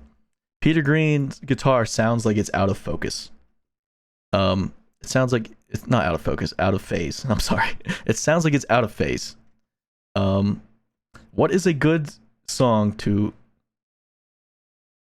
is this one?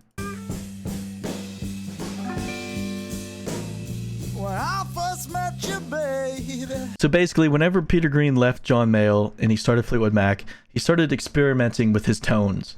You know, he wanted to sound different. So he fooled around with his guitar, and he ended up, like, breaking one of his pickups. Pickups are these, like, magnetic pieces that sort of amplify the vibrations of your strings, and that's how you get sound out of your guitar. He was fooling around with these things, and he kind of like broke one, and he ended up putting his guitar out of phase. And what that means is, I don't know like the science behind it, but basically the magnets inside, he accidentally flipped the magnet the wrong direction, and it made his guitar sound hollow. And it gave him this really unique tone that became like his signature thing whenever he first started Fleetwood Mac. This was not a thing during John Mayall. This didn't become a thing until he created Fleetwood Mac. Let's see if there's like a video. The Peter Green mod. It is one of the most famous little things in music history. Okay, this guy plays riffs in tone. Maybe he'll talk about the Peter Green mod. Oh wait, this guy's gonna spoil. He's gonna spoil. I can't show you. I can't show you him, I'm sorry. He's gonna spoil things I'm gonna play you later. Fuck, what is this song that showcases the Peter Green mod? This kind of does. I can't tell if it's out of phase though. Yeah, I was feeling so low on the ground. It kind of sounds out of phase. Okay, yeah. So basically, whenever you put your pickups out of phase, it makes your tone really hollow sounding. And it is a unique sound to Peter Green. There's no other guitar player that I'm aware of who had this specific sound. Because they didn't break their guitar. He accidentally broke his guitar and invented a legendary modification that a lot of people do to their guitars. Why is there not... Oh, there's so many things I want to show you. Oh my god, I'm just scrolling past things that I gotta say. I'm trying to do this all in like chronological order. Let's see. Okay, that does not sound out of phase. Without really exploring the possibility. You're just shredding with distortion and you can't even tell that it's out of phase. Okay, here. Good morning, Tone Freaks. Josh Fatek Sheptone down here in Tone HQ this morning, and today's question is, what is the Peter Green mod? Now, first, Peter Green was a legendary guitar player. After a stint in the John Mayall Blues Breakers, founded Fleetwood Mac.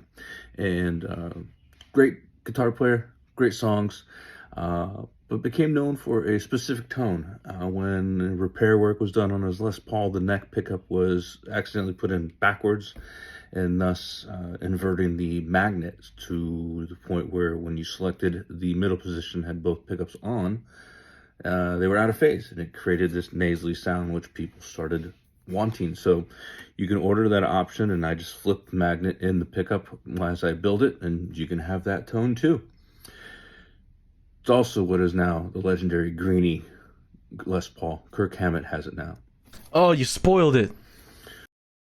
Anyway, yeah, what he said. nasally is a good way to explain it. His guitar tone is kind of nasally, but in such like he's a hard person for me to talk about, man, because I have so many thoughts about the way that he plays and how he sounds and stuff. But like his guitar's tone sounds nasally in a way, but it almost makes it sound more vocal, like it's like singing, you know, and that he uses that, you know, the nasally sounding guitar tone plus the reverb and this beautiful vibrato. So unique.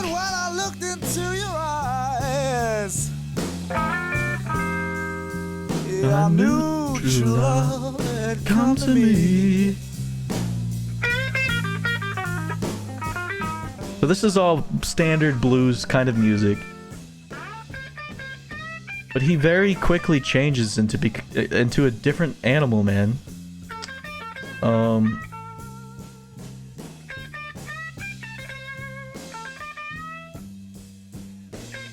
There's a couple things I'm gonna hold off about Peter Green until the end of the stream. But I guess one thing I could tell you for now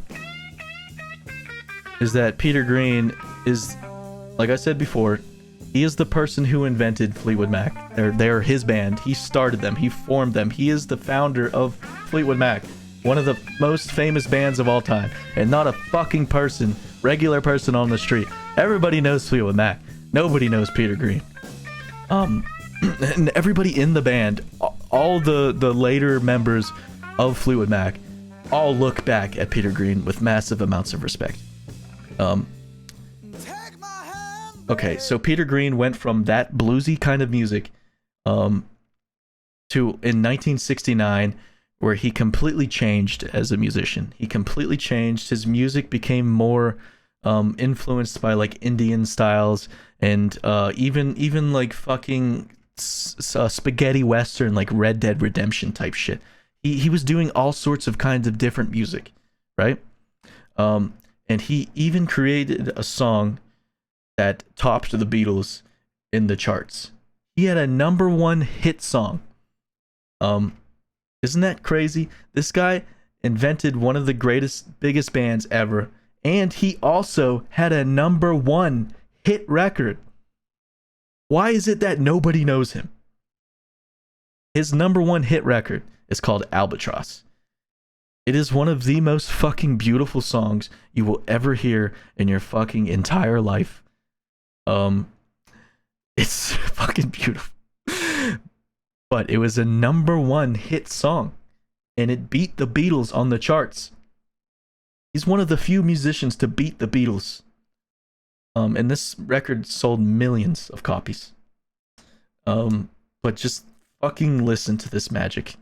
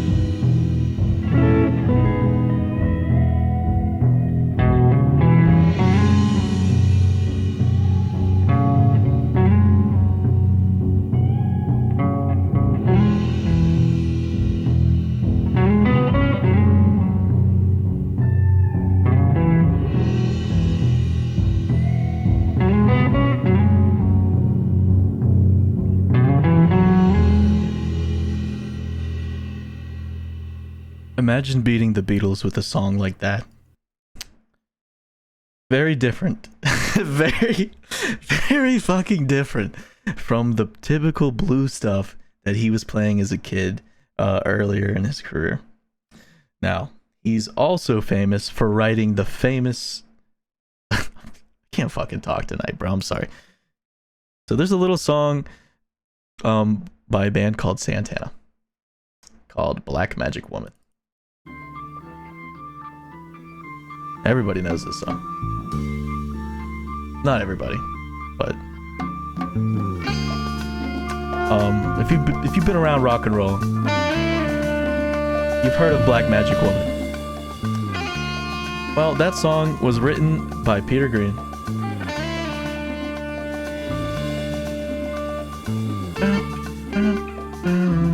This is the original version, right here. Like 2 years before that was recorded. I got a black magic woman. I got a black magic woman. Yes, I got a black magic woman. Got me so blind I can't see that she's a black magic woman and she's trying to make a devil out of me. Don't turn your back on me, baby.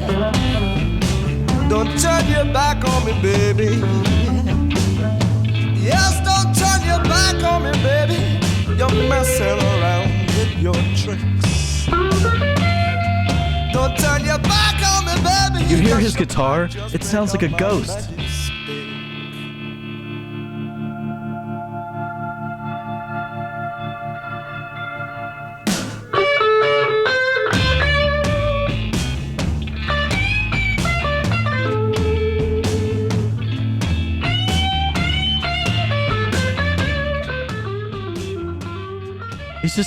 He's a pure artist. He is one of the purest musicians ever. He might not be the most technically talented singer or guitar player or whatever, but in terms of pure raw emotion, there's just so much that I could show you about this guy. And he fucking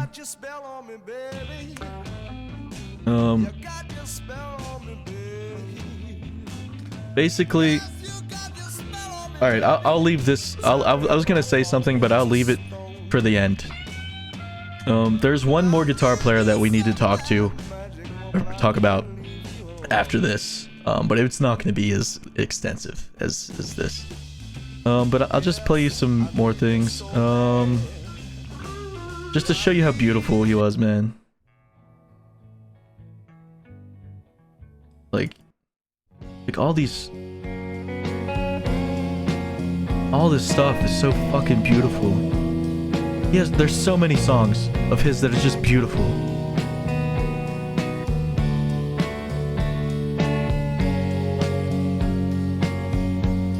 Like, it has so much sadness in it, though.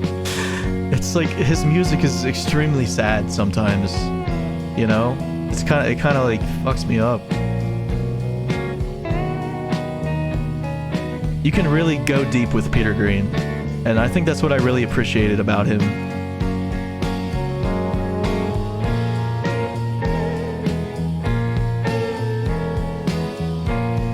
And it's just crazy to think that this band went on to become such a massive pop band, but that's what he wanted, you know? That's what he wanted for his friends. When he left, he wanted to leave them with something, and he did. He absolutely did. This is a good example of like the spaghetti western influence.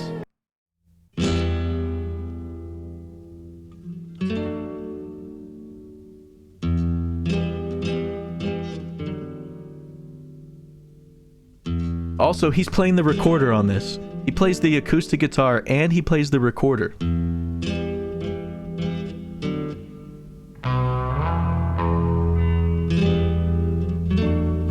This is on Fleetwood Mac's album from 1969 called Then Play On. This album is fucking incredible.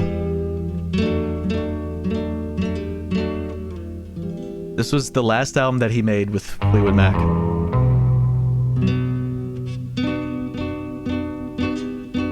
But man, he just, the way he just like, that's him on the recorder.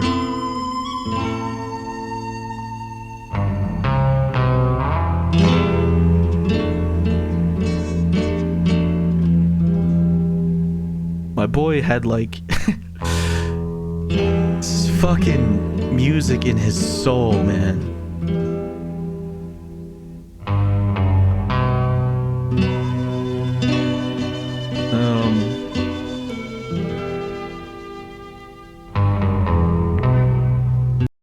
World in Harmony. See how different, how much he changed, how much he developed as a musician in such a short period of time, playing like those little blues songs to playing stuff like this that is just so harmonically rich and just fucking beautiful.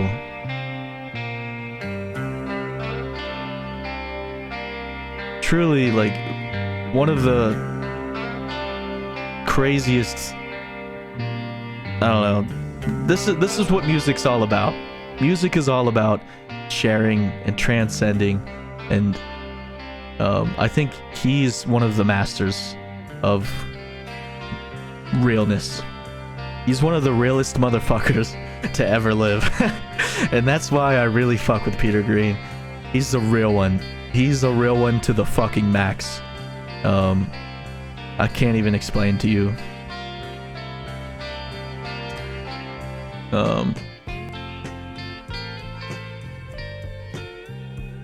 But he's just so fucking amazing. I know, I'm just glazing him up so much, and I'm gonna glaze him more before the end of the fucking stream, but let me show you some live footage of old Peter Green. Alright, this is one of my favorite performances ever. I've showed this off on stream before. So basically, the other guitar player in the band, Danny Carwin, who was also another one of my favorite guitar players, also incredible, broke a string, and Danny Carwin is standing right there. He's fucking changing the string on his guitar, and the band's just kind of sitting around, and people are just waiting for music to be played. So Peter steps up to the mic and he says, "All right, let me just fucking play you something. I haven't done a solo thing in forever, but I'll do it now." And it's fucking magic. It's fucking magic.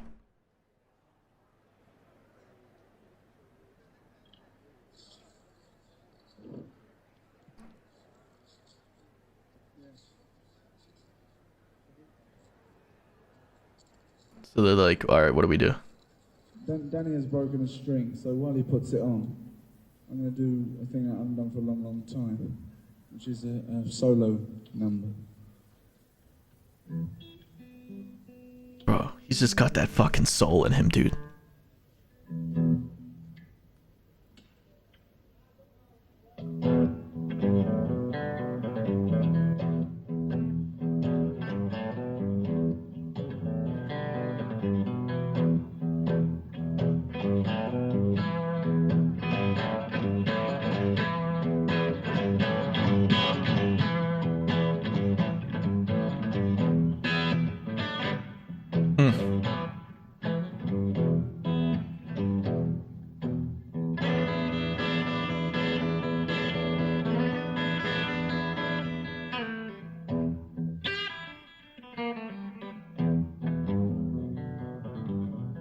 Don't look for no worries.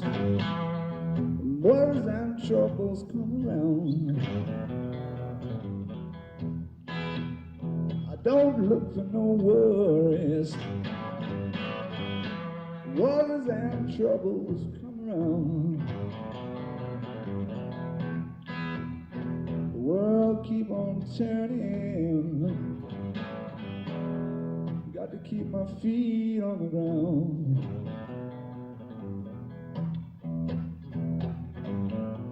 Like nobody saw me crying.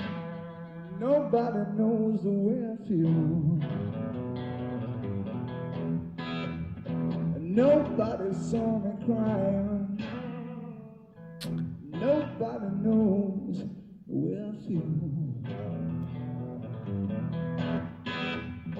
The way I love the woman bound to get me killed.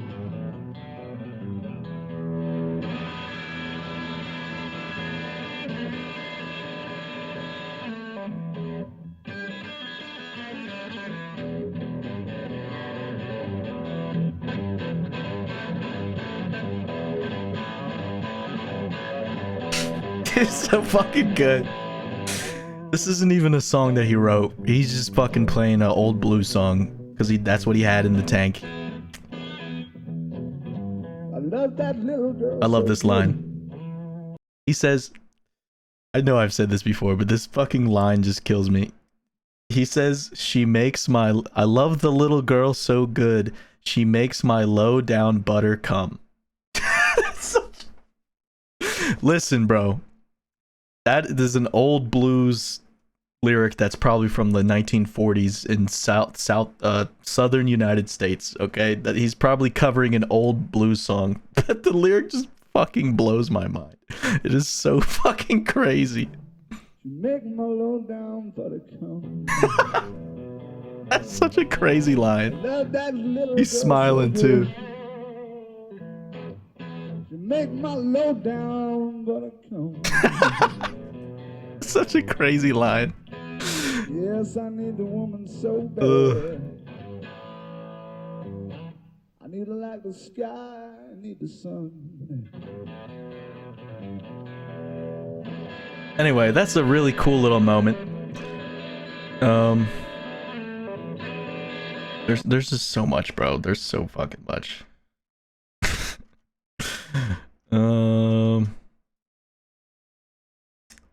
Like I said, there's things I want to fucking save for old Peter for the end here.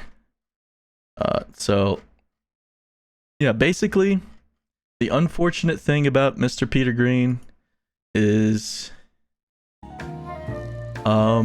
he became a schizophrenic, due to probably his depression and anxiety. He became very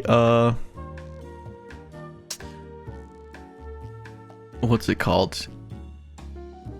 He sort of,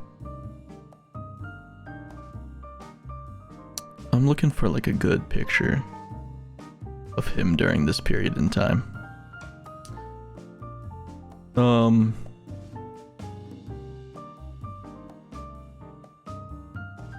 What the fuck?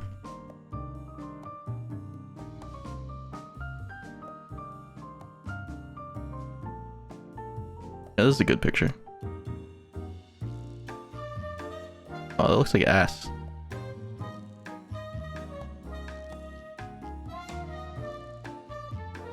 Kind of looks like Mario.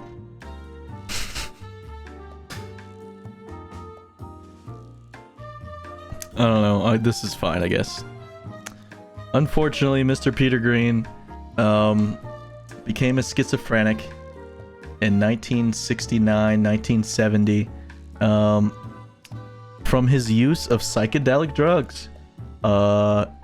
There's a very famous event called I believe it is called the, oh fuck, here. The incident, the LSD incident.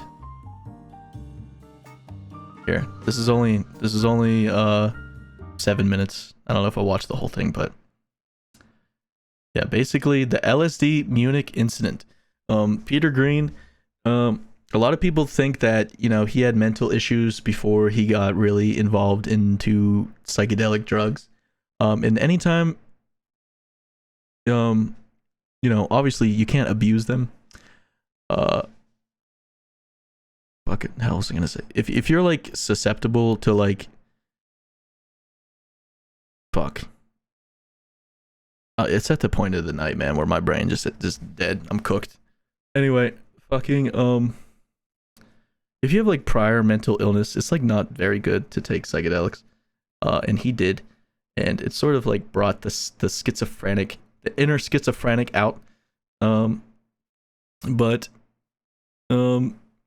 he eventually had to quit the band and quit music.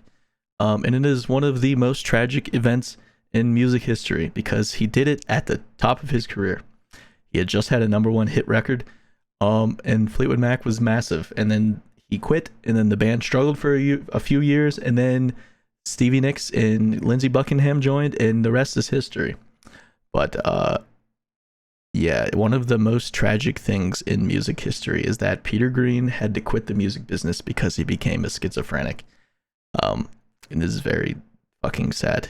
But I think this talks about it. To promote their third album, the band embarked on a major European tour.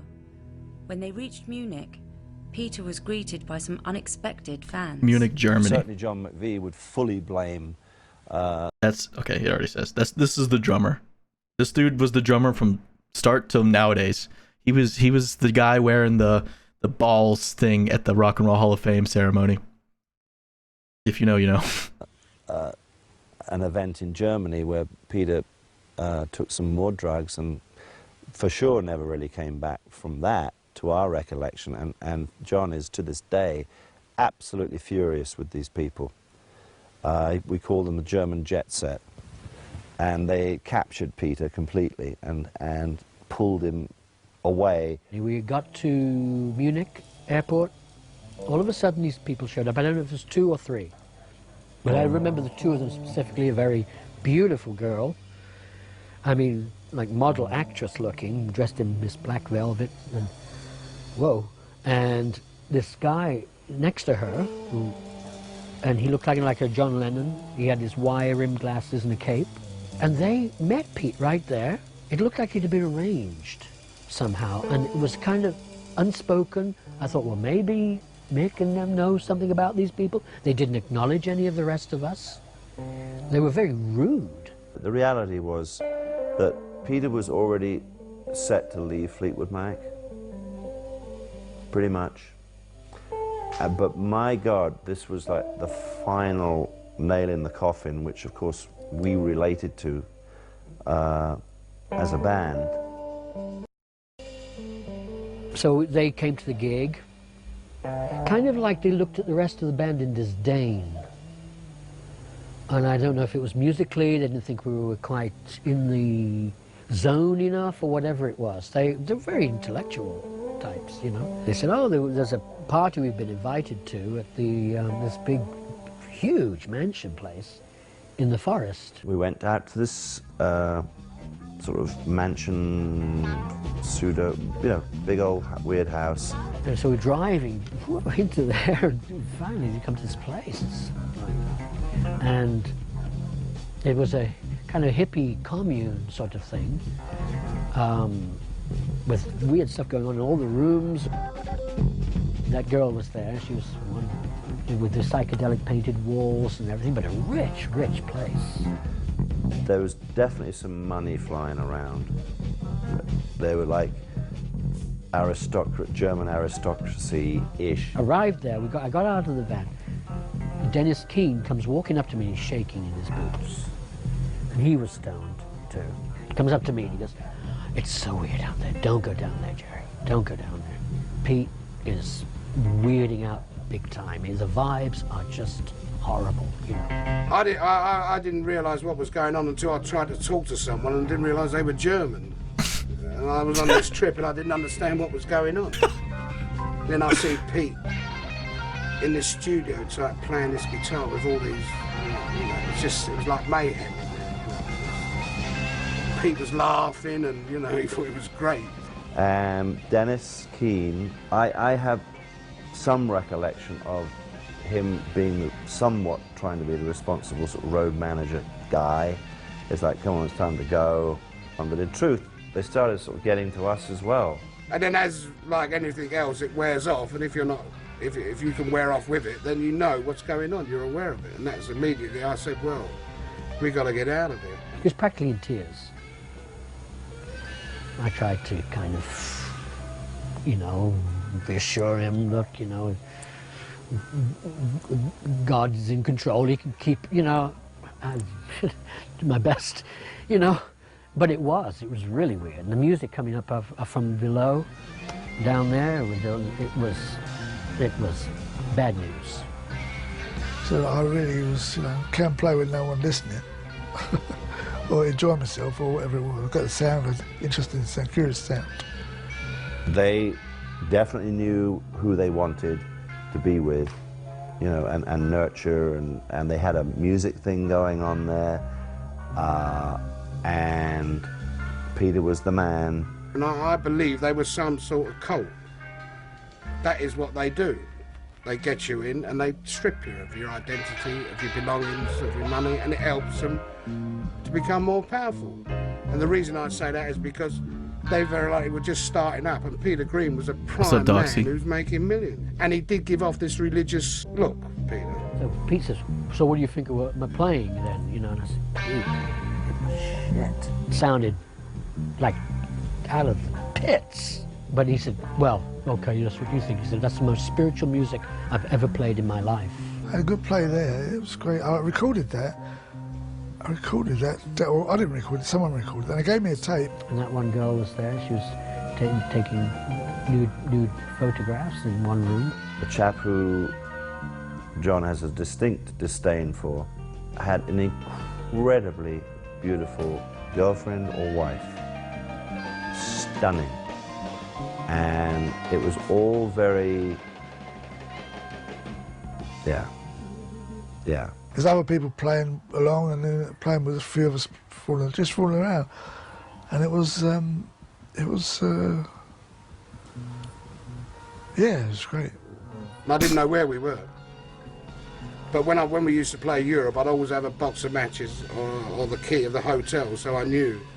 That's how I phoned the manager up and said, you've got to come down and get us out of here. A couple of times I'd look and he'd be sitting in the back of the car with Danny, and he'd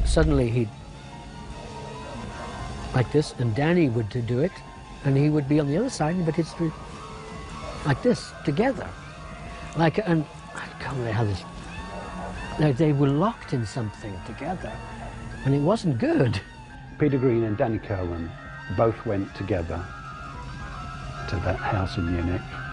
Both of them took acid, as I understand it. Both of them, as of that day, became seriously mentally ill.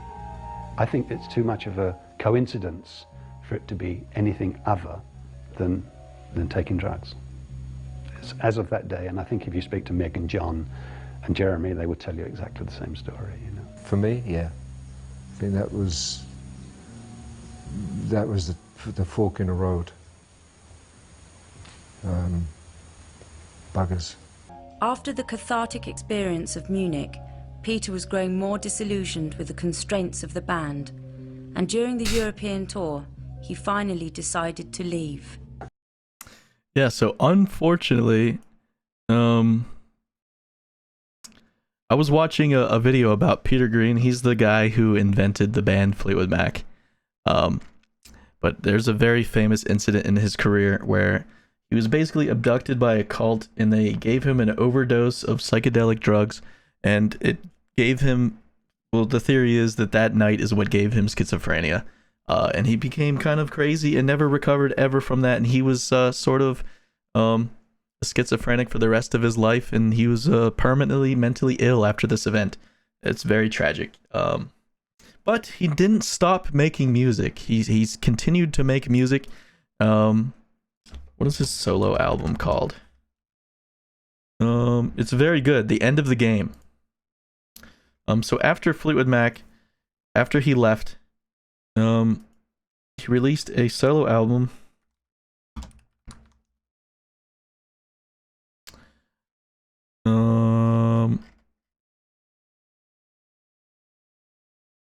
Is it not? Oh, here it is. He released a solo album called The End of the Game. And there's a really fucking cool video on YouTube. The End of the Game. This album. Or this song. It's very trippy. So this album was created after Peter Green was diagnosed with schizophrenia. So every fucking song on here is pretty trippy. But I'll be honest, there's some beautiful shit on here. Like his magic didn't disappear. And this came out in end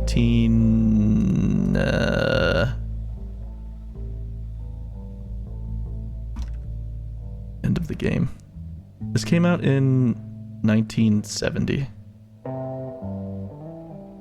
Like, listen to this, man. He's a schizophrenic.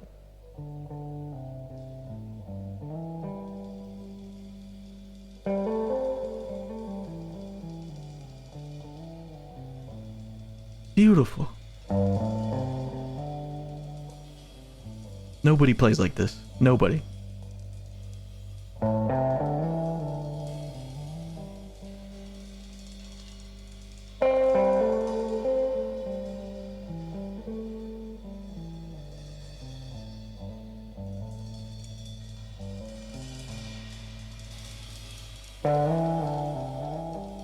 It's just so beautiful.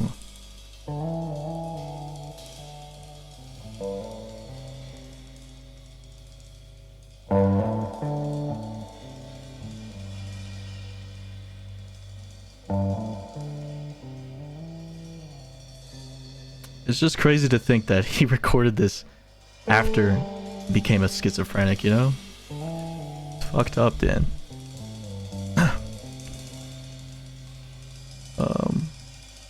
But yeah, I think this one's good too.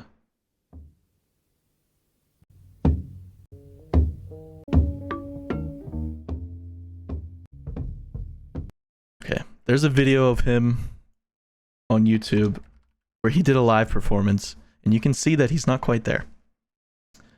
Yeah, this. But his guitar playing is still there.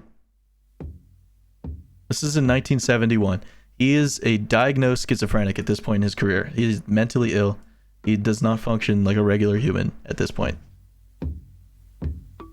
But the guitar playing and the spirit and the soul and the love is still there.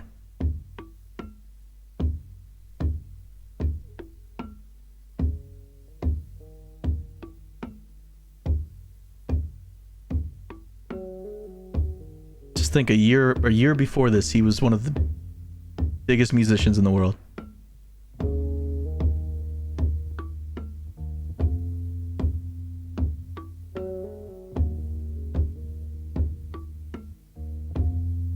It's like haunting.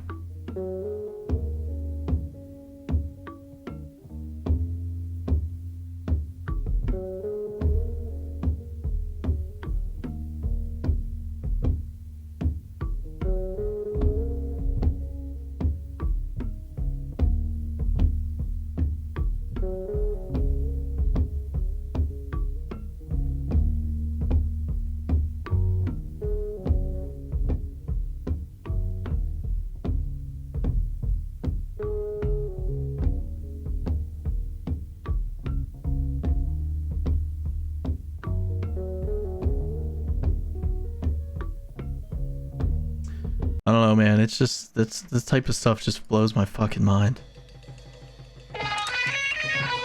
So this is a song where he kind of rips on this one, but this is on that album, the Schizo album. But this music video is so trippy.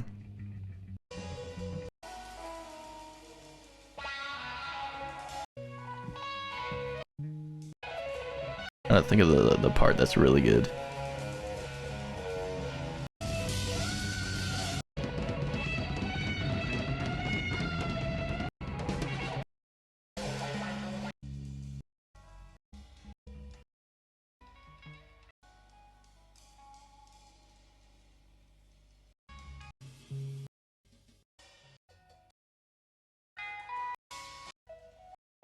Can I skip it?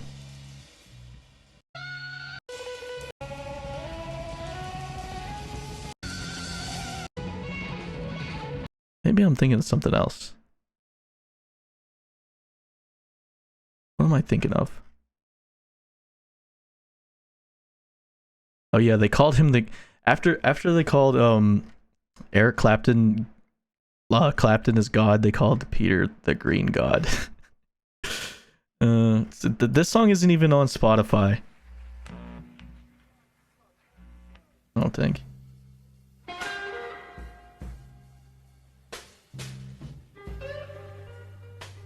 Oh man, there's some things that I could... What's up, Pixel? How's it going? You came in at a really weird time. You're good? That's cool. I'm Zoot. Nice to meet you. It's going great.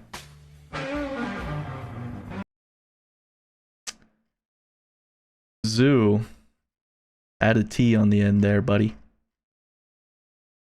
Alright, let's see.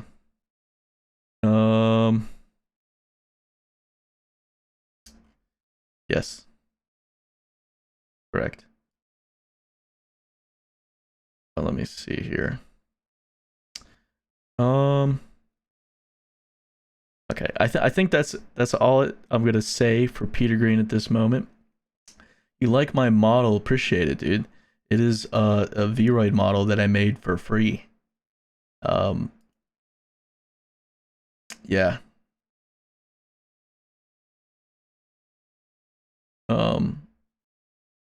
Yeah, shout out to Vroid.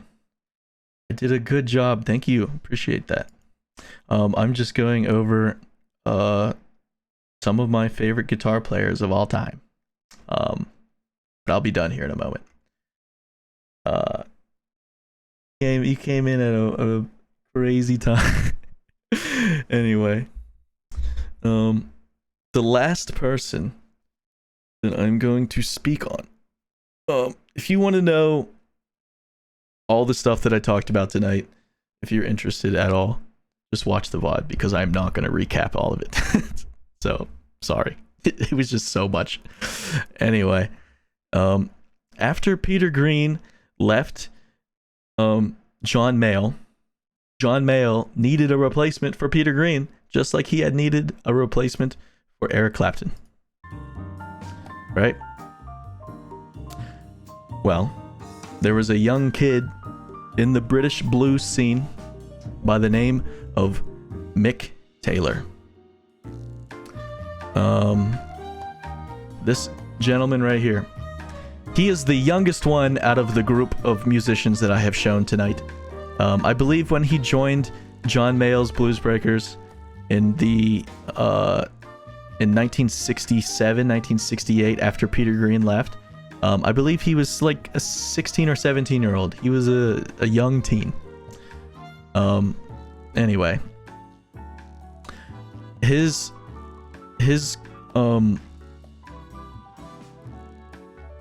era with John Mayall is considered like the last cool John Mayall guitar era. Let's see, John Mayall.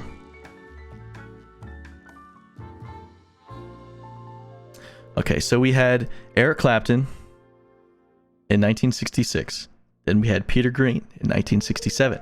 Now we have Mick Taylor at the end of 1967 and the beginning of 1968.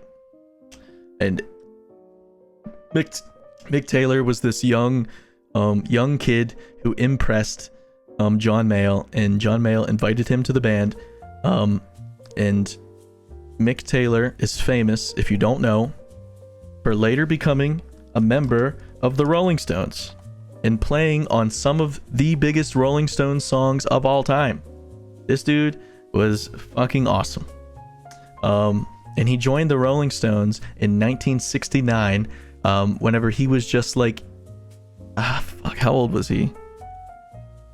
He was 20 years old, and when he joined the Rolling Stones in 1969, and he was thrown into one of the biggest bands on earth. You did some animations. Do I want to see it? No, I'm kind of busy doing this right now, but I appreciate that. Anyway, he was thrown into the fire with one of the biggest bands on earth. Now, there is footage of Mick Taylor whenever he was with John Mayall, so you can finally see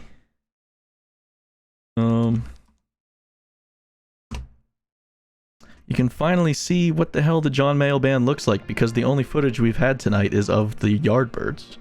But the John Mayall Band was always consistently like an underground blues band. Like the real deal back alleyway band. That's John Mayall. He was an old man. But he was like everybody's senpai, you know? Alright, let me see if I can see. Alright. Yeah. So this is the period of the John Mayall Band, Blues Breakers, John Mayall's Blues Breakers.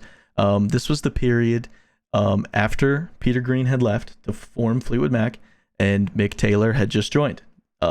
Pretty much like one of the newest, youngest musicians on the blues scene in London at the time. And everybody he's playing with are legit. That's him. He's a teenager.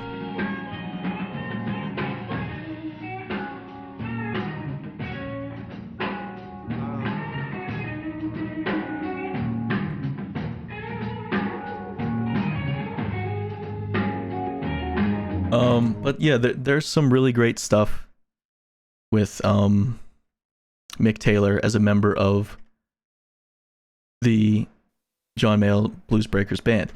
But he was never a singer as well. He's also a guitar player that was just a guitar player. And they all have, you hear the way they play. They all sound kind of similar. They all have the same sort of licks and the tones and stuff. And really that started with like Eric Clapton, you know, with the Les Paul and the Marshall.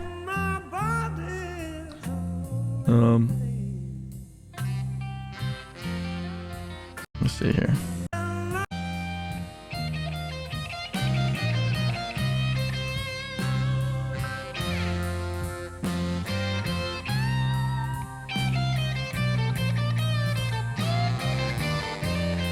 Loving the end. Okay.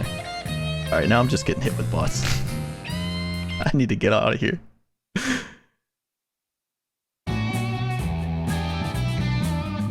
Okay, this song's pretty good.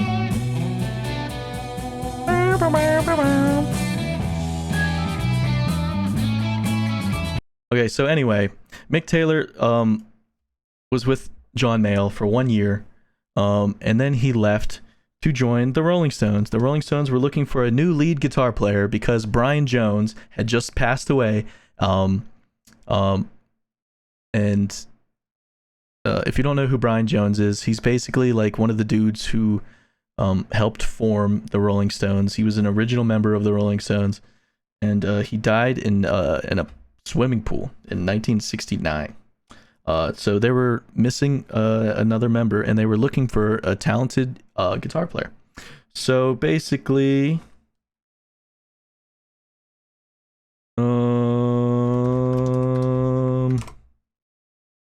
how's it going? I'm doing well. How are you? Basically, the Rolling Stones hit up John Mayall. They're like, "Hey, you're the guy who always has the good guitar players. Can we have somebody?" And John Mayall was like, "Yeah, I got this young kid that would be perfect for you guys."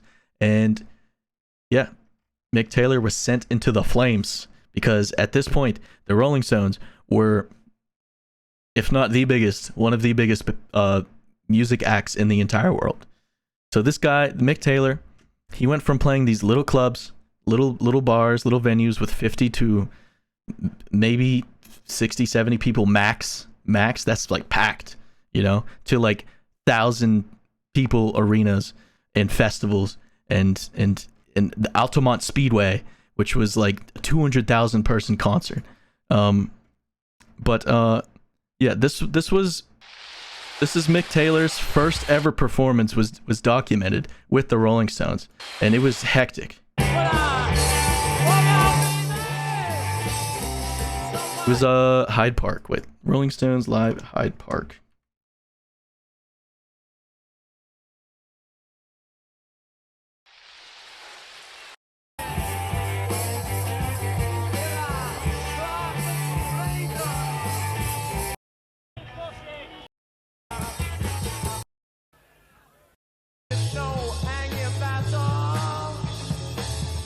See.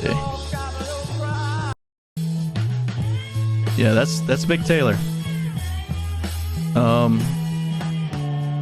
Mick Taylor he's up there with these guys. You know, he really is. He's also a great.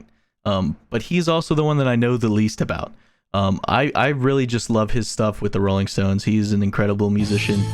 And a lot of people consider his period in the Rolling Stones to be the best period that the Rolling Stones ever had.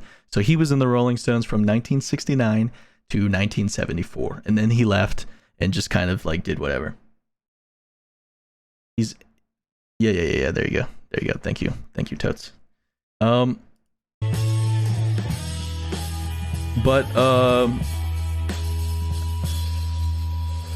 me see here. I will show you one of my favorite ever guitar performances. Just one of my favorite performances ever is the Rolling Stones,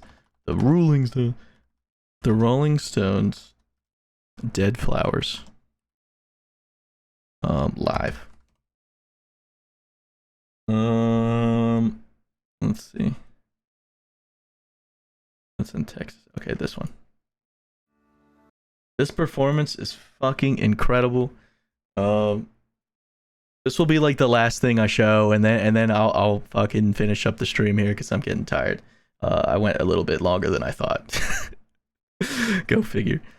But I'm sorry I'm not going super in depth with Mick Taylor here, because I'm kind of trying to speed things up. But this performance is incredible. This is a fantastic example of what kind of guitar player Mick Taylor was. And this song is just fucking awesome, dude. Okay, glam Mick Jagger, bro. You want to talk about femboy? Mick Jagger was the original femboy.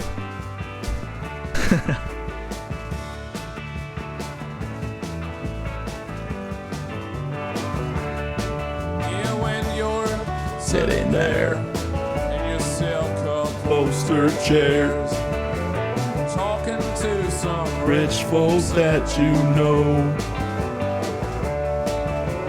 Yeah, all that lead guitar you're hearing is from Mick Taylor. Company, never be alone. Take me down, let us Susie take me down.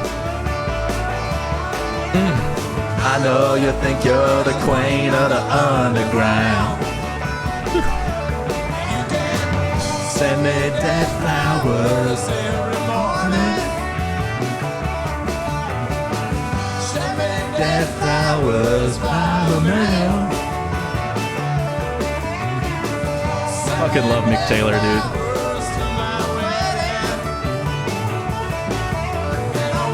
Forget to put roses on your grave. Yeah, when you're sinking back in your rose bank Cadillac, making bets on Kentucky Derby Day. I'll be in my Basement room with a needle and a spoon and another girl to take my pains away. Let us Susie take me down. I know you think you're the queen of the underground. Get it, cowboy. Dead flowers.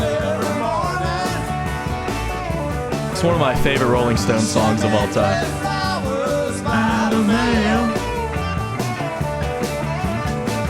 Send me dead flowers. Won't forget to put roses on your grave. Hey, let's go.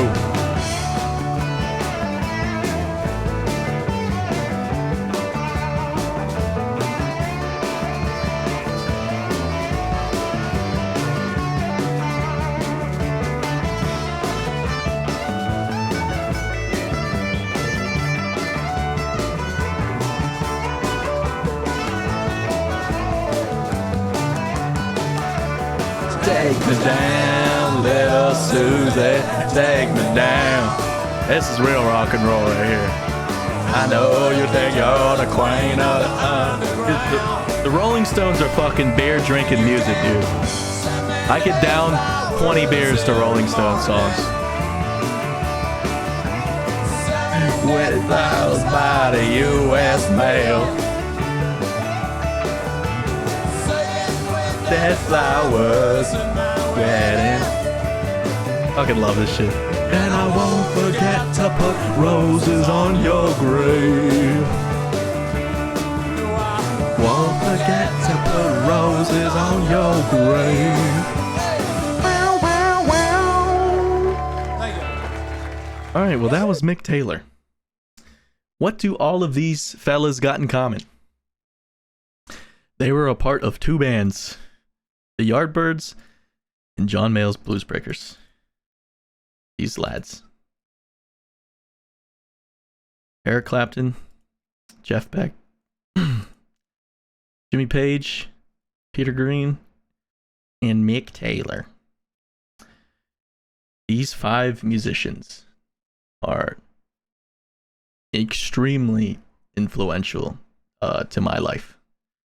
And I can't tell you how many hours I've spent listening to their music, copying their music, stealing their licks, stealing their guitar tones and their gear and the string gauges that they use and the pick gauges that they use and the pedals that they use. But if you were to ask me which one of these fellas is my favorite, I think it's kind of obvious. My favorite guitar player out of all 5 of these is Mr. Peter Green. I said before at the beginning of the stream, Eric Clapton was kind of like that guy that represented the sort of anger that I had as a 14 and 15-year-old kid, right?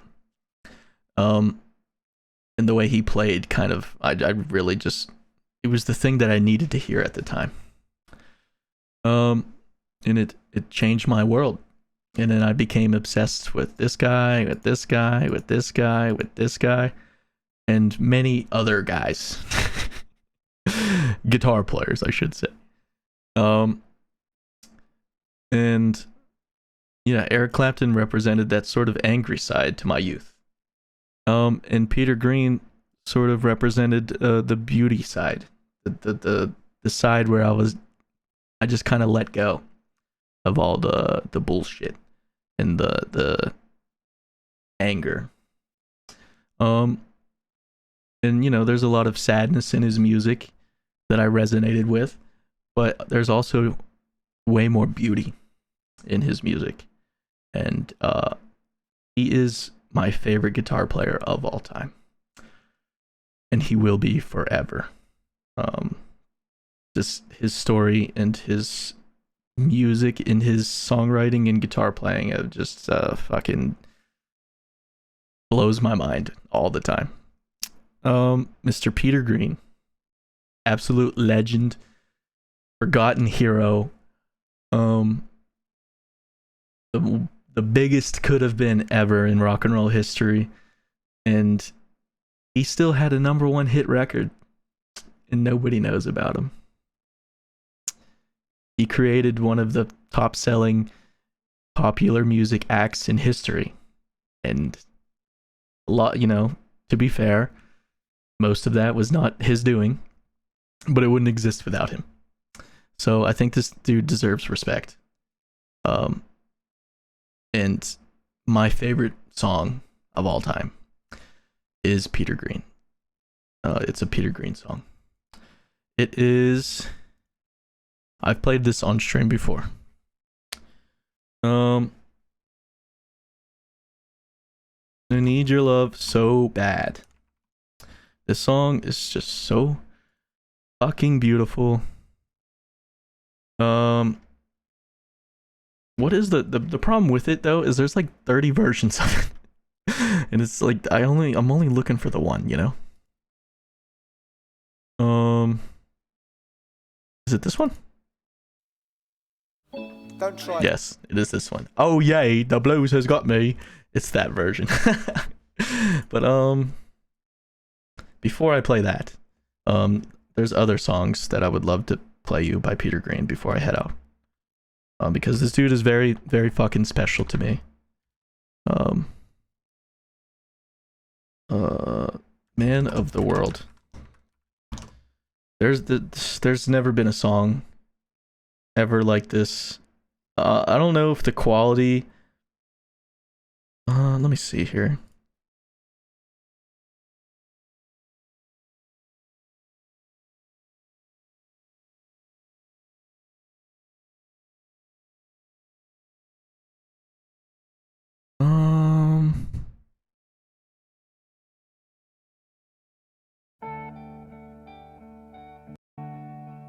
So there's a music video.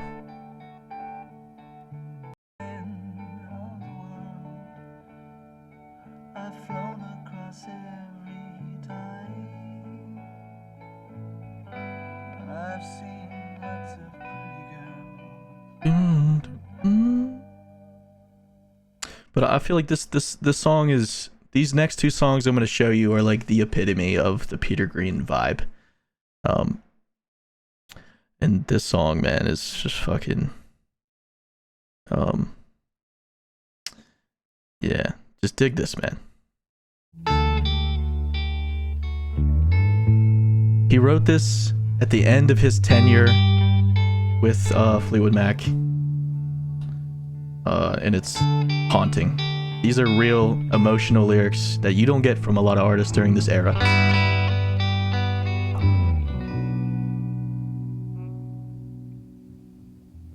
Shall I tell you about my life? They say I'm a man of the world. I've flown across every tide. I've seen lots of pretty girls. But my favorite song of all time was not that one. That's one of them. That's one of them. But my favorite song of all time is I Need Your Love So Bad. It also features my favorite guitar solo of all time. But there's a music video for it. The quality is not good.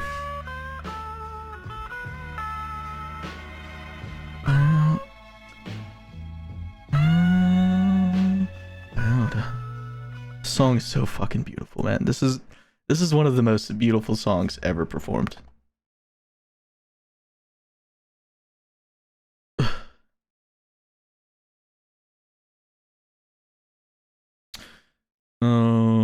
Here. Don't try to. Oh yay, the blues has got me.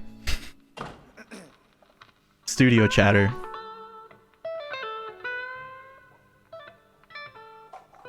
I don't know if I'm gonna play this whole entire song. I mean, fuck it. I'll play up to the solo, and then I have something, and then I have one final little story, and I'll show you something cool, and then I'll wrap it up. But this is my favorite song of all time. It's my favorite guitar solo of all time. And this song just fucking incredible. Ready? Ready? 2, 3.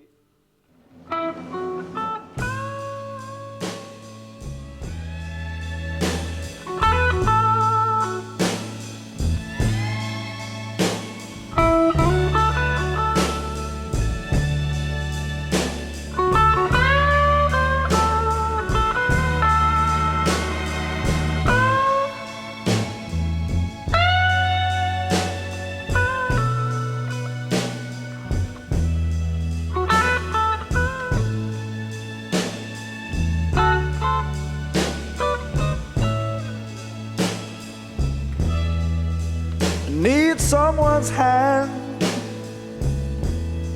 to lead me through the night.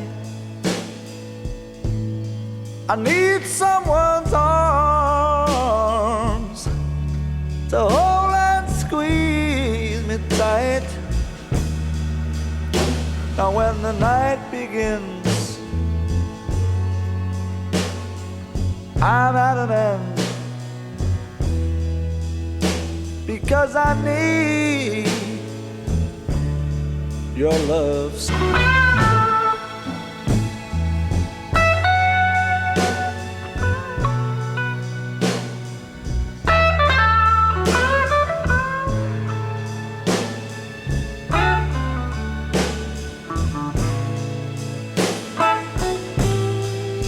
So why don't you give it up? So yeah, that is my favorite song of all time. That is my favorite guitar solo of all time. And unfortunately, Peter Green died in 2020. Let's see.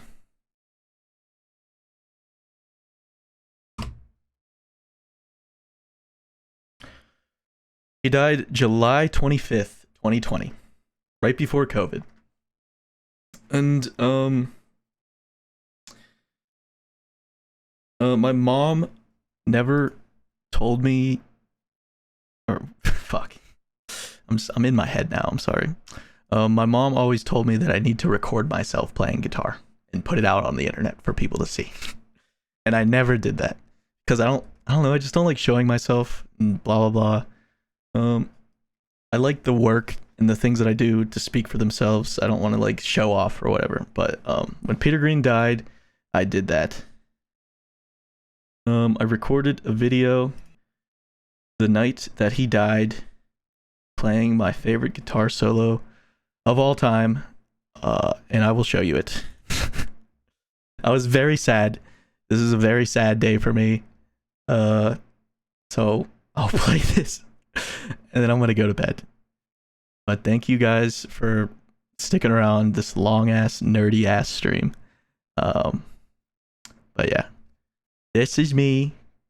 Don't mind the shitty quality, but I never ever record any videos of myself playing the guitar. But you know, I took my mom's advice and I was like, I'll do it for my hero who just died. You know, this was a very sad fucking day.